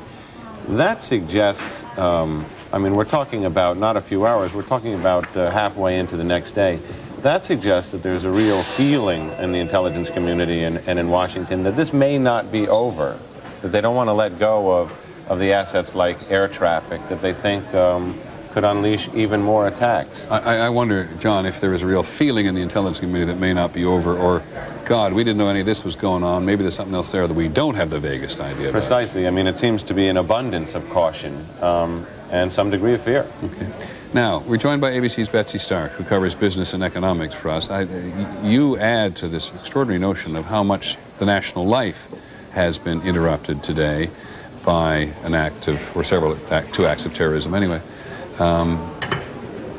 Start first with what businesses were in the World Trade Center. We've talked to people before about the number of people in the Trade Center. Yeah. And what else has happened?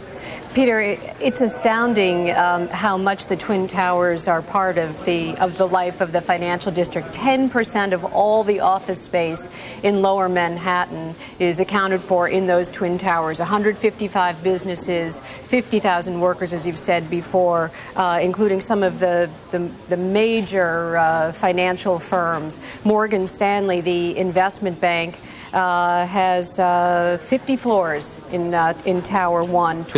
50 floors, I believe is right.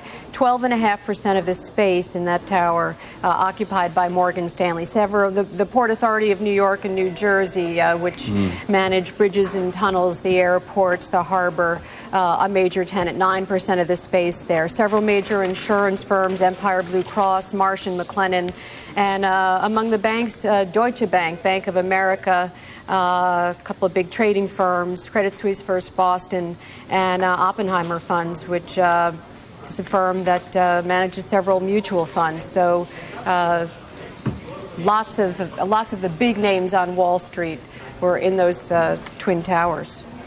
And in terms, the markets were closed today. The markets were closed.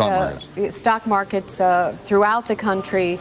Trading was halted in some of the foreign markets. The foreign markets reacted very negatively, obviously, to this news, down sharply, and no decision has been made yet as to whether they will be trading on the New York Stock Exchange tomorrow. They need to make decisions in conjunction with federal, state, and local authorities about the safety of trading, about whether the people who work at those exchanges are going to be able to get to work.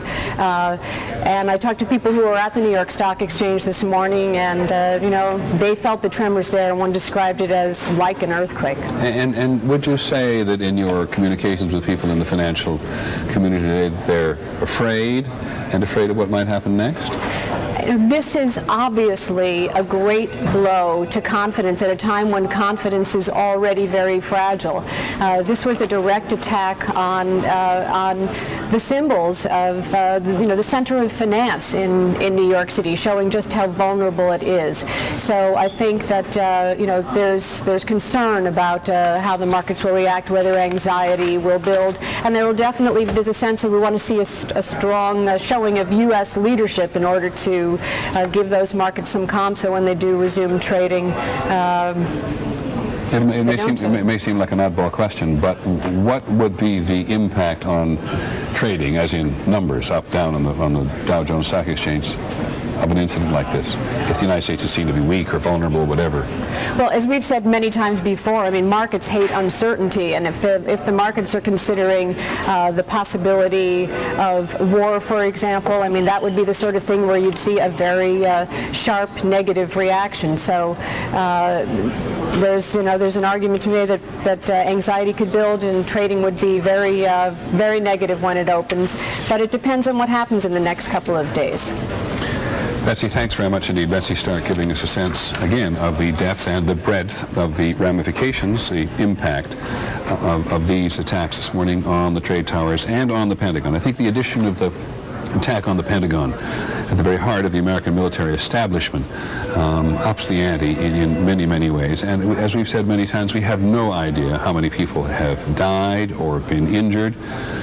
And we will do our best to get some handle on that, but we all recognize that it will take time. And I think the mayor of New York put it better than anybody else at the moment. I'm just looking for what he said in my notes when asked if he knew how many people, what the casualties were like.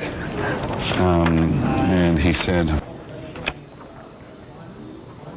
more than anyone can bear. More than anyone can bear. And I think that's the clear casualty. The dead and the wounded people that we're going to have today. But as Betsy has just made clear in terms of business and in human beings, including, I had no idea that Morgan Stanley had 50 stories of the World Trade Center. These statistics you see that we put up on television from time to time are just the sort of bare, cold background to life and death stories which have taken place today. But the impact of this has gone so far beyond New York City. And just as you look at, that's a live shot of New York City now, a live picture of what's happening down inside that dreadful little rectangle of violence which is hidden behind the glamour and success stories of the buildings to the right and to the left. The Federal Aviation Administration, as you know, has shut all airports nationwide. The Greyhound bus service canceled all of its, the Greyhound bus company canceled all of its services in the Northeast. Amtrak, the railroad, temporarily suspended train service all along the Northeast corridor between Boston and Washington, and the U.S. section of the St. Lawrence Seaway, which is between northern New York State for the most part and Ontario, between the U.S. and the Canadian borders there, has been closed. The tunnels between Detroit and Windsor on the Canadian side of the Detroit River closed to car traffic. And security just went bang up several levels at all U.S.-Canadian border crossings, in large measure because there has been a penetration across the U.S.-Canadian border before. One of the ones they caught when an alert agent, as we've said several times today, picked up a guy on his way what he thought to bomb the Seattle Space Needle. Turned out he was really interested in setting off a bomb inside Los Angeles International Airport. The space shuttle operations were halted today. 12,000 employees of the Kennedy Space Center in Florida were actually sent home. And at the Naval Weapons Station in Goose Creek, South Carolina, workers were evacuated and sent there. Again, evacuations and people being sent home from the very heart of the military establishment. Betsy Stark has just told us that all U.S. financial markets were closed. The United Nations building was evacuated here in New York City. General Motors in Detroit gave all 6,000 employees who work in the Renaissance Center, one of those centers built to try to rejuvenate downtown Detroit, were all told to go home today. And the Ford Motor Company closed its world headquarters in Dearborn in Michigan. The IRS in various places closed. The popular skyscrapers were closed and or evacuated in cities all across the country. I think you probably already heard us say, if you've been with us for much of the day, that the New York primary election was canceled here in New York, and Governor Pataki said they'll simply reschedule it when they get another handle on normal life in the days ahead. And tourist attractions, I have a list of tourist attractions. Knott's Berry Farm in California, the Museum of Tolerance in Los Angeles, and the Library Tower in Los Angeles, the Liberty Bell Independence Hall, the Space Needle, Walt Disney World. They all closed down today. What better way, even though it's just a list of things, or it is a list of things, an understanding that both at home and overseas, embassies overseas were evacuated, embassies were closed. Tony Blair, the British Prime Minister, forbid civilian aircraft from flying around London. So these two attacks on the trade tower, and the one in the Pentagon, and the possibility of an attack on Camp David, we now believe, in the aircraft that crashed not far from Johnstown in Pennsylvania, all just had this extraordinary impact all over the world because people feared something else was going to happen, and may still fear that something else is going to happen. Just listen to some of what has happened today. I saw something hit the second tower, and when I saw that, it just was, everything rumbled, and I saw all this fire just shoot out in the sky, and stuff started just falling like it was raining, and I was by myself, and I just ran. I started seeing people they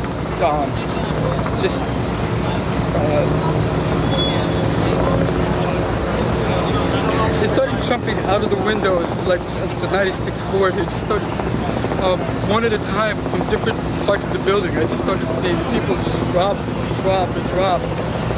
I saw a man walking up the block, and I asked him, he was just covered in soot, and my first question was, did they get a lot of people out? And the look in his eye, he just shook his head. I mean, he was in a daze. We lost all visibility, and we assisted people getting out. It was very difficult to get out of the police desk area. And then I went back in, and we were carrying an injured person out, myself and about 4 firemen. And unfortunately, that's when the building 2 collapsed. I happened to dive underneath the ESU vehicle, and I'm not sure what happened to the firemen. The vehicle, I was trapped for about 15 minutes under the truck. It just rained building, okay, and I was buried alive for 15 minutes until I scrambled out.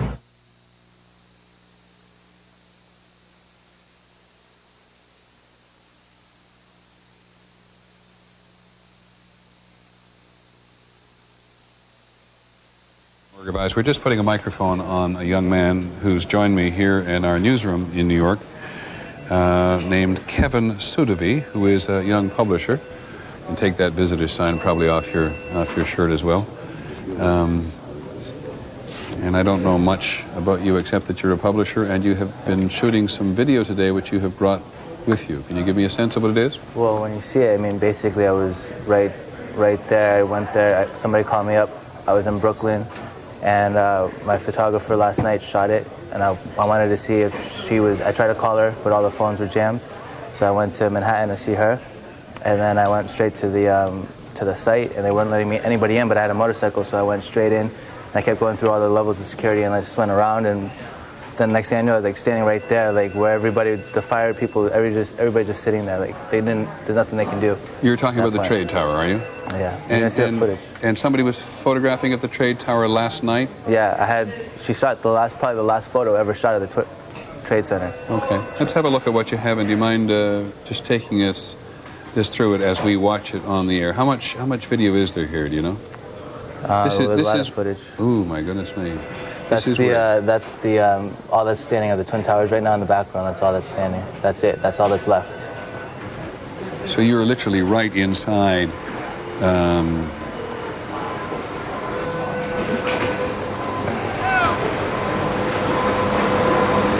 What time did you actually photograph? I don't even know. That was actually, I rode my motorcycle right up from there. That was about an hour ago, not even. And this is right at the center of where the trade towers stood. You can see, like, when you see the firemen, there's nothing they can do. It's just like amazing. You must have been frightened at the very least to be there. I mean, I was just thinking to myself what a powerful act of ignorance it was, really. It's amazing. And this is the building adjacent to... That's the Twin Tower. That was the Twin Tower. That was the other tower. And then we went up more into there. You know, I just thought to myself I can smell it, but in fact what I can do is smell your shirt. Yeah. You've brought the smell of disaster with you on your T-shirt. Were there other people in there? I don't see anybody sort of. No, I was with one other person I ran into there, who actually somebody I know, and he was photographing as well. And it was just us two and the firemen. It's funny, I ran into my friend right there who's also taking pictures. He should be somewhere. They probably edited him out. It's absolutely... Look at that. That's all that's left.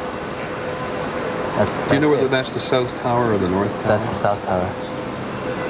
And you saw no sign of life in here whatsoever? No, I went all the way right there. Like, I don't know if they edited it out yet, but there's a big hole going down to the ground. There's nobody. And then we ran into somebody else because they haven't seen anybody. Nobody. But the firemen said, that there's been a lot of people dead, like a lot of firemen died.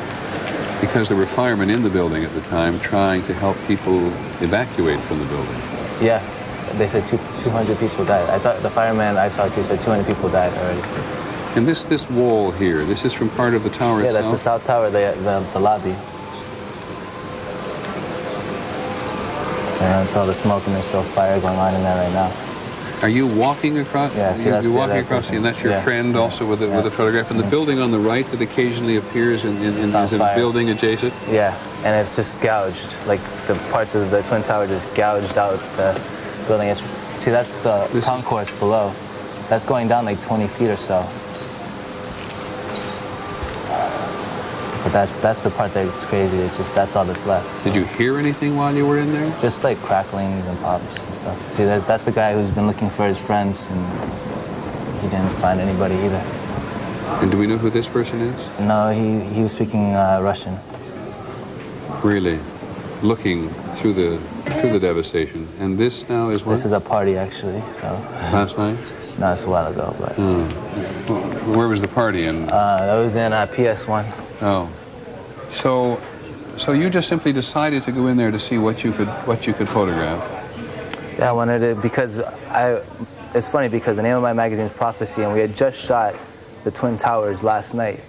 My photographer Amy had just been shooting it with a 4x5 format last night, and I hadn't spoken to her yet. And then my friend called me this morning and said, "Did you hear what happened?" And I said, "No." And then so I went to, like I said, I went to the city to see Amy because I couldn't reach her. All the phones were down.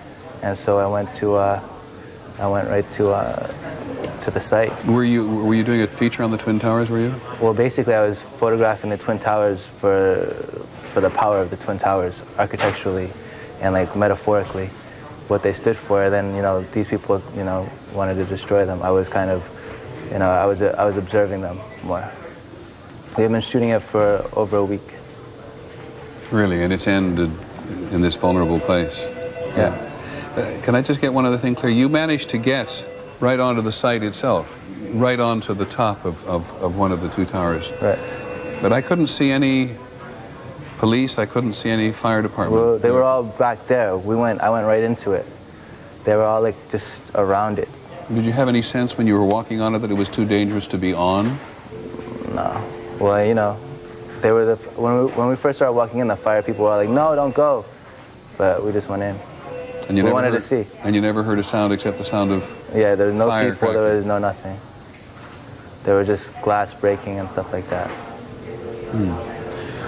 Well, Kevin, thank you for this. Kevin Sudavi, he's a publisher of a magazine called Prophecy, and thanks very much, Kevin, for coming. Anything else you can think of? I just wanted to say, I think that it's a powerful act of ignorance at the end of the day, because this country is so full with so many different types of people, and I can understand, people and their frustrations with capitalism and other, just capitalism. I can understand people's frustration, but to do that type of destruction to people they don't even know, it's just, like I said, it's powerful. I understand they're trying to get a message across, but it's also powerfully ignorant. In my opinion, that's all I can say. That's all I want to say. I think it's a thing that I think it's a thing that many people in the country agree with today.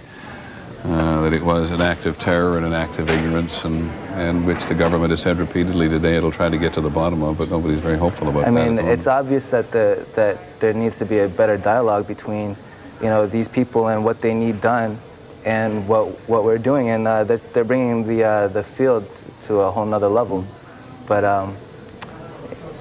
like I said, I understand to an extent, but it needs to go further than what they're doing. Well, we're grateful as a news organization that you decided to bring that video in here. Thanks very much, Kevin Sudavi, because it gives us the closest, the most intimate sense we have seen yet of what it is like at ground zero in terms of the building collapsing in on itself. And I think that George Stephanopoulos can add to the status of the building, and also, George, to the current police activity. Weren't you a bit surprised to see nobody in there besides young Mr. Sudavi? Nobody at all. It really was surprising, although it did accord with what we had heard earlier, Peter, and now we've just heard from one of our reporters, Lucy Kerrigan, who's gotten quite close, that the police are actually pulling back from the scene right now. The police and other rescue personnel are pulling back from the scene because they're concerned about two things. Number one, all of the asbestos in the air coming out from that smoke from the collapsing building, and secondly, the possibility of other buildings collapsing in the area. So they've actually pulled away now from ground zero, if you will. Secondly, Peter, another grim note. We have now heard that Chelsea Piers, which is a large, several block long athletic complex over here on the west side at 17th Street and 11th Avenue, has now been turned into a temporary hospital and morgue here in Manhattan. It's the first temporary hospital and morgue that's been set up. There are now 30 ambulances operating out of there, and that will be one of the major sites here on the Lower West Side. Thanks very much, George. Actually, we're now looking at some more footage that Kevin Sudavi's taking. Kevin, just tell us where this is. What is this? This is that's the West End Highway, and I can't remember the other street. You can't tell this. You really can't tell, but it's right there where the South Tower was, where the Marriott was. The Marriott Hotel, yeah. The Marriott Hotel headquarters there, and you're still focused very much on the trade towers itself. Yeah, and on the rubble, it's just amazing. It's the cars, the ambulances are all crushed. Lights are still going. Horns are still being, are still blowing. Did you pick up there was some sense of activity here, that there was some sense of purpose, or just people overwhelmed by what had happened? You mean the fire department? Fire department, the police, There's nothing the they could do. They said that there were already 200 firemen dead. They were just, it was futile. They said it's bigger than there's not enough people. There's just a handful of people there. Because so many firemen were working to get other people out when this actually happened. I mean, you need an army of people to and of course, the city will have an army of people before long because the National Guard is coming in. It's very interesting what the mayor said some time ago. He said people need relief, desperately want relief. At the same time, they don't want relief because they don't want to leave the job they are doing because in many cases they are looking for and or supporting their friends and the colleagues. And that's a bit of a review there of some of the material that Kevin Sudavi shot earlier, and which we're very glad to have. I'm just looking at one more report from our foreign desk here this morning that a KAL plane, Chuck Lustig, the KAL plane, KAL, you mean the Korean Airlines plane? Thanks very much. A Korean Airlines plane was forced down by U.S. and Canadian forces over White Horse Bay in Canada earlier today. The Canadian television reports that forces on the ground stormed the plane and we have no other details at this time, but there's another aberrant incident today happening in Canada. U.S. military throughout the world, we've said before, are on the highest state of alert. So from what's spread out from here has just been quite extraordinary in terms of putting everybody in the world.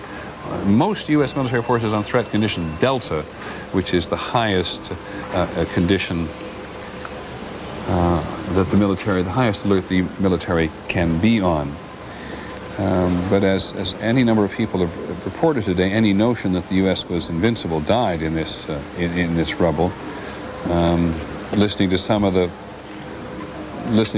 politicians talk today, Senator Chuck Hagel of Nebraska, where the president is at the moment, said America is forever changed and America's in for a long fight, which I think people in the fight against terrorism understand and have understood for a very long time. But somebody else said this is a huge wake-up call for the United States. Both former Secretary of State Baker and I think the former director of the CIA said that there was just not enough human intelligence on behalf of the United States in these organizations and cells around the world.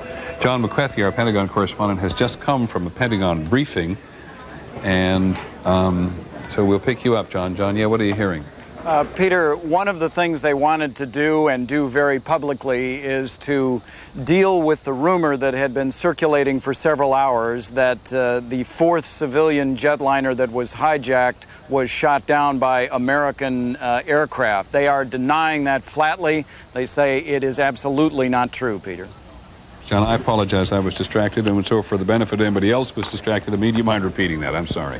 They are denying the rumor that had been circulating for several hours that the U.S. military shot down one of the civilian jetliners. They're saying that is absolutely not true. Okay, thank you, John. You caught me off balance because, in fact, I'd never heard the rumor in the first place and not heard the report whatsoever. Now, you've been in a briefing. What else did you hear? Well, they're not saying a whole heck of a lot. What they are saying is that they now have accounted for the presence of all of the Joint Chiefs, the service secretaries, and of course the Secretary of Defense. Those are people who have been accounted for. What we are now learning is that a new part of the Pentagon that has just been occupied was one of the areas that was terribly hit. We believe there are going to be quite a few casualties from the Army, the Navy, and the Marine Corps in particular, as well as the Defense Intelligence Agency. Do you have any idea what quite a number of casualties means? No idea whatsoever, Peter. You consider the density in the Pentagon. There are 20 to 24,000 people that work there. It took out one huge slice of it. So you have to do your own arithmetic. If you look at the size of the gash over my shoulder, you have to believe that there are many, many hundreds of people who died. And what have the briefers had to say this afternoon, John, about the state of alert in the world generally, with all U.S. forces on such a state of alert? I'm sorry, before you go to that, we're just looking at a picture which gives us, I think, the best view yet, if this is an accurate drawing, of what the degree of damage or penetration of the plane will have been in the Pentagon. I'm not sure that's absolutely accurate, but by the way, ABC's Ann Compton tells us the president may be on the move again, and ABC's Charlie Gibson has information as well. Charlie? Well, Peter, there's going to be hundreds, I guess, and we don't know the number of personal stories that are going to come out of this. People who have died in the World Trade Center or at the Pentagon or on the airplanes that were hijacked and crashed in various places. We now understand the wife of Ted Olson. He is the Solicitor General of the United States. America came to know him because he's the man who argued the president's case in front of the Supreme Court, George W. Bush's case in front of the Supreme Court. He was not yet president when the case of the Florida election was being disputed before the Supreme Court. Ted Olson's wife, Barbara, who is a former federal prosecutor herself, she was on the plane that crashed into the Pentagon. We had heard this from friends of the family. Regrettably, it has now been confirmed. She apparently was able to make a phone call to her husband, the Solicitor General, Ted Olson, and tell him they were being hijacked, that all of those on board the plane, that is American Airlines Flight 77, that had taken off from Dulles Airport heading for Los Angeles this morning, a 757, that had 64 people aboard. All of the passengers had been herded into the back of the plane. She was able to get a call out saying they were in the process of being hijacked, and then shortly after that, the plane crashed into the Pentagon. She was herself, as I say, a former federal prosecutor. She had also become familiar, I think, to many in the viewing audience of television as a commentator recently over the situation of Gary Condit. Indeed, I'd had a chance to talk with her a couple of times on Good Morning America just in the past couple of weeks. So we're going to hear hundreds of these stories of people who were killed in the various venues that were affected today, but this one obviously is very painful, the wife of the Solicitor General of the United States. Peter. Thanks very much, Charlie. And I think in the whole day, this is the first name we've had of anybody who's died. The first name, the first personality, I mean, to hundreds and thousands of families around the country. The names and personalities are all from many familiar people they fear are in trouble, who know they're in trouble, who've been confirmed they're in trouble. The desperation of people at at a distance from people in trouble is just a horrendous thing to report. But I believe that's the first name we've had all day of being able to identify somebody, Barbara Olson, who, as Charlie says, was very often on television, the wife of the Solicitor General, Ted Olson, who died in the suicide attack on the Pentagon. John McCarthy, you still there? It's Peter. Yeah. John, come back to the briefing, if you would. I'm not sure we've heard everything from you on the briefing itself. They just are expressing their frustration and at the difficulty of getting rescue workers inside the Pentagon, Peter. Part of the building is still on fire, and the fire is moving to sections of the Pentagon along roofs and along various pipes. So they're having a real difficulty getting in there even to search for bodies at this early time. That is what they are focused on at this point. I will tell you, Peter, that Donald Rumsfeld, the Secretary of Defense, and most of the chiefs have been in the National Military Command Center all day since this terrorist strike. And you have to leave it up to your own imagination, the kinds of things that they are contemplating in their hours after the strike. Okay, John, thank you very much indeed. John McCarthy, who's been at the Pentagon all day and was in the other side of the Pentagon when this aircraft was crashed into the Pentagon today. We now know, with all of the passengers on board, at least in this one phone call, herded to the back of the plane, who went from being passengers to hostages in a matter of seconds and minutes.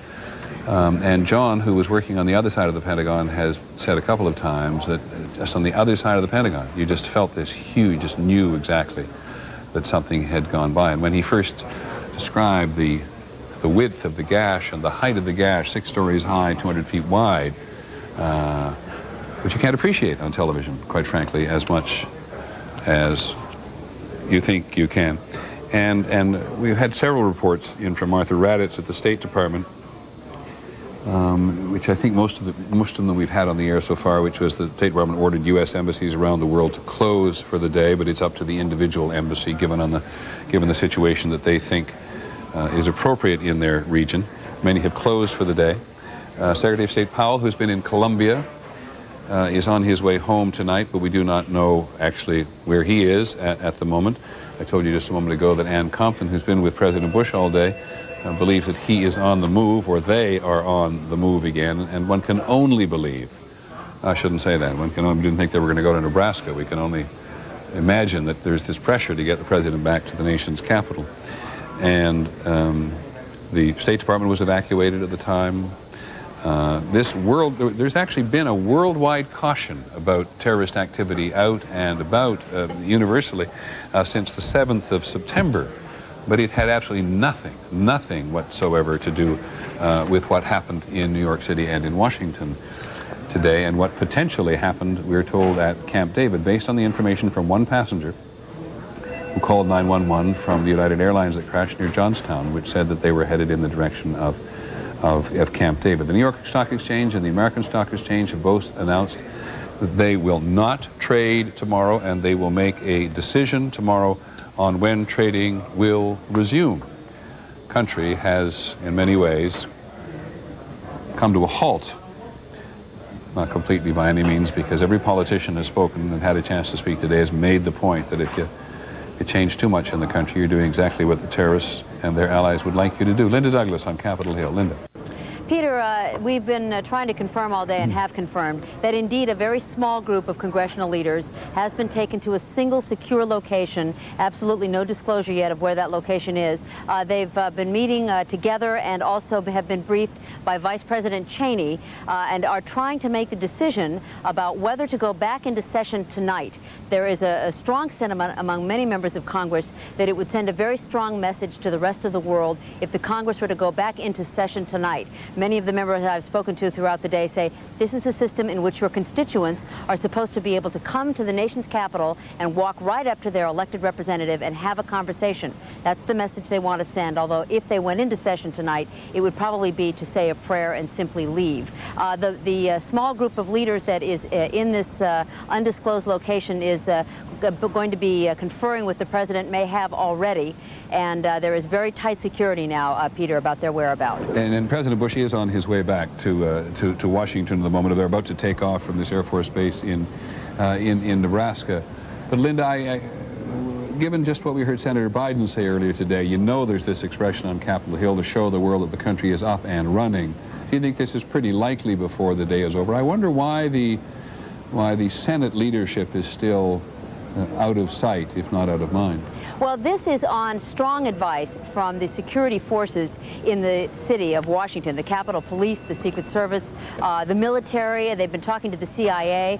The two Senate leaders, as I mentioned to you earlier in the day, Senator Daschle, the majority leader, Senator Lott, the Republican leaders were immediately taken out of the Capitol and taken to an undisclosed location. Then later on, other leaders were rounded up. Helicopters came and landed on the Capitol grounds to pick up a few of them and took them out. They didn't have much choice about this. This is advice they're getting. One more thing, by the way, about security, Peter. There's going to be a briefing for all members of Congress who want to attend, an intelligence briefing at about 5 o'clock. Senator Hillary Rodham Clinton has just shown up to the location where that briefing was going to take place, with her Secret Service very much in evidence. Thanks very much, Linda Douglas. So we're going to look for a manifestation sometime tonight of congressional will, a congressional will to show the world that the United States is up and running, but we have no confirmation of that. And I must confess, Linda, Douglas, you still there? Yes, I am. I didn't realize at first, because nobody ever said it that specifically, that the leader of the Republican Democratic parties in the Senate had been taken out of the city to a secret location. They hadn't just been moved down the street. Yes, that's right. We have been told that they were taken out of the city. Helicopters came and picked them up on the ground, some of them. We don't know which ones got into the helicopters because it was just too far away for us to see, and took them out of Washington. But Okay. It could be to someplace very close. Thanks very much, Linda Douglas. Going to go to Lynn Sherwin and talk about the aircraft involved today in just a minute. Before we do, just want to give you some other examples of how this has affected the country as a whole. The Emmys, which were going to be held in Los Angeles, the Latin Grammys, which were scheduled, their award ceremonies for tomorrow night. I think the Latin Grammys have now canceled or postponed their particular celebrations. We told you earlier about some of the other examples, but aside from looking at that list on the screen itself, think of this. Aside from the work stoppages, this is the first time since D-Day in 1944 that organized baseball has wiped out a whole day of regular season play. First time since D-Day in 1944, the landing of the Allied forces on the beaches at Normandy, which led ultimately to the liberation of Europe from the Germans. It's the first time since 1944 that organized baseball has done that. And there were all of the television shows in New York City, which the David Letterman show, and others on CBS, which all get television audiences, popular audiences coming from around the country. They've all canceled their tapings. They'll be either in reruns tonight. This is true of the late night show on NBC. Malls across the country, some of you who live out around about the country, you all know this better than we do, but malls around the country simply locked their doors, and people couldn't go and shop in the malls today. It was this feeling that anywhere there were people gathered, that there was a measure of vulnerability which we had seen in New York City. Now, the mayor of New York City, Rudolph Giuliani, says at the moment that at least 2,100 people have been injured, and 600 of them taken to hospitals, and that there are 1,500 walking wounded who have been taken to Liberty State Park, which is on the other side of the New York harbor there, where the Hudson River meets the harbor. It may be live, but I'm not quite sure what you're looking at. Is this from the New Jersey side? This is from Liberty State Park, looking, I assume, across the New York harbor at an earlier point today, because the smoke is not as thick now as it was. That's live. That's a live photograph, and that dark smoke is still coming from the trade tower itself. Thank you. As for the attack on the Pentagon, the Virginia Hospital Center in Arlington, Virginia, reports there have been as many 31 people injured there and admitted to the hospital, including 2 who are in surgery. and most other patients are in intensive care or being treated for smoke immolation. I'm joined by Tom Humphreys, but I don't know much more about you, Mr. Humphreys, than that. You were in the World Trade Center on the 57th floor. Yes. And you walked out. Yes. So take us from the beginning, would you? Well, I was sitting at my desk working on a speech I was supposed to give this afternoon, and the building was rocked by an explosion. And which tower were you in? I was in Tower 1. Right. And the next thing I knew, I saw flaming debris cascading down the side of the building. And I was in the 93 bombing, right. And I knew this one was a lot worse. So we went out on the floor. And basically, you worked for a business in the building? I worked for a law firm in the building. Right. And basically went on the floor, tried to figure out what was going on, figure out whether we should evacuate or not. About 5 minutes into that, we decided that it was best to get out. You were in the south. You were in the south tower. We were in the north tower. Sorry, the north tower. North tower, right. Which is One World Trade. Right. Decided that it was time to get out. Our office manager heard that the plane had been, that the building had been hit by an aircraft at the 90th floor. So we assumed that the problem was above us, and that we could evacuate, and that's what folks did. Did you think at the moment that it was a terrorist attack? Did you think it was an accident? Did you have the vaguest idea? I had some idea there was a bombing. Having been in the 93 incident, that kind of explosion just doesn't happen normally. I didn't know what it was. But when I heard there was a plane that hit, I thought that made some sense, and I thought that it was very unlikely that any kind of plane would hit the Trade Center accidentally, you know, on a clear day. So was there how immediate, how deep was the concern in your colleagues and out on the common halls? Was there panic at all? No, that's the one thing. What I found is no panic. People are concerned. People are a little apprehensive, and they want to know what to do. But both on the floor and then down the stairwell, there's no panic. And in fact, people were helping other people to an incredible degree. Were the stairwells lighted? Yes, this time they were. Last time they weren't. This time the stairwells were lighted. There was some smoke, but that was it wasn't nearly as bad. Was there emergency lighting? Yeah, there was. There was no other, you know, there were no fire or police personnel. At that point, you're on your own. Now, you came down from the 57th floor. Were other people coming down from the floors above you and below you? They were coming down from the floors above. There were some injured people that came down apparently from, you know, floors where this had happened. And so we saw them as well. And how long did it take you to get out of the building? You know, I estimate it took me 45 minutes or more to get out of the building. And in the time that you were coming down, there was another aircraft hit the southern tower. I was on the 44th floor trying to get down, and we heard another, you know, explosion. We didn't know what it was. We again saw flaming debris, and I now know that that was the second aircraft that hit. I think you maybe know where I'm going. You were on the 90th floor. It took you 45 minutes. 57th floor. There were people coming down from floors above you. Right. Is it your sense that in at least your tower, before the tower collapsed, everybody or a large number of percentage of people managed to be evacuated? I think a lot of people got out. First of all, it was 8:45 in the morning, so that's relatively early by New York standards. Right. And then secondly, the first plane that hit, there was time to get out. I think even having said that, there were a lot of people still in that building, including the fire and police personnel, that were trying to come up. So, but my sense is that I know on our floor a lot of people got out.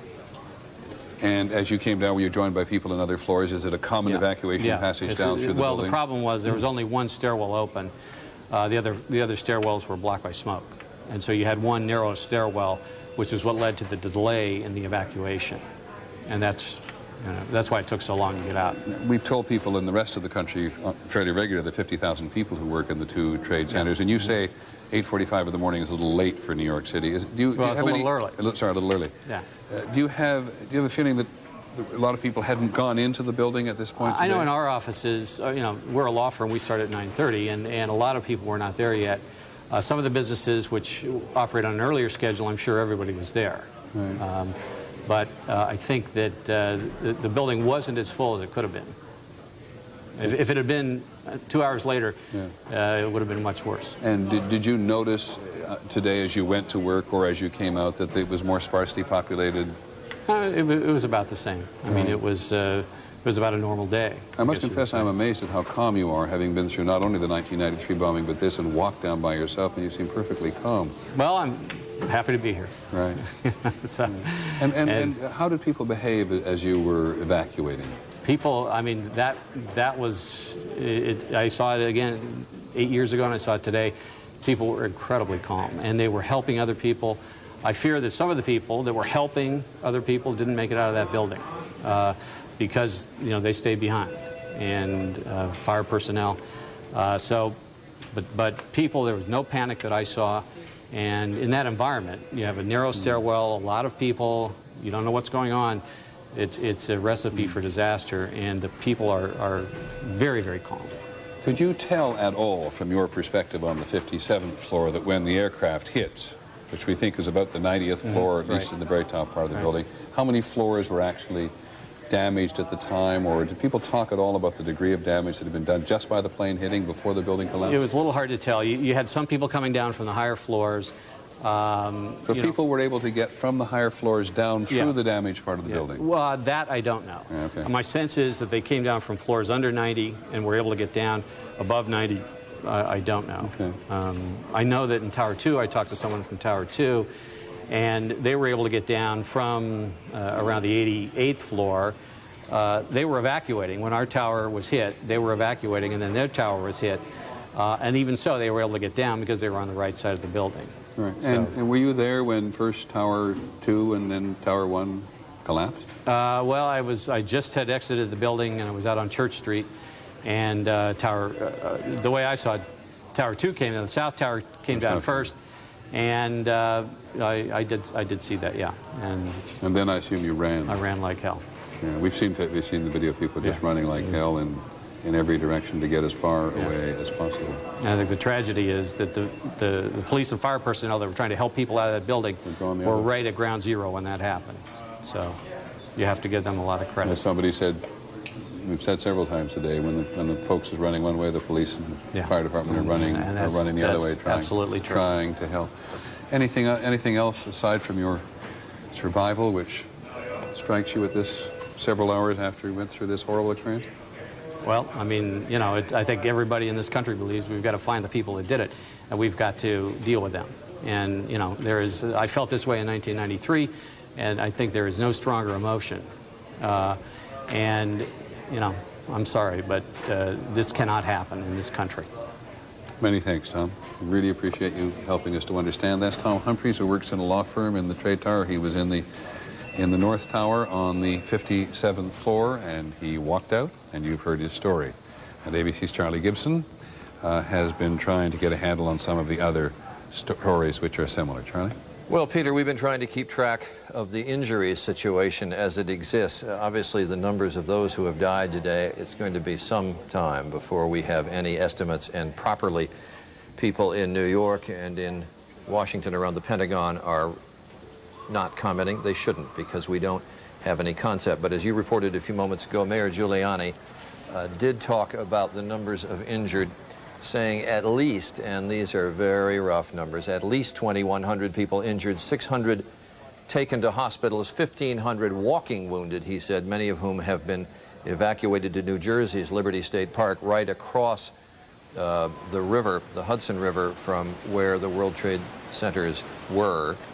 And we have some further reports. ABC's Cynthia McFadden, who has been down in that area all day long, says that a triage center has been set up on the Chelsea Piers in New York City. Now, the Chelsea Piers is not a hospital area at all. It's an area that used to be shipping piers along the Hudson River in lower Manhattan, and is now used for recreational purposes. There are tennis courts and golf driving ranges and other things there, meeting rooms, that kind of thing. It's a commercial operation, but a triage center has been set up there, and 50 makeshift operating rooms are being prepped, and hundreds of ambulances are there waiting to take injured away from that facility, but they are doing treatment of people right on the site or nearby at Chelsea Piers. Reports from some of the hospitals that are taking the injured. St. Vincent's Hospital here in New York, the numbers again very rough, but an estimate of over 200 that have been taken in there. 3 dead, 18 in critical condition, and the most chilling quote that you can hear, Dr. Stephen Stern there at St. Vincent's Hospital quoted as saying, hundreds of people coming in have been burned from head to toe. Bellevue Hospital reporting more than 100 patients brought in, 2 dead. Beth Israel reporting earlier that 70 patients had been brought in. There are some estimates from hospitals in Virginia near the Pentagon of dozens of people having been brought in there. And I guess the heartening note in all this, hospitals around New York that are not in the immediate vicinity of the World Trade Centers, people saying hundreds of donors are reportedly lined up to give blood outside Beth Israel Medical Center and some others here in New York City. And what I guess is a precursor of what is going to be the kinds of terrible news that we're going to get over the next few days. A spokesman at the medical examiner's office in New York City, the coroner's office, says that for now all of the bodies that are being brought in, dead bodies, will go to the medical examiner's office on First Avenue here in New York. They say they have room for several hundred bodies, and they are making room for more space since they anticipate more bodies will be brought in. One other note to mention, at 4:30 this afternoon Eastern Time, the FEMA, the Federal Emergency Management Agency, says that it has activated all 10 of FEMA's regional headquarters around the country, including those on the East Coast and then all the way west as far as San Francisco and the state of Washington. They have activated all of those regional headquarters, activated the Federal Response Plan, which FEMA says brings together 28 federal agencies and the American Red Cross, and 12 urban search and rescue teams are being dispatched. 8 of them are being sent here to New York and 4 to Washington, all deployed to search for victims of what has happened today. And the Health and Human Services Department has activated a national medical emergency system. It's really an unprecedented move, but it could dispatch nearly 7,000 volunteer doctors, nurses, pharmacists, other medical staff to areas that have been affected by today's attacks. So that brings you up somewhat to date on what's being done in terms of those who have been injured and provisions now being made for those who've been killed today. Peter? Thank you, Charlie, very much. Just to try to keep the sort of sense or the proportion of casualties into some kind of in some kind of perspective. The gentleman with whom we've just been talking, who worked in a law firm in the Northern Tower, said that after the first aircraft hit in that tower, which is 8:48 Eastern Time, this is one of those "where were you when" moments I'm just utterly convinced will be that way in historical terms. Where were you when the first aircraft and then the second aircraft crashed or were crashed into the Twin Trade Towers in New York City on this day, the 11th of the month? And there's a timeline. If it's 8 hours now since this happened, and Mayor Giuliani speaks just a few minutes ago, they know of 2,100 people injured, and you see the pictures that the young man brought us from the absolute bottom, ground zero location, where the tower not only crashed on itself, but then crashed down into the ground. There wasn't a sound there except the sound of flames licking up from underground, and there was no sign of any person. And we know, because we've said it many times, that the fire department and the police department were going inwards, not outwards, when all of this happened. It's just absolutely impossible to get a grasp at. I'm very interested in the gentleman we spoke to a little while ago from the law firm, Tom I've forgotten his last name. Say it out loud. Thank you, Tom Humphreys. Tom Humphreys, who said that it was his impression, at least in his building, in the North Tower, that a lot of people got out of that or had not arrived at work because it was, as he said, by New York standards, just a little earlier than people were accustomed. But when this young man, Mr. Sadi, brought us his video that he'd taken, just got on his motorbike up and then walked in to this scene on the ground, it is to realize that everybody's being kept, as Bill Lakemore subsequently confirmed for us, being kept at a distance from this at the side. And that's what's left on the left of the facade of the North Tower. ABC's Bob Jamieson is downtown now. And Bob, we're looking at the pictures that have been brought to us by this young producer of a magazine. Can you just talk in general terms as you like? Well, generally speaking, Peter, as the smoke blows back and forth and for a moment or two doesn't obscure both of the two World Trade Center buildings, you see so little. It's a tremendously eerie feeling to be in Lower Manhattan, looking down toward the tip of the island and seeing very few people, no traffic, the smoke continuing to billow from these buildings, and nothing where there were once these two landmarks that drew everyone's attention, whether you drove or flew or came to New York by boat. But Peter, there is a new concern, according to authorities at this moment here in Lower Manhattan, and that is the growing fear that another building in the World Trade Center complex, which was not struck by an airplane, is in danger of collapsing. That is number 7 World Trade Center, somewhat shorter, with somewhat fewer stories than numbers 1 and 2. There is a fire burning vigorously in the lower floors of that building, threatening the foundation. And the building was already damaged some 6 hours ago now when the North Tower collapsed, and part of that process of the building collapsing struck and damaged number 7 World Trade Center. So it was already at some risk before this fire grew as vigorously as it has. The authorities have now moved people several blocks away from that building, and we're just watching and waiting to see what happens. Bob, is number 7 World Trade Center, and I see you've now managed to come down to the ground, which suggests things loosen up a little bit. Is that where the mayor's emergency headquarters are? Peter, I honestly don't know, but I will tell you that number 7 is just behind number 2. I'm in Tribeca now, and you're seeing mostly smoke from the remnants of number 1 and number 2, but there somewhere in that smoke is number 7. I don't know how big number 7, the World Trade Center, is but on my recollection, it's a fairly low building, isn't it? Or is... Yes, I would guess, and I'm sorry to have to make a guess, that it is only about half as tall as number 2. Okay. That seems to me what it appeared to be. We'll find out soon enough. I appreciate it, Bob. Thanks very much. Bob Jamieson, who, as this day unveils, manages to get closer and closer. In a minute, we're going to talk to a freelance photographer who got really close today, but he's making a phone call at the moment. Take your time, Evan, and we'll come back to you. I can see where you've been just by the state of your equipment at this moment. But as it has been about 8 hours now, let us try to bring you up to date with the horrendous sights and sounds of this attack on the United States and its citizens today. Here's ABC's John Donvan. We want to tell you what we know as we know it. We just got a report in that there's been some sort of explosion at the first thing any television camera saw this morning was this. Just before 9 o'clock, roughly 15 minutes earlier, an American Airlines jet hijacked from Boston had crashed into the South Tower of the World Trade Center. There were 92 people on board. It does not appear that there's any kind of an effort up there yet. Now remember, oh my God. My God. That looks like a second plane. I did not see a plane go in. Minutes later, the second plane, the second tower.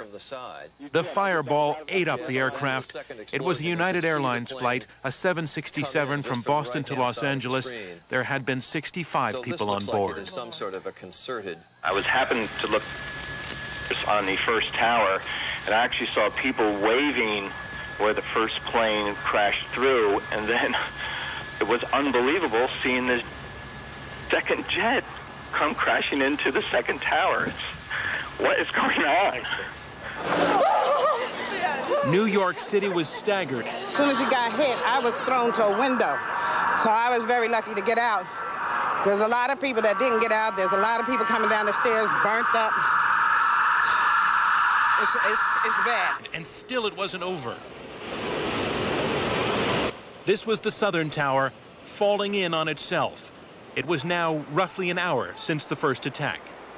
Meanwhile, it was beginning here in Washington. Another hijacked plane hits the Pentagon. U.S. officials are saying there was no warning, no indicators of any kind of a likely terrorist attack.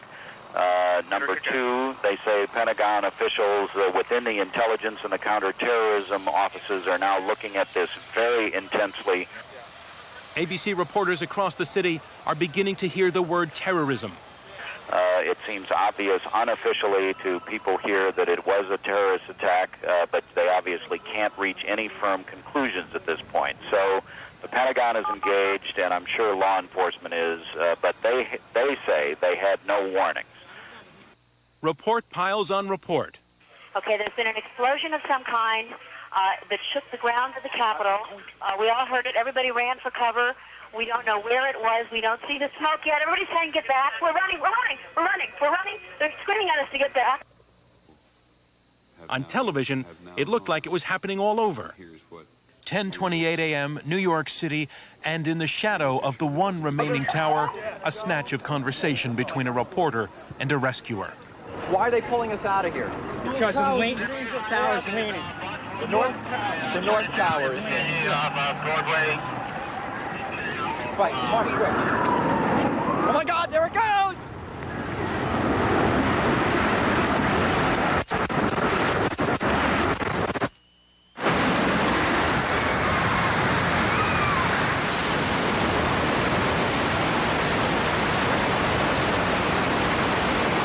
I looked up as soon as we got across the street. I looked up, I saw the tower start to buckle. I just turned and ran, ducked down, put a jacket over my head. 3 or 4 of us huddled together, and it was just black everywhere. Washington, the White House is evacuated. The Office of Personnel Management says all federal office buildings in the Washington area have been evacuated and closed. The employees sent home immediately. The evacuation order creates instant gridlock in downtown Washington. The president was not in the city. He was in Florida visiting a school.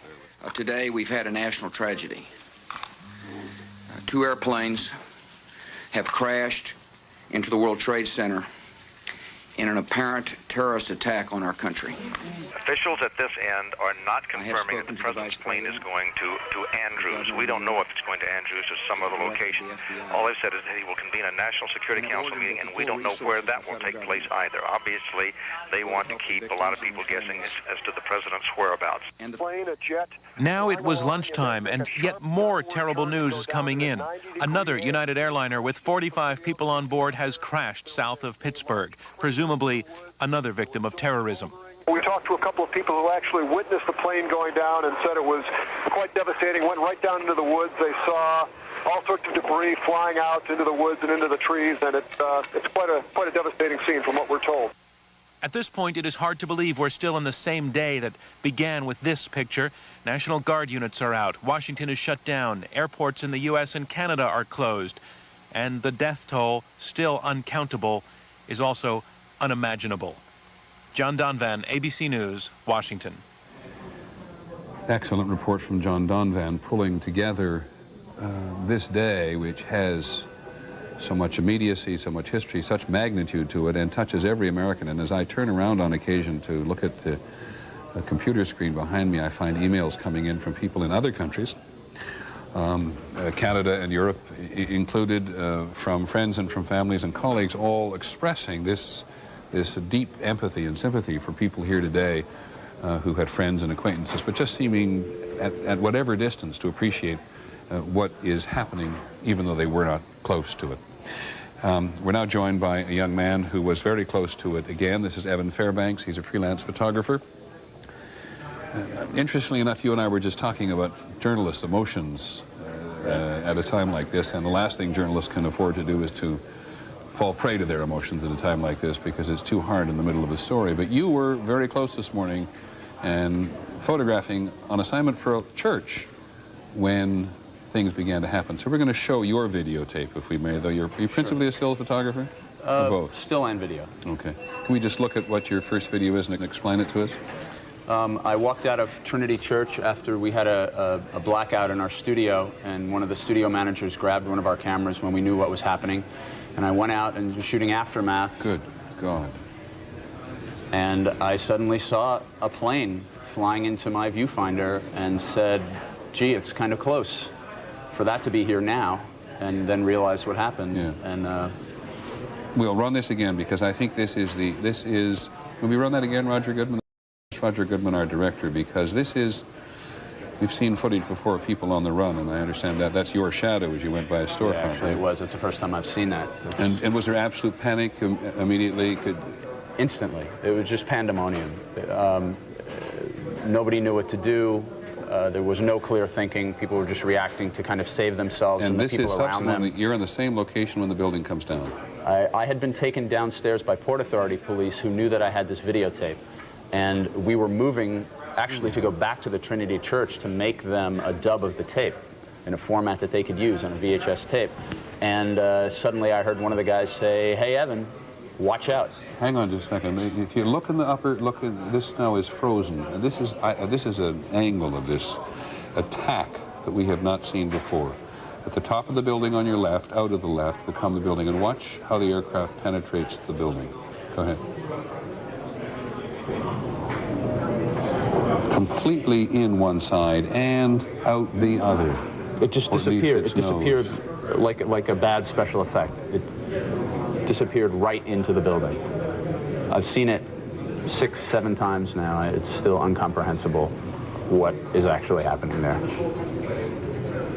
You're right. As a journalist, you have to take yourself away from it, and I'm still not there yet. And the more and more I see it, and as time goes by.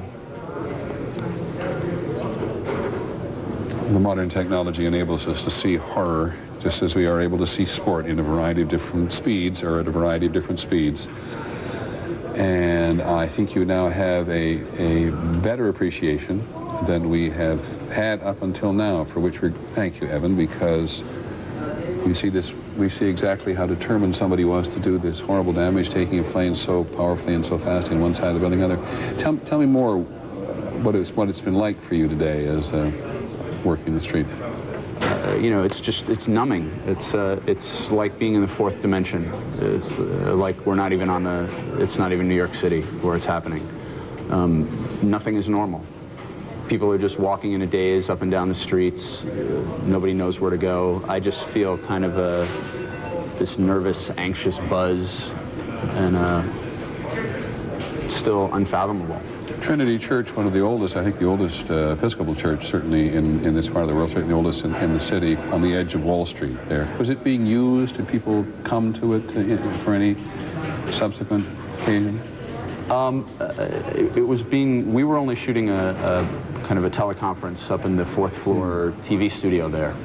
And we were all sitting in the studio about an hour before our airtime, and there was the lights went out for a second. They flickered. And we kind of joked with the studio guys. So they had just put in a new studio and said, hey, you guys better watch out for that. That's not normal. And then within 10 seconds, people came running in and said that the Trade Center had been hit. They tried to call a production meeting and ask people to stay in the building, and people were just kind of fleeing. And I grabbed my still camera and was going to run out, not really heeding what anybody was saying there, knowing what was happening outside and feeling the need to be there. And one of the guys came out of the studio with a camera and was putting a tape in it, and I just grabbed it and ran. And we saw the shadow you running across the street. What was you afraid of, principally, as you were running? I was afraid that I was going to be rained upon by whatever was coming off the building. So I knew that I had a few seconds to get basically an establishing shot, and then I had to look out for myself. And I was on the southeast corner of the plaza. I'm not sure exactly what building is there. And I just went around the corner a little south on Church and just got underneath a car and pointed the camera up into the sky and stayed there for a while, and then came out after a few minutes when the debris stopped raining so heavily, and I went around the corner and was pulled under an overhang by a couple of Port Authority police, to whom I immediately mentioned what I had shot. And they just grabbed me and whisked me down into the Port Authority police headquarters, and we were leaving there to go back to Trinity Church to make a dub of the tape, when suddenly the tower to the top collapsed. And I just looked up and saw from basically 2 blocks away this reverse mushroom cloud coming down at me. I know I said earlier it looked like a banana suddenly being peeled. It's extraordinary. When I've seen shots of the collapse from far away, and I just can't believe that I was actually there and walked away. I mean, I had to dive underneath. I ran backwards with the camera just pointed behind me, away from the scene, and saw that, you know, have heard about clouds enveloping people and oxygen being depleted, and I just dove under the biggest emergency response vehicle that I could see, stayed there for about 30 seconds, saw nothing but pitch black. I started having difficulty breathing. I thought my oxygen was starting to dwindle, and there was a moment when I said, well, this might be it. And my only chance is to get out and start walking north. Well, we're very grateful to you. Very grateful you're okay, and that you took these photographs and that you shared them with the public. They're very dramatic. I needn't tell you that, but I'm very grateful to you. Oh, you're welcome. To see Evan Fairbank. He's a freelance photographer who was working in Trinity Church today on the edge of Wall Street today when he and his colleagues on a production shoot in a church saw these 2 extraordinary scenes from, to put it directly, from a different angle, because we have seen it so many times, but this is the most dramatic angle we have seen this plane flying at the top of that building. It's quite extraordinary. I want to go to Washington very briefly, because we said the president was on his way, we believe, to Washington from Nebraska, and ABC's Claire Shipman is there, and I gather, Claire, the president wants to talk to the nation again. Indeed, he does. He is on his way back to Washington at this point. We're told he does plan to address the nation tonight, but we don't have a time for that. We're told that he feels very strongly about this. People who've been with him say he's been angry and upset about what happened, and he very much wants to express it. We're also told, Peter, that the congressional leadership is on its way back to Washington, or will be very shortly, from its safe haven, and that those leaders, a combination of the congressional leaders, will also be addressing the nation tonight. There's apparently a real premium here from the leadership in Washington on presenting a face of business as usual. There have been a lot of security concerns presented to everybody about coming back to the nation's capital, but everybody has said, we want to show that the government is up and running, and that's what's most important to us, so try to minimize the risks. So it looks like a lot of people will be back. A couple of little notes about the president's return. We're told it's likely he will land, as he usually does, at Andrews Air Force Base. They think the airspace here is probably the safest in the nation right now. They're not sure they want him to chopper to the White House, though. They don't feel so comfortable about that. He may come by motorcade. When he arrives at the White House, we're told Vice President Dick Cheney will then no longer stay at the White House. He will be taken somewhere else as a precaution, but Mrs. Bush will likely then come back to the White House. Peter? Thanks very much, Claire Shipman, in Washington. And so it is clear that the president is going to talk to the nation again. He is going to come back to Washington. His political staff has wanted to do that all day. The Secret Service has had the upper hand in this regard. But again, there's probably nothing clear. The Secret Service can be accused on occasion of overreacting and having its way, and even bullying on occasion. But it always is particularly true in the wake of the assassination of President Kennedy. Always says to the public and those people who wish to resist it, well, what would you have us do? Do you remember President Kennedy's assassination, the attempt on President Ford? And so, in some respects, it's hard to fault them for moving the president around the country today, even if you were inclined to do so, because the degree of uncertainty that has existed in much of the country as well as overseas today has been very, very intense. One of the first things we really noticed about today, as opposed, maybe we do learn our lessons on some occasions, that after the Oklahoma City bombing, when everybody thought it was a Muslim organization, it was bound to be Middle East terrorism, and of course it turns out to be Timothy McVeigh and subsequently Terry Nichols, his accomplice in this. By the way, they put a protective cordon of security around his prison today, Terry Nichols. He is going to go on trial for murder in Oklahoma State. But in just so many different places there was a reaction, and there was a very quick reaction today from not only a number of Muslim groups in this country but overseas to very quickly condemn the attacks today and encourage other people not to blame Muslims in general for whatever happened today, as we do not yet know who perpetrated it. It's interesting that the Muslim organizations in America, Muslim Americans, feel defensive enough about this. They have to get on and say this in a public way. But what is also interesting is that from overseas, both from the Taliban in Afghanistan itself, said they had no responsibility for it, did not condemn it, and believed that Osama bin Laden, who they have to a large measure given sanctuary in Afghanistan, could not have done it because it was too sophisticated. And they believe that it was indeed governments who were involved in this, or at least they say they do. And the head of Hamas said today from Gaza, Hamas, one of the major Palestinian organizations involved in confronting the Israelis at a lot of levels and having to deal with the consequence of Israeli attacks on Palestinians as well, said in a very public statement today that this was not part of their operations, that they confined their operations to what they described as the Palestinian battlefield, in other words, the battle between Israeli and Palestinians at the moment. And Yasser Arafat, the chairman of the president of the Palestinian Authority, the chairman of the PLO, was one of the very first people today to come out and make a public statement condemning terrorism and sympathizing deeply with the American people who had suffered through this. But in every, what video are you going to give me now? Okay, thank you very much. This is the White House, the flag on the flagstaff at the White House. Boy, that'll happen all over the country now, being lowered to half staff. And this is pretty much the same location. You see the Washington Monument very powerfully on a foreshortened lens there in the background, and the flag of the White House being lowered to half staff. That's going to happen everywhere in the country, and we're going to see the yellow ribbons of every imaginable color in the country and abroad in the next several days as it begins to sink even more deeply what the country as a whole and individuals in horrifying individual circumstances have suffered. Jim Wooten, who's our senior correspondent in London, put together a small package for us on overseas reaction today, because we've been sensing it here. People overseas feel very close to this right now. Here's his report. As word moved across the Atlantic to here in Europe and beyond, the first focus was on Afghanistan, where officials of the Taliban government not only condemned the attacks, but insisted for whatever it's worth that Osama bin Laden is forbidden to use the country as a base for terrorism, and is in no position to do so, though he's believed to have planned previous terrorism from there. In the Middle East, we are completely shocked. Completely shocked. Yasser Arafat offered condolences from the Palestinian people to America, a sympathy not shared by more militant Palestinians in Jerusalem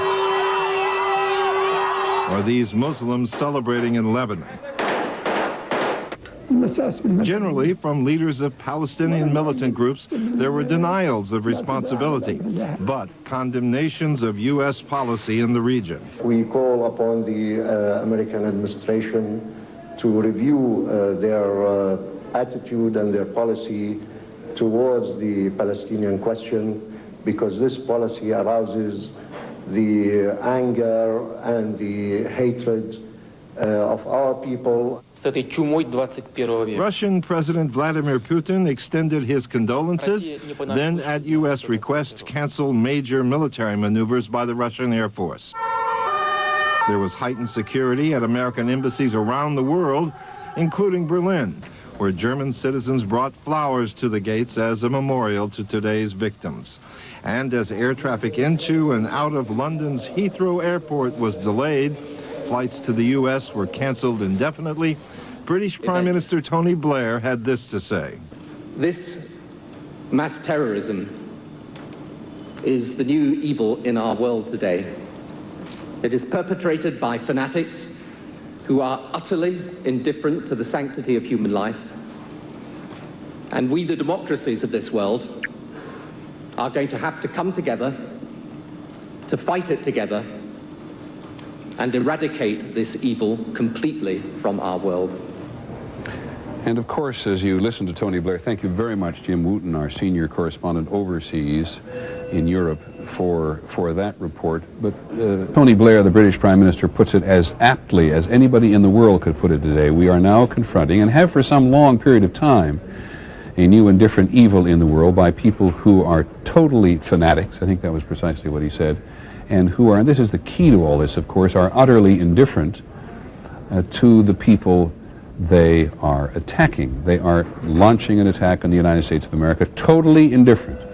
As one of the people who'd been, as the young man who took photographs for us on the site itself down at the Trade Tower said earlier today, utterly indifferent to the people who may be in any of these locations, whether they could have been brothers or aunts or relatives even of the people who launched these attacks. That is not unimaginable because the world is such a mobile place at the moment.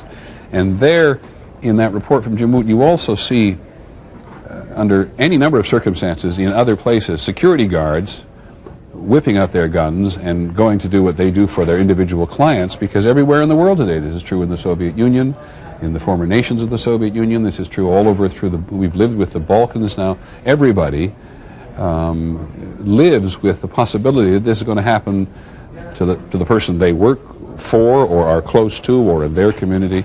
And now the United States, as it was at the time of Oklahoma City, I'm reminded, I try to draw a parallel for you without getting too long-winded about this, that in Israel and in the Palestinian territories today, this is how people live. They walk around in both Israel and the Palestinian territories, doesn't matter where in Israel, doesn't matter where in the Palestinian territories, totally conscious all the time that this could indeed happen to them at any given moment.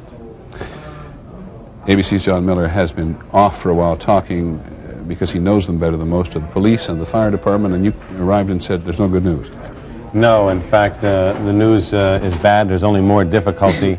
What we expected to learn was that there were rescue operations going on, and of course our own reporters have told us that it seems that police and fire rescue workers have drawn back. That, I am told, is because 7 World Trade Center, which is a building, part of the World Trade Center complex, it's the building across Vesey Street from the 2 Twin Towers. Ironically, as you and I spoke with Jerry Howard much earlier, it is the building that headquarters the New York City Emergency Management Office, a bunker that was built to withstand explosion, hurricane, and disaster. 7 World Trade Center is possibly structurally unsound, and they fear that if that building goes, it could cause so many more injuries to rescue workers in the rubble of what was the Twin Towers across the street. So they are continuing to fight the fire, but they've pulled the rescuers back until they can really assess what's going to happen with that building. And Bob Jameson, who we talked to, who gave us first early warning of this some time ago, wasn't sure exactly how tall that building was. Number 7 World Trade Center is 47 stories tall. And I assume, maybe you know, but listen first of all. Again, you hear the sounds. I apologize. I thought it was something new coming. John, I assume that 7, the World Trade Center, has been evacuated? Yes, it's been evacuated, and they're just trying to assess what they can do to it to ensure its structural stability before they send people in to go through the rubble and look for survivors. And do they believe this was made structurally unsound by the concussion of the Twin Towers falling? Yes, and literally by the fact that so much of one of the Twin Towers fell on top of the building.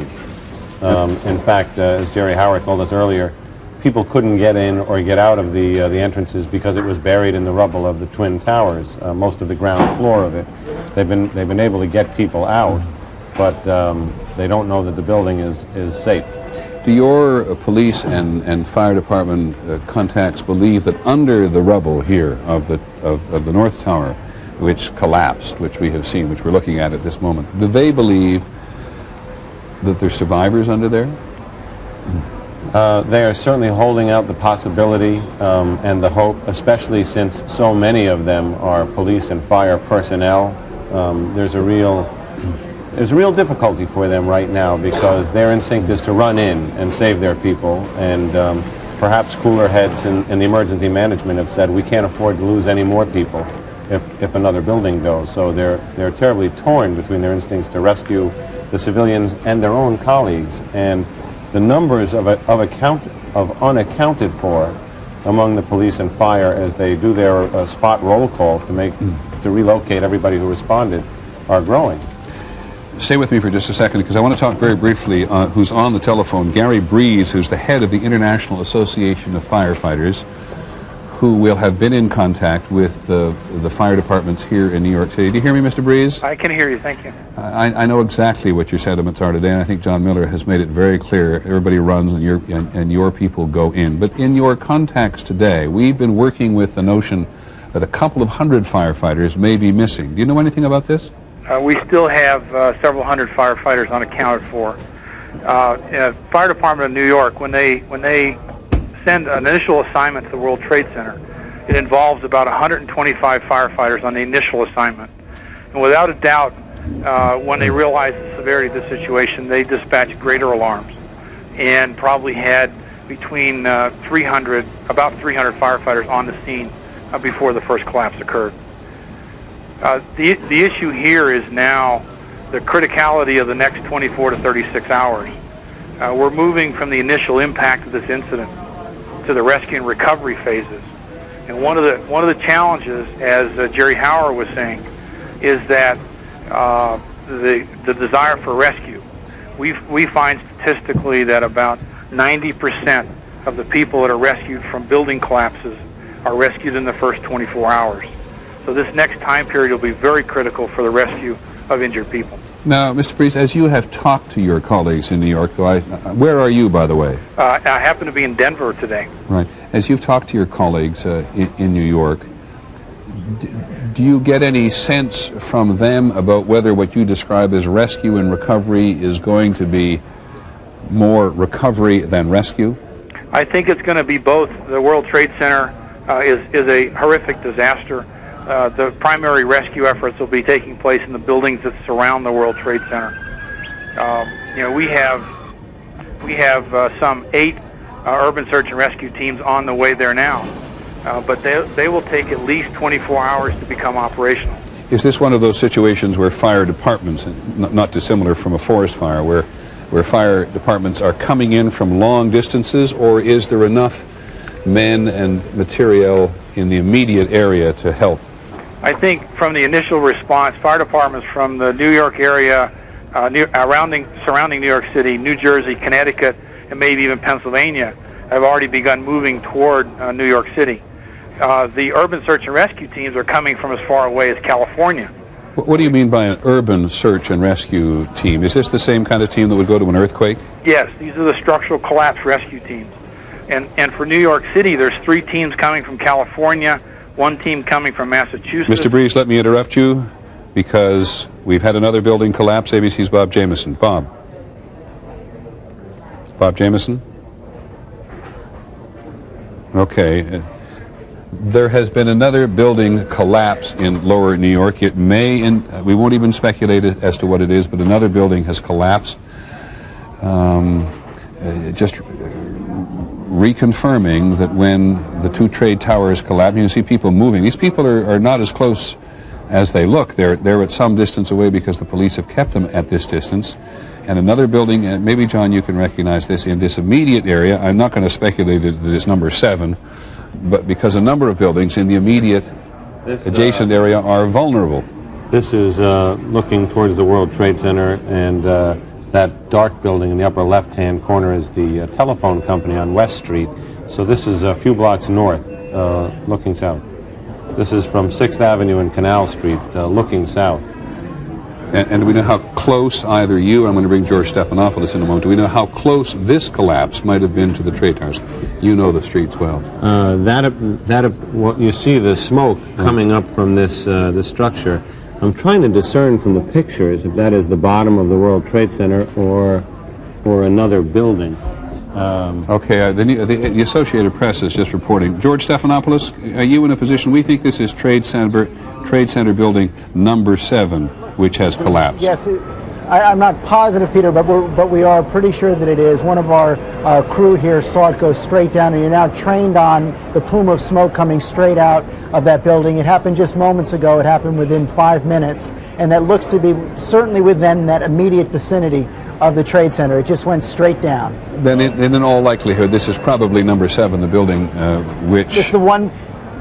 For several hours now, Peter, the police have been concerned that there was going to be another collapse. They were concerned that World Trade Center number 7 was the most likely to collapse, and it certainly is in that square where the World Trade Center was. And there you get a good look from that graphic of the relationship between number 7 and the North and the South towers. And there's the World Financial Center down at the foot of the North Trade Towers. You may have been with us a little earlier on today when Betsy Stark, our business reporter, just pointed out the huge number of businesses that are in there. Morgan Stanley, I think it was, she said, had 50 stories in the one building. And there are also government buildings. New York State has offices in the Twin Trade Towers itself. The Port Authority. Entities, the U.S. Customs Service, the United States Secret Service, the Bureau of Alcohol, Tobacco, and Firearms, which ironically is tasked with investigating explosives and post-blast scenes, are all headquartered in the buildings just beneath the World Trade Center's Twin Towers within the same complex. They're the lower buildings in the courtyard there. So obviously they've all been affected. And if in fact, as it appears, as you look here, you do not see 7 World Trade Center in this part of the skyline here.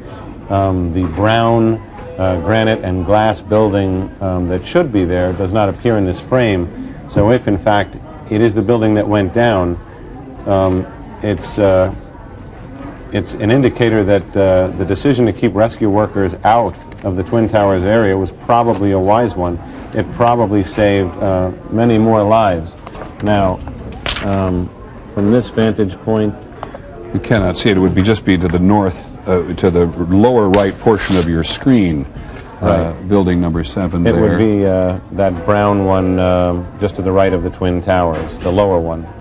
In the World Trade Center itself, Morgan Stanley has 21 floors. The Port Authority of New York and New Jersey has half a dozen floors. One of the big risks service insurance companies, AON, has 3 floors in the North Towers. Empire Blue Cross has 7 floors in the South Tower. Another insurance company has 7 floors. Bank of America has 3 floors. Deutsche Bank, the German bank, now International Bank, has 3 floors as well. So, and as John was talking there, the evocation a little bit of what happened in Oklahoma City is taking a look at the New York skyline there, and John, yes. Take us across the skyline there. We're coming down from the Woolworth building. Right. You're seeing where number 7 World Trade Center once stood. Now you're seeing the building that would have been directly next to it. This brown building in the right corner of the frame was the next door neighbor to the building, which is now just a large puff of smoke. That's a telephone company facility that was directly across the street from what was a skyscraper. But you were pretty sure when we were talking just a few minutes ago, based on talking to the cops and the fire department, that building was essentially empty. I was told that they had done an evacuation, and I had the impression it was complete because they weren't talking about a furious continuing of that. Of course, they had moved people, emergency people, out of the scene, but you still don't know. I mean, there's always a skeleton crew operating there. There was fire trucks and firefighters working from a distance to fight the fires in the rubble in the area. So while they hadn't had the full army of rescue workers that could have been there present, you didn't have that. George Stephanopoulos.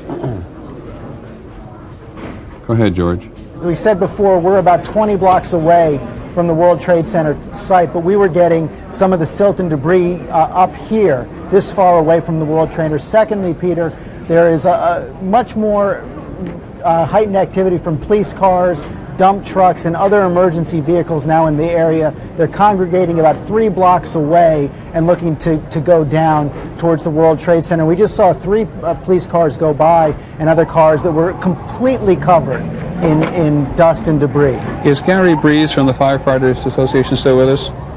Yes, I am. I'm sorry, Peter. And I was just asking for Gary, do you know whether or not number 7 had been fully evacuated in the course of the last 7 or 8 hours? No, not firsthand, but I can tell you that if it was possible to be evacuated, it would have been cleared out. That's one of the first jobs that a firefighter will undertake, is getting the civilians out of the buildings. And I think it's reasonable, since they've had this much time and it wasn't terribly structurally damaged in the initial blast, they probably got everybody out. Okay, Gary, thank you very much. And George, we'll let you all go back to working your sources at the minute. The Mayor of New York, Rudolph Giuliani, is going to have another news conference in a little while to now, and there's no person in the city who has a better handle at this point on everything that is happening. He was a little reluctant, understandably, to give some sense of magnitude early on in terms of casualties, but he surely knew this was coming as we did. And while we are waiting for him, take a slight right turn here for the moment and talk to our aviation expert, John Nance. It's actually not a right turn. It takes us back to the very beginning of this day. John, are you there on the phone? John Nance? Yes, I sure am, Peter. Can you hear me? Yes, Peter, can you hear me? Well, I can indeed, John. And one of the things that just comes as, I think, a shock to people today is that for the most part we thought that U.S. airliners were, if not immune from hijacking, were far better able to handle such situations. And we get 3 major aircraft on 2 major airlines in one day. How is it possible? Peter, I think we've all been aware in commercial aviation that no matter how we hardened up the system against the casual hijacker, in other words, the middle case, or somebody who really isn't terribly well organized, we've always known that our vulnerability level remained very high for somebody who intended to commit suicide and who was determined to do a lot of planning to know exactly what to do and how to do it to break in. And I think that's what we have seen today. This is the type of threat that has been our worst nightmare as commercial air crews and in the commercial aviation business, because if we tried to harden our system against this, we'd get fewer than 20% of the normal air traffic in the air every day. What do you mean by that? By harden the system against it, you'd only get 20% up every day? Well, Peter, we don't know exactly how these people got on board. We don't know what happened, but El Al is a good example. They have not had an incident in a long, long time because they're extremely careful. The Israeli airline. Travel with them, yes, correct. If you travel with them, you are going to answer questions. You are going to be very carefully looked at. They know who they carry, and that's one reason they've been so safe. But if we tried to apply that same level of security to the entire civil air traffic system of the United States, we would cut down the amount of air traffic down to 1/5, and that's probably being conservative. Is it your feeling, John, that at the moment, I realize you can't agree to this wholly given what's happened today, that the system is about as tight as the public will tolerate, given the extraordinary amount of air travel we do? That's an issue, right? I think we can do what we... Yeah, it is difficult, but I think we can do what we do a lot better, Peter. But I don't think that, basically, that we have a situation here in which we can get much more tight. Now, John, I think it was you, or can you still hear me, John? John Nance can't hear me for a second, but while they try to reconnect us with him, because he's so good on this particular subjects, I think it was John or earlier who said that the modern airplane, the 757 and the 767, were both involved today, are such sophisticated aircraft in the cockpit that they're actually simpler to fly. And so it is clear, John believed earlier, that whomever did this today on board the aircraft itself had to have some knowledge of how to steer a plane into a building, because no one today has been able to believe that a commercial airline captain on a U.S. aircraft would not sacrifice his own life rather than fly his own airplane into a building full of people. John, I'm just reviewing. You back with me now? John Nance? Yes, I'm back with you. I'm just reviewing this notion you brought up earlier. I'm reviewing this notion you brought up earlier today, that someone who was determined to fly an aircraft into 2 buildings like this, 3 including the Pentagon, didn't have to be an expert flyer to get at the controls. Explain again, would you? Well, I think anyone who has, in our terms, a licensed pilot, even somebody who flew a smaller airplane, could manipulate controls of a jetliner once it got in the air.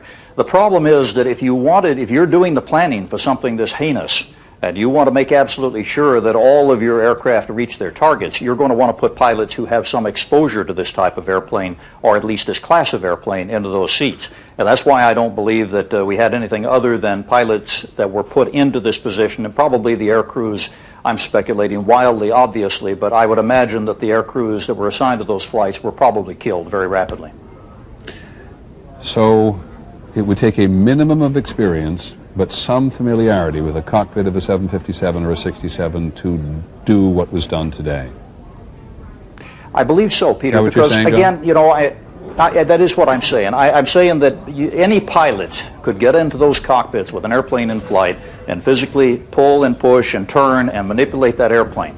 But if you're planning this and you want to make sure that they do it right and they don't mess it up somehow, you're going to want people that have had exposure to that class of airplane. And that's where I think we may end up seeing this investigation go. And I actually think, if I recall correctly, that many hours ago you raised the possibility that someone who did this had some time in a simulator.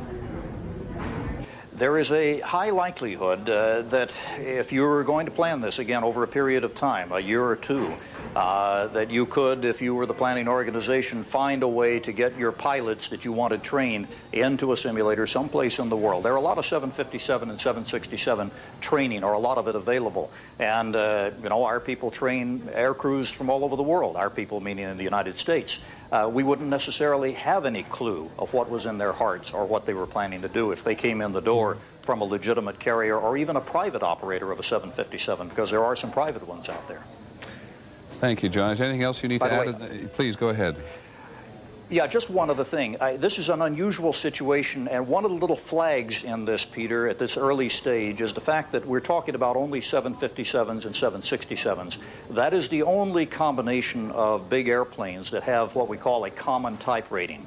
In other words, if you're rated in one, you can fly the other. The cockpits are almost identical. And that may be of no consequence here. It may have simply been coincidental, but it also raises a little flag that maybe we are dealing with somebody who planned this on the basis of having trained for this type of airplane. Thank you, John. Thank you very much indeed, which certainly speaks to the point that any number of analysts of terrorism, somebody said this morning, nobody wants to be described as an expert on terrorism today, as analysts of terrorism and terrorism activity, and who try to monitor it around the world as effectively as they can, have said this was today a very sophisticated operation. We do know now, we believe, that about 100 people are believed to have been killed or injured in today's attack on the Pentagon. And as John McWethy from the Pentagon has said to us on several occasions, there is no guarantee that that is the final number. But currently, the information from the Pentagon is that 100 people are believed to have been killed or injured in today's attack.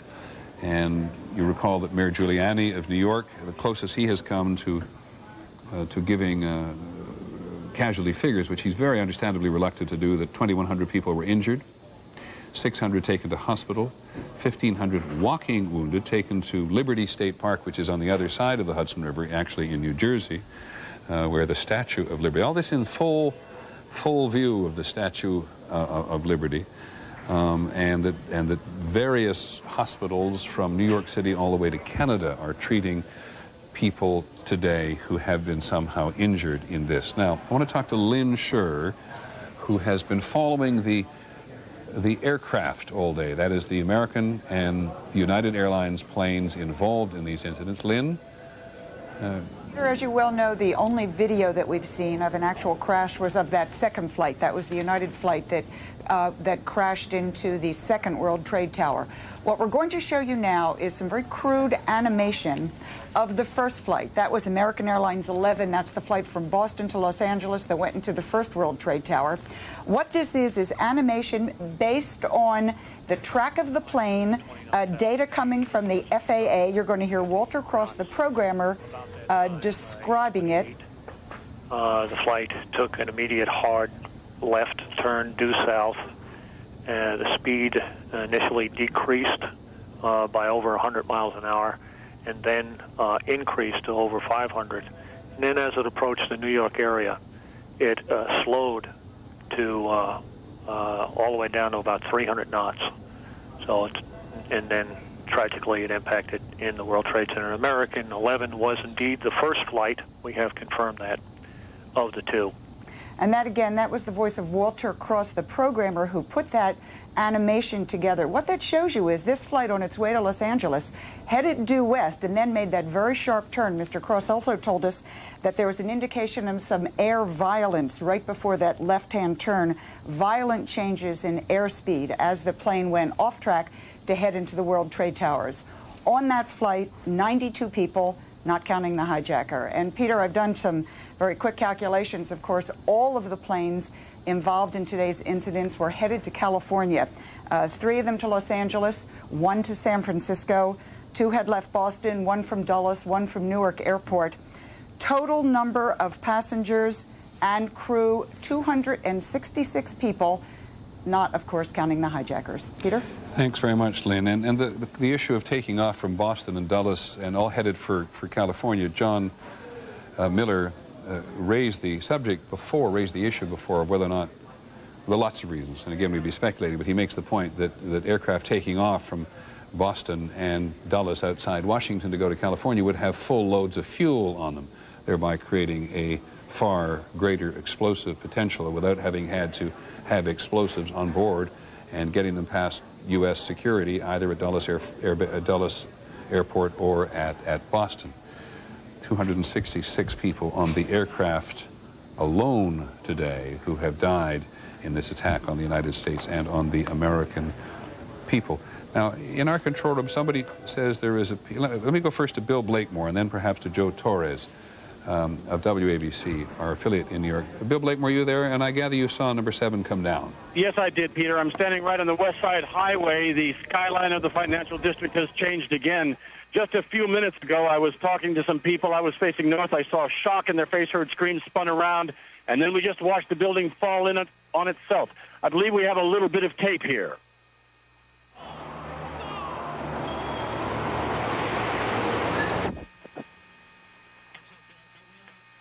That's, Peter, it was an astonishing thing because the civilians who were standing around here were all amazed, but things have become so bizarre down here that the hundreds of firemen who were standing around looked at it, felt a bit shocked, but then just said, well, we're going to have even more work to do. Associate producer Lucy Kerrigan had been over near that building just a little bit earlier, and the policeman had told her that they feared the building was going to come down, that they were evacuating people from around it. So that's one little bit of good news, is that there may have been fewer casualties from this latest collapse than there otherwise might have been because they knew of the potential. But it's now still a very hot day here. The search and rescue operation is mounting even larger. There are dozens and dozens of fire trucks backed up on the West Side Highway, police trucks. There are what look like hundreds of volunteers who have showed up, who have been marshaled by the Red Cross, all with masks to avoid breathing in dust, but nobody can go in yet. We're still looking at buildings that are on fire down in the center of the financial district, and it's clearly a great deal of devastation. It's not too strong a word at all. It's going to take a while even to assess how bad it is. Bill, do you have any idea whether or not other buildings in the immediate area are vulnerable at the moment, whether there's concern about any other building as there was about this additional one after the towers? Well, from the angle I'm looking at, we can see one other building still on fire, and it seems to be on fire through the length of it. I would estimate that's like about a 30 or 40 story building. The problem for any one of us, of course, is that because of the other buildings down here still standing, which are so tall, you can't get a very clean view of the whole thing from the ground. But there's at least one, and it's clearly going to go on into the night. There's a lot of black smoke pouring out of that building now. Thank you, Bill. We just stay with this photograph or this graphic for just a second. Well, no, there's number 7 coming down.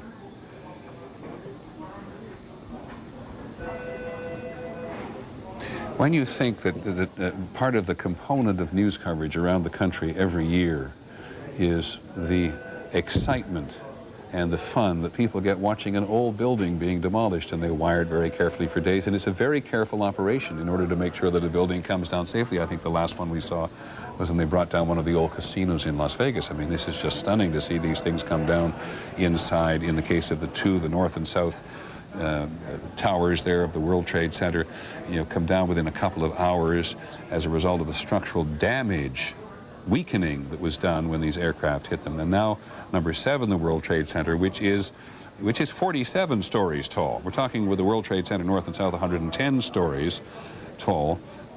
An eerie experience to be in them at the best of times. They sway in the wind, and people have long had experiences with them. But those, and as Bill Blakemore said just a moment ago, the landscape of New York City has changed one again. And in this instance, it's not New York City, it's not New Yorkers' cities, it's everybody in the country's city at this moment, because this was an attack on the United States, no question about it. Everybody said it all day, a declaration of war, an act of war against the United States. We've had a number of politicians and commentators, us included, who were reminded that the last time there was an attack like this on the United States was Pearl Harbor, which finally induced the United States to get fully involved in World War II.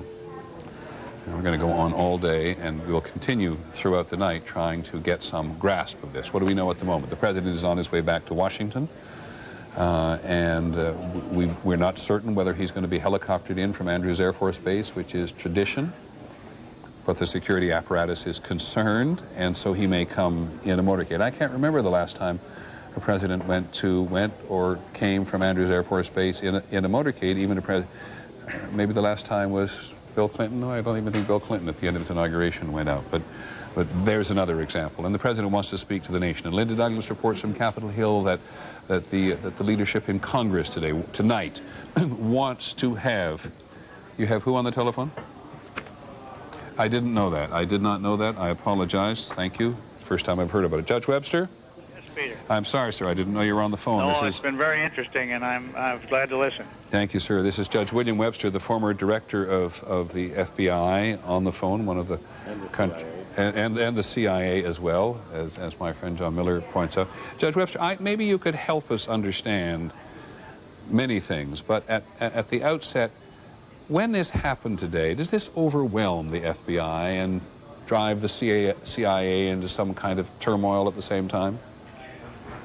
When it happened today, is that your question? Yes, sir. It seemed to me that they responded quickly. The FBI's emergency operations centers were in place. CIA, of course, is going back to its intelligence and see what they had, what they didn't have. I think what you usually find in a situation like that is grim determination to do a good job. I don't think it's any kind of frustration or frenzy. And as you have watched these events unfold today, and perhaps even talked to your colleagues, your former colleagues in the FBI and the CIA, what's your appreciation of this as a whole event? Well, it's an extraordinary event, and it brings home what we've been saying about the change of terrorism in the last 20 years, as it moves from fewer numbers, trying to make a political point, to doing extreme damage. And it's reached a high level of capacity to do damage in that way, and it needs to be addressed as such. When you think about what has happened today and the tremendous tragedy and calamity, it didn't involve nuclear weapons, it didn't involve biological weapons, it didn't involve equipment, artillery, Scuds, or anything. It involved the ability to steal 4 or 5 airplanes and to send them on a course of destruction. That's within the capacity of non-governmental organizations such as the kind you've been talking about. And do you believe, Judge Webster, because there's a lot of armchair observation today, and I don't mean to include you in that, a lot of armchair observation from many of us, do you believe that this in any way, shape, or form could have been prepared for, if not prevented? You'd like to think that you could prepare for every kind of calamity, but you also like to think that we live in a society that we're very proud of in terms of the freedoms we enjoy, and the freedoms to travel is one of those. Freedom from violence is another one, to the extent that we can know about it. Knowing is the difficult thing. In my years of experience, terrorism was the most difficult because of the cellular nature of decision-making at the top. Even the people who were in the organization would not know until the last minute what was going to take place. I hope we can develop better means of profiling the kinds of people who could do damage, and I'm not talking about highway racial profiling or anything. I'm talking about looking for people that fit profiles of behavior that would be more helpful. As I listen to you say that, Judge Webster, I think about Timothy McVeigh. Nobody had Timothy McVeigh down as a profile. No, they didn't. But if they had... in Oklahoma City, and many of the profiles we do seem to be the obvious ones. Pick on a member of a developing nation because the nation is antagonistic, or the group because it's antagonistic to the United States. I mean, is this the most efficient way to do it? No, I think that was just one of the things that we're trying to say, should we tighten up? It's not clear to me that we don't know enough yet to draw any firm conclusions about whether or not people were able to walk on board those airplanes with weapons that passed through the screening devices. We just don't know yet, and we shouldn't draw conclusions about that. But I think we have to be sure that we have done everything we can to know in advance. Getting there before the bomb goes off is the ultimate objective. And it requires a lot of cooperation now internationally. We have to share information with our friends around the world about movements of people who are believed to be bent on violence. It's a very tough assignment, and it's one in which we can see now we're going to have tighten our belts, because I think, again, when the reports of the casualties is finally released, it's going to be a lot more than anybody expected, and probably will be more, or at least approximate the size. We haven't had anything like it since Pearl Harbor. Judge Webster, I don't mean to make you the target of criticism today. It's not my intention at all. But as I listen to you talk about we got to tighten our belt and our defenses, it's what we hear after almost every incident of terrorism. And I wonder what you think, as you've listened and watched today, what you think more could be done that the United States hasn't been doing up until now that is humanly possible in a free society. I think we've been very educated and sophisticated in knowing what we needed to do. The counter-terrorist centers that have been formed to be sure that information is properly recognized and passed along to the people. Those are things that can, in an evolutionary way, can be improved. Human intelligence, of course, is what everyone will call for now, and we should have it. But we shouldn't fool ourselves that it's something we can automatically take off the shelf and put in place in terrorist organizations. At the time that human intelligence, human you call it in your trade, was downgraded as part of the national effort against terrorism, were you supportive of it being downgraded? Actually, that was before I came on board. It seems to me that we've been trying ever since 1978 to improve, or at least 1980, to improve the quality of human intelligence. And in some cases, we were very successful. I recall the Armenian terrorist incidents in the late 1970s and 80s. We were able to get there and interdict the bombs, one in San Francisco, one in Los Angeles, one with explosives en route to New York, and the other in Canada. We know what we need. Sophisticated competition here. Judge Webster, I'm very grateful you joined us. I'm sorry to keep you waiting, but I have one more question for you. Whenever there's a debate or a discussion about the freedom of Americans and the freedom of movement Americans should enjoy under these circumstances, the director of the FBI is always right there at the center. And there's always a debate, there's always an inclination to think that you and the FBI, you want to make it tougher for Americans to move about because it's easier for you to do your job under those circumstances. What's your message to the American people today about retaining their freedoms in the face of this kind of enemy? I think the message is that we can't have a pendulum swinging back and forth from repression to anarchy.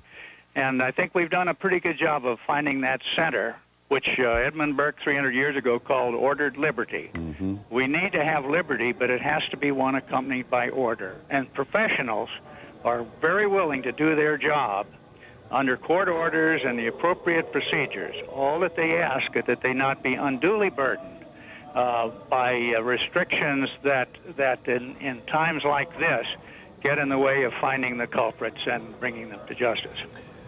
Judge Webster, thank you very much for giving us the time. We'd like to hear from you later on, so we're very grateful to you at the moment. Thank you. Two things the judge said. Thank you, Peter. You're welcome, sir. Two things the judge says which just leap off the page, John Miller, to me. Clearly, one is the Edmund Burke quote when he talks about liberty. It has to be ordered liberty. And the other, in terms of talking about the capacity of the terrorists today, said there were no scuds involved. There was just the capacity to steal 4 planes. And we had talked earlier about airline security. How do you get a gun on an airplane? Unconfirmed reports from these cellular phone calls that were made to 911 from one of the flights saying that a flight attendant had been stabbed. Perhaps they didn't have a gun. Certainly, the GAO and the General Accounting Office of Congress and the FAA and airline securities consultants have demonstrated over and over again that if you're careful enough and you plan it, you can get a weapon onto a plane. And they've demonstrated exactly how, which I won't describe here for obvious reasons. So this is security that's designed to harden the target, the airplane. Certainly, there's no such thing as total security there. And terrorism, I mean, if you look at this most incredible, unprecedented, historic act of terrorism, it still harkens back to what we see in the World Trade Center, Oklahoma City, the embassy bombings. We talk about the level of sophistication in planning, maybe, but the actual act is usually very low tech. A bomb made of fertilizer and fuel oil, things you can look up and buy on the internet, hijacking an airplane, perhaps even with sharpened instruments. Now, the aspect that there may have been people trained to fly these planes, that's a new wrinkle. That is certainly on conventional hijacking. I can give you an update from the scene as things are developing there. If there can be any good news about a day like today, the collapse of 7 World Trade Center, the building they were so worried about injuring rescue workers, has freed up rescue workers to now go into the area, and they are moving in groups of 20 and 50 as their teams are designated. So the principal danger to the rescue and recovery teams has been eliminated. The biggest danger has literally removed itself. One of the first teams going in is a team of tow trucks, which is literally going to pull rigs that are fire trucks, police trucks that are buried in rubble out of the way so that they can clear a path and bring in other vehicles. And they've requested a number of dogs. Additionally, 100 doctors... I'm sorry to keep interrupting. Sure. Explain why they want dogs. They want bloodhounds, cadaver dogs, the kind of dogs that can climb up in the rubble with them and catch the scent of people that they can dig for in such a big pile of rubble. It is a strange name for a specialty, but there are indeed things called cadaver dogs. Anybody who called it the Condit investigation know that they were used in, et cetera. Go on, please. 100 doctors, 100 nurses are standing by the main police facility that is now the command post for the NYPD, not police headquarters, but an off-site location further up into Midtown, has them standing by waiting for somewhere to send them. And essentially, this long operation, which will be the longest night for New York's rescue workers, has just begun. And thank you, John. And Cynthia McFadden, I believe, is now at Chelsea Piers, a large sports entertainment complex on the west side of Manhattan, or at least close to it, which, Cynthia, was described earlier as a makeshift morgue. Is that really what it's going to be? No, it's not, Peter. What they've decided to do here is make this the triage center. We've been told that all victims now who are taken out of the blast site are going to be taken here first. They'll be tagged before they get here, determine what the severity of their condition is, and then once they arrive here, they'll be treated initially and then sent on to other hospitals. I should also tell you that inside this has been described to me, you can see behind me, ambulances. What you can't see probably is that there are probably 200 or 250 ambulances lined up here on the west side highways, waiting. These are empty ambulances waiting to distribute patients or potential victims all over the tri-state area to hospitals. Peter, inside, it's been described, we got a look inside earlier, it really looks like a MASH unit. It's 50 operating suites set up, hundreds of doctors and nurses here to treat the wounded. They have been here, standing here for hours now. There are no patients here yet. The latest estimate is that there won't be any people here for several more hours. What we're told is, and I was just listening to John Miller, part of the problem initially was that when the first rescue workers went in, and we've talked to some of them who have, some of the second wave of rescue workers, the first wave of rescue workers who went in were trapped, many of them killed by the second blast. And so when the second workers came out, many of whom are now here, they wouldn't allow anyone back in the area, which is why there aren't any patients here at the moment. Well, Cynthia, let me just go a little farther with that. You say 250 ambulances standing around waiting to pull people out. You'd be talking about pulling people out of the rubble at this point. The mayor reminded people across the country there are 170 hospitals in New York City, and aside from St. Vincent's, the principal nearest hospital, which lost, among other things, its emergency power, I think, and lost its gas operating facility at the time, wasn't it, John? That was Beekman Downtown or New York Infirmary that lost its steam power. St. Vincent's then actually had to bear the brunt of this. And so people have gone directly to hospital. I don't quite understand, Cynthia, the who's going to come to Chelsea Piers until they begin to rescue people, hopefully, from the rubble itself. Peter, the initial thought, and of course, as you know, we've been to Bellevue today, a couple of other places. There have been hundreds of people at area hospitals, as you note, but they don't believe that anywhere near the full weight of this has yet been uncovered, that there are hundreds and thousands of people who have been injured in this blast, and that's the people that they expect to bring here. Okay. St. Vincent's is saturated at this point. They're intending, now whether this happens, but the emergency medical services that's running this medical operation intends to bring no more patients directly to hospitals. They will all be brought here first for medical attention and for triage out to other hospitals. What they've been talking about is the large number of walking wounded. Yes. They've literally shuttled to Battery Park and other places. On Liberty State Park. Park. To disperse them to. And Cynthia, you're on the extreme west side of Manhattan, close to the Hudson River, and Bellevue Hospital is on the other side of Manhattan, close to the East River. How hard has it been to move around the city? Tough. You know, it's strange though, Peter, because there are lots, thousands of pedestrians earlier in the day, people trying to get anywhere. But as we came down Fifth Avenue, we were the only car for blocks and blocks and blocks. You could see all the way down Fifth Avenue, thousands of people walking on the sidewalks, and you could see the plume of smoke at the end where the World Trade Center used to be, and you could smell the smoke. Okay. So the city's strangely empty, but of cars, but not of people. Let me go downtown to ABC's Bob Jameson. Bob. Peter, as you may know, number 7 World Trade Center collapsed a short time ago. I'm not sure whether you've reported that yet. No, we reported it, Bob, and we saw it. You did see it, so you know that has collapsed.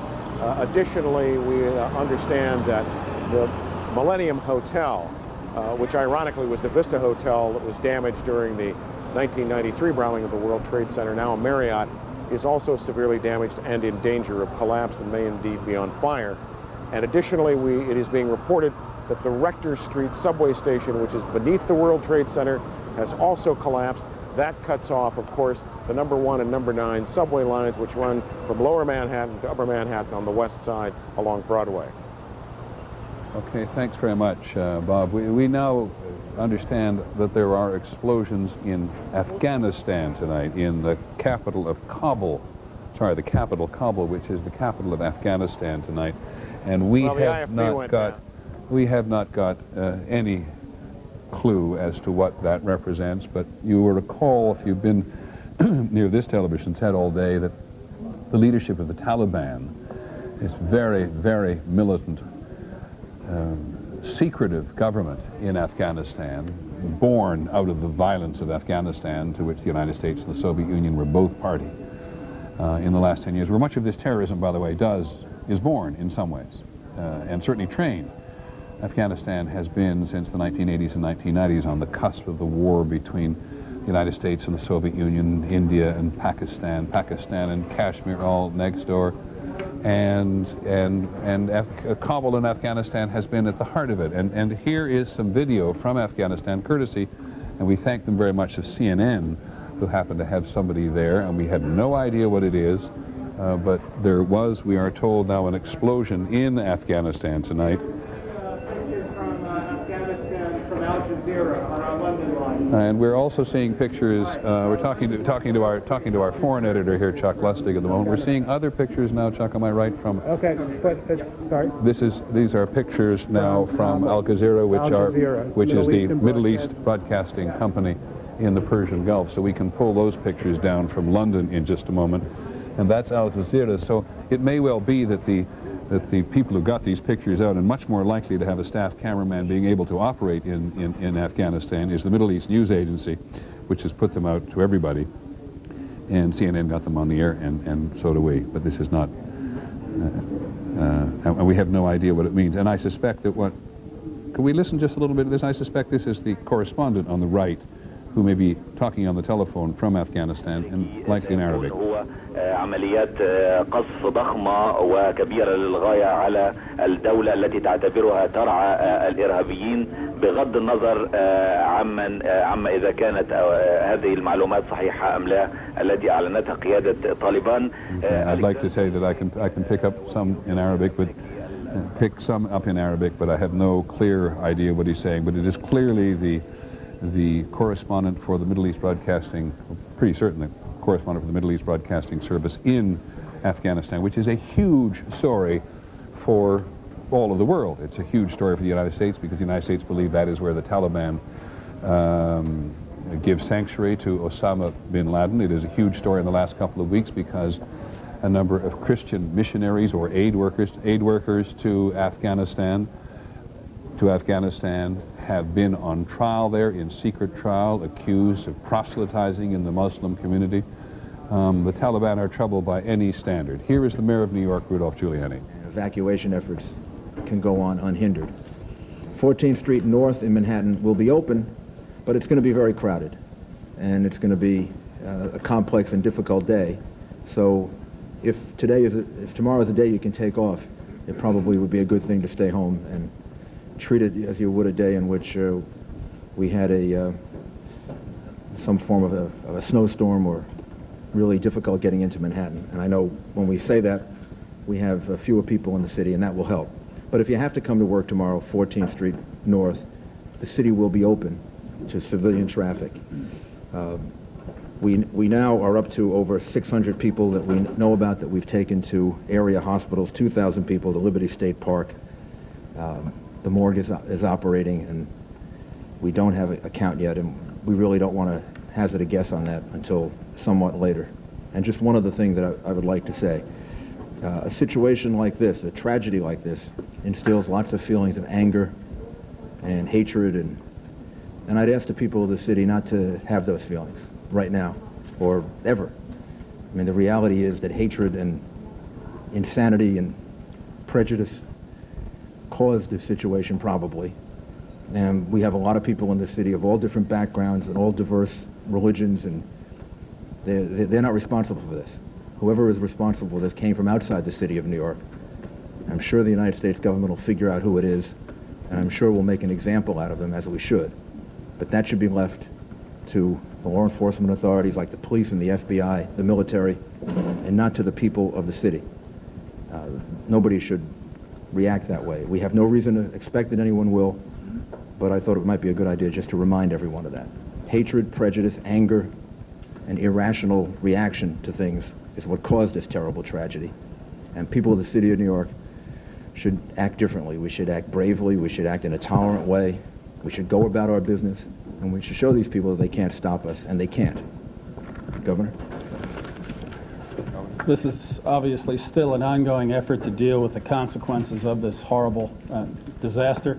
I want to commend the mayor first and his professional team. I don't think there's any finer group in America or the world, and they're doing an excellent job, and we're proud to have the National Guard and other state resources here helping as well. I want to thank my colleagues, the governors from the surrounding states. I've heard from virtually every governor, and we're getting help from Pennsylvania and Connecticut and New Jersey to deal with specialized needs to respond to the crisis that we still face. The goal right now is very simple. Everything that can be done to save every single life is being done, and we will continue to make sure that that is a priority.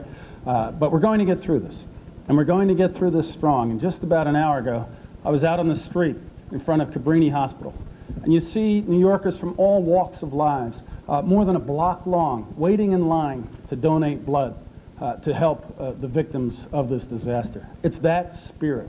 It's that pulling together and that refusal to be intimidated in the face of this horrible terror that's going to make sure that this city, this state, and this country come back stronger than ever, and that the freedoms that we are entitled to have as Americans will not be lost because of this terror. So, Mayor, again, we're here. We'll do everything we can to make sure we support you. Barry, you want to say a few words from the FBI? Barry Moore. I'm Barry Moore with the FBI. I'm the Assistant Director. As the Governor and the Mayor just mentioned, we are taking the investigation. We'll take a back seat to search and rescue. obviously personal safety is #1 concern even for us in law enforcement.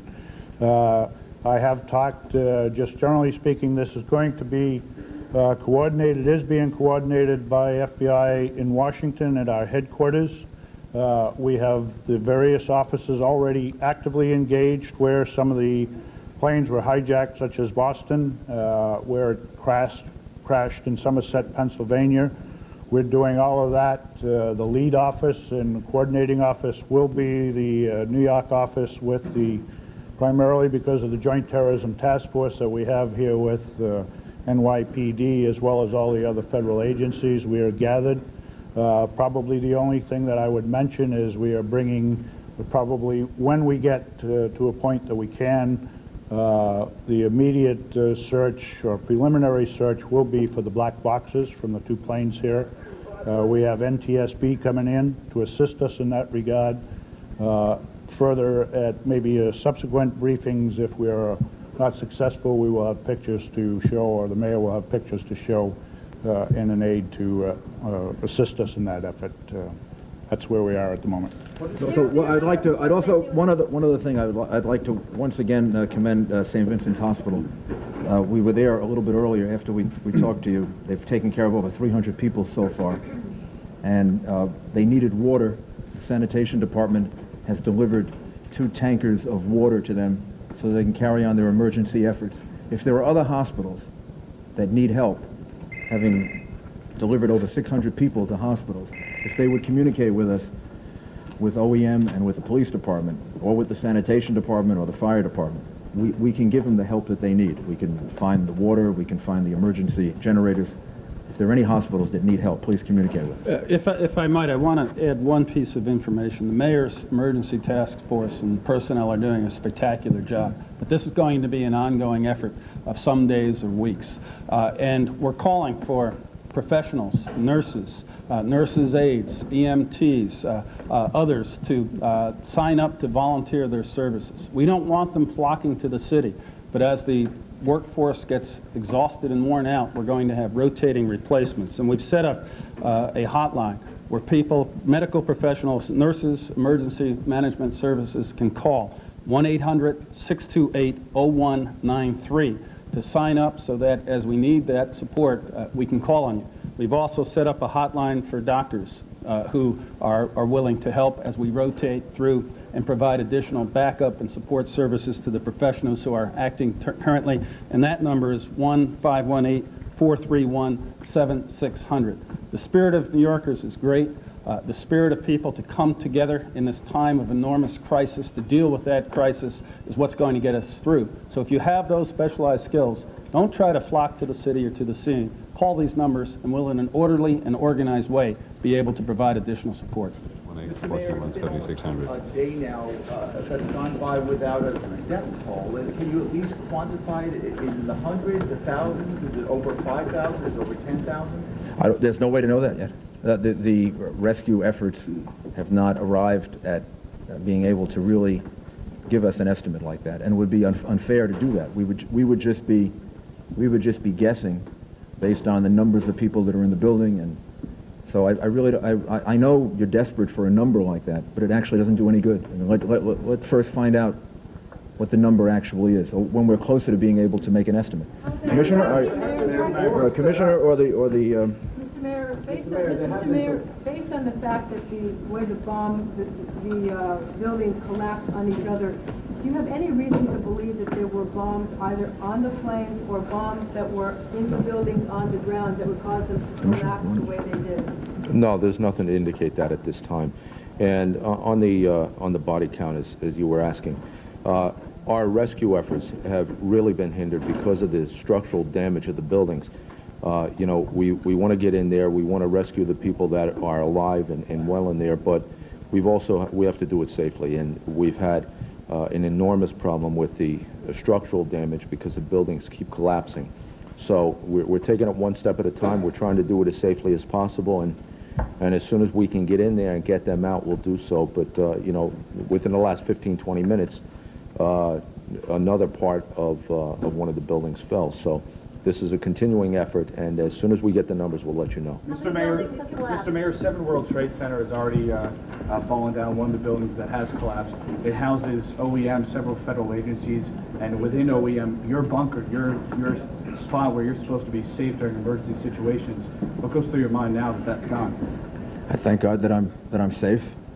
I feel terrible for the people that we lost, some of whom I talked to just 15 minutes before we lost them. And the city is going to survive. We're going to get through it. It's going to be a very, very difficult time. I don't think we yet know the pain that we're going to feel when we find out who we lost. But the thing we have to focus on now is getting the city through this and surviving and being stronger for it. Mr. Mayor, have you had conversations with the president, and can you give us an idea of what he's doing in terms of coordinating efforts? What message has he sent to you? The president, the governor and I both spoke to the president earlier. We talked to the White House 4 or 5 times after that, and the Navy. And their message that they gave us, just to simplify it, is that we're going to fight back. And we're not going to let terrorists frighten us. We're not going to let terrorists stop us from going about our way of life as Americans. And I have no doubt, I have absolute confidence that we'll figure out who did this and make an example of them so that this doesn't happen again. And our job in New York City is to save as many people as possible and get the city back to a normal way of life as soon as possible. Mr. Mark, can you tell us where their family members may be? Do you have hotline that you can call to try and find out where people might be? Right now, our major focus has to be on trying to find people. And if they call the police department and the fire department, we will do what we can to try to help them. But right now, we really have to focus on being able to search for people and find people, and we would not be able to give them that information at this point, just like we can't give you that information. Mr. Mark, can you tell us at this point what the status of the investigation is? What are you looking at? What kind of information do you have or have you received? And are there well, as I already mentioned, I mean, it's very preliminary. Obviously, as you've heard from the stage here, and law enforcement has taken, we're concerned with the search and rescue. So we're poised, we're making plans with NYPD, subsequent when all of the casualties or all of the searching is done, that we would go in and do a crime scene. But we're coordinating it. It's going to be coordinated through Washington with the New York office as far as where the planes were hijacked from, obtaining a manifest, where the plane crashed in Pennsylvania. We would obviously go to all of the intelligence agencies throughout the world for information pertaining to this. So we got a number of things going. As I mentioned, with NTSB, we're going to come in. Hopefully we'll get some of these black boxes. But we're more or less in the setting up stage and putting our ducks in a row to conduct an investigation. We've had a number of reportings, as you can imagine, with any type of this type incident. They are being run out by the Terrorism Task Force as well as the PD. We've had a number of them so far that have all been unfounded. So that's going to continue. We obviously want to solicit the public's help if they saw anything unusual. We will be establishing, I don't have it just yet, we will be establishing an 800 number which will be manned by our Atlanta, Georgia office, because right now, as is the mayor and the PD, we're suffering down at 26 Federal Plaza with phone calls. We're not able to make phone calls out. So in lieu of that, I would give you the headquarters number in Washington, D.C. is 202-324-3000 is the general number. If anybody had information pertaining to this incident, they should call that number and it will be routed to the appropriate people. Have you received any calls? Has anyone claimed responsibility for this? That the people who were on the planes were actually allowed to make a call to their loved one or to whoever before the plane actually crashed. One of those people making a call was the wife of the Solicitor General, Barbara Olson, who apparently called her husband and told him that people with box cutters and with knives had hijacked the plane and that they had driven everybody to the back of the plane, including the pilot. Do you have any other reports of people making calls and giving details about what was going on those planes before they crashed? The one call you mentioned, I've heard. We are in the process of checking that out. We are in the process of checking any other phone calls of that nature. I'm not aware of any at this time. Were there chemicals sprayed around the streets in fear that there could also be some sort of chemical attack in conjunction with this? We've done the best we could so far to test. We've had some tests done, and it doesn't appear as if that's a problem. The major problem that they're experiencing with regard to the things that people were breathing in and getting in their eyes is the cement, and it's caused some real irritation to some of the people. But so far, there's no indication of any other chemical reaction. But that's still being tested. Commissioner Carey, can you explain to us what the mobilization effort is? There are concerns about asbestos, and at this point, it does not appear as if there's an undue amount of asbestos in the atmosphere. But those are very preliminary tests. Mayor, what are you concerned about the mobilization situations? Do we lose a lot of telecommunications because of towers that were on World Yes. Trade Center 1? Yeah. The reason we're here is that the communications in Lower Manhattan are intermittent. The commissioner and I were at the police department. It's open, but the communications in and out of the police department are intermittent right now. And Verizon, who has really done a tremendous job, Verizon is doing everything they can to save their facilities so that we can get that service back. I can't express to you how appreciative we are of what they're doing, including taking some real risks in order to make sure that we have at least emergency service and that we keep our telephone service. Mr. Mayor, I'm personally struck when I see the video of the plane crashing into World Trade Center. I'm curious about each of your personal reactions to seeing the video and seeing the collapse of the towers. Oh, I think personal reaction is the same horror that everyone else has, and I think my personal reaction is about the people that I know, people that I know that died. Commissioner Von Essen, you look particularly pained. If you want to let him in today. Mayor Giuliani, Mayor of New York, who has always worn his emotions on his sleeve, being asked what is his most personal reaction today. He must have so many, given that he's the mayor of, and in the latter days of his time as the mayor of New York, man has been through considerable turmoil in his own life and illness as well, and has said several times earlier today that the image which strikes him of people having to jump out of the Twin Towers, from the higher stories of the Twin Trade Towers, because the fire inside simply got to them and drove them out. But when asked now, is having the same reaction, I think, people all over New York and maybe in many other parts of the country. What are you most thinking about at the moment? And that is the people I know, who I'm, in his case, pretty certain were in the building, because there's a lot of law enforcement in the building, both New York City and related state and federal agencies in the building, and the mayor knows hundreds, if not thousands of people in New York City, many of whom in the financial services, the insurance business, in government agencies, in the Port Authority itself, which has offices in the Twin Trade Towers, and the mayor knows somebody. Probably the mayor knows more people inside in those buildings today than anybody who didn't actually work in the building itself, like the guard at the elevators or something like that. I'll catch you up a little bit on what's going on in Kabul in Afghanistan, and only a little bit. A U.S. official in Washington has said this is not involving the United States at the moment, which we believe, because it's not likely that the United States would have mounted an action against the Taliban regime in Kabul if they didn't have the vaguest idea whether or not they were involved. But there's constant turbulence in Afghanistan. Just a couple of days ago, I think his first name is Ahmed Massoud, who's the leader of the last great military resistance in the northern part of Afghanistan to the Taliban, was, we believe, assassinated. We're almost 100% certain that he did die in a terrorist attack on him, very common in that part of the world. But there are other anti-Taliban movements in the country, including, in all likelihood, in Kabul itself. And so the belief is, the speculation is at this moment, that there's an internal something going on in Afghanistan tonight, which led the Middle East News Agency to send those pictures out to their satellite in the Persian Gulf and then to us and listen to their correspondent. It is almost 10 hours now since this all began. In fact, about 10 hours since this all began. And I want to go to Charlie Gibson very briefly, and then to one other report. We're coming up onto the regular time of World News Tonight in many parts of the country, and we'll deal with that in the next few minutes when we deal with it. But Charlie, I know you have been paying even closer attention to the attack on the Pentagon and the aircraft, and the fact that the country's Solicitor General's wife was on board. Yes, Peter, the Mayor, Giuliani, properly not speculating on how many people may have died. He said earlier the number will be more than we can bear.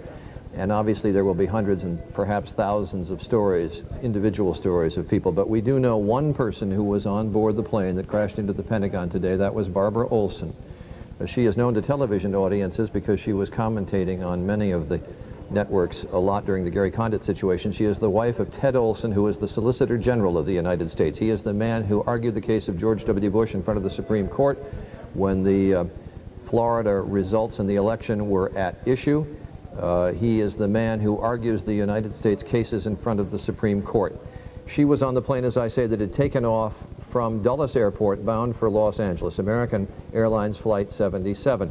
She made 2 phone calls by cell phone, as we understand, to her husband. Chris Vlastos of our investigative unit has been checking through friends of the family as to what happened. Now, we have reported previously that United Airlines Flight 93, which crashed outside Pittsburgh, that there were men on board that flight wielding knives. Somebody had been able to call out from that flight, said that the hijackers had knives, had cut a couple of the flight attendants, and had gained access to the front of the plane. Barbara Olson, when she called her husband in these 2 phone calls, said that she could see at least 2 hijackers. They had herded all the passengers to the back of the plane, and they were wielding box cutter knives. Those are the kinds of knives, you know, where you slide forth a razor blade. They had box cutter knives that they were threatening people with. She said they were circling over the Pentagon, which is curious, as if they were waiting for something. That plane, after having left Dulles Airport, was diverted to the area of the Pentagon and was circling. We don't obviously know why or for how long, but it crashed into the Pentagon moments after the planes had hit the 2 towers of the World Trade Center. And she said to her husband in those phone calls, "What should I do? What should I do?" But of course there was nothing she could do. Peter? Thank you, Charlie Gibson. Barbara Olson giving us inadvertently, or maybe not inadvertently, giving us a new piece of information, John Miller, because of all the things that you try to smuggle into an aircraft, if her eyewitness report is correct that the hijackers on that particular plane were cutting box cutters, they're easier to smuggle than a lot of other things. Well, yes, and especially because there are box cutters that are... take them apart and put them back together again. Right, that come in plastic sheets as opposed to metal. The blade itself is a razor blade, so even in a metal scan looking for guns or knives, it's not going to show up as a high-profile item, especially if you put it in a carry-on bag that's very busy with other items. It is, as you were talking, I just keep thinking, when we'll ever learn about this? We will learn, perhaps someday, what actually happened in those cockpits if the cockpit tapes survive these horrendous incidents. But this is not like the black boxes necessarily, which keep automatic records of the plane's systems. The cockpit tape is more vulnerable. The cockpit, the in-flight recorder will be invaluable here. I think the best shot, obviously, is the one that went down in Pennsylvania because they can search for that within the wreckage of an airplane. It is an uphill struggle to find a cockpit voice recorder in the wreckage of the 2 twin towers on top of the wreckage of an airplane. So perhaps some of the earliest clear answers may come from the plane that crashed in a field. People will remember around the country the painstaking effort to reconstruct and find what actually occurred on board TWA-800, which 10 years ago exploded. Am I right? 10 years ago? 10 years ago TWA Flight 800 was, I think, 97. 97, beg your pardon. 5 years ago. The cockpit flight recorders and the black boxes were found in a remarkably short time, given that they were under the sea, and yielded very little useful information. In this case, I think you're going to hear a lot more dialogue. If you recall the crash of Egypt Air Flight 990, you know, the cockpit voice recorders were very telling as to what unfolded, or at least many people believe they were. So in this case, I think you'll probably see your first answers about what occurred on the aircraft in Pennsylvania. We do have an advantage here that people with cellular phones, other than Mrs. Olson, did call out to 911, to emergency numbers, because they were low over land and started to report these things. And the National Security Agency, which records Everything a variety of yeah. signals in the air, is backtracking and looking for cellular signals that they have on tape to see if they can capture more of those calls, and they have. Just to review New York City itself, because it's New York City at which we are currently looking. The mayor and the governor have just held a news conference. Most of the news forthcoming from the mayor, of course. He says it's difficult to move in the city. The city will be open tomorrow. There are 2,000 people in terms of walking wounded, and he's been very careful from the outset not to guess at casualties and suggest that there's a real urgency in the press corps and the news media to know about them. I don't think there is. I just think that people want to get some sense of the magnitude of this, and it's for families and friends around the country who want to know on a personal basis what's happened to their friends and their relatives. So he's not going to give his account. He's urged people in New York City tonight not to feel any hate and anger. He said that prejudice actually caused this. And he went on to say the United States government will find out what happened, but now it is up to the people of New York City to put the best face on, behave like New Yorkers. That was nothing, that actually full. And Governor Pataki then said that, you know, they were seeking help from a lot of people, and we'll come back to that in a long time. But for many people around the country, it is time for World News.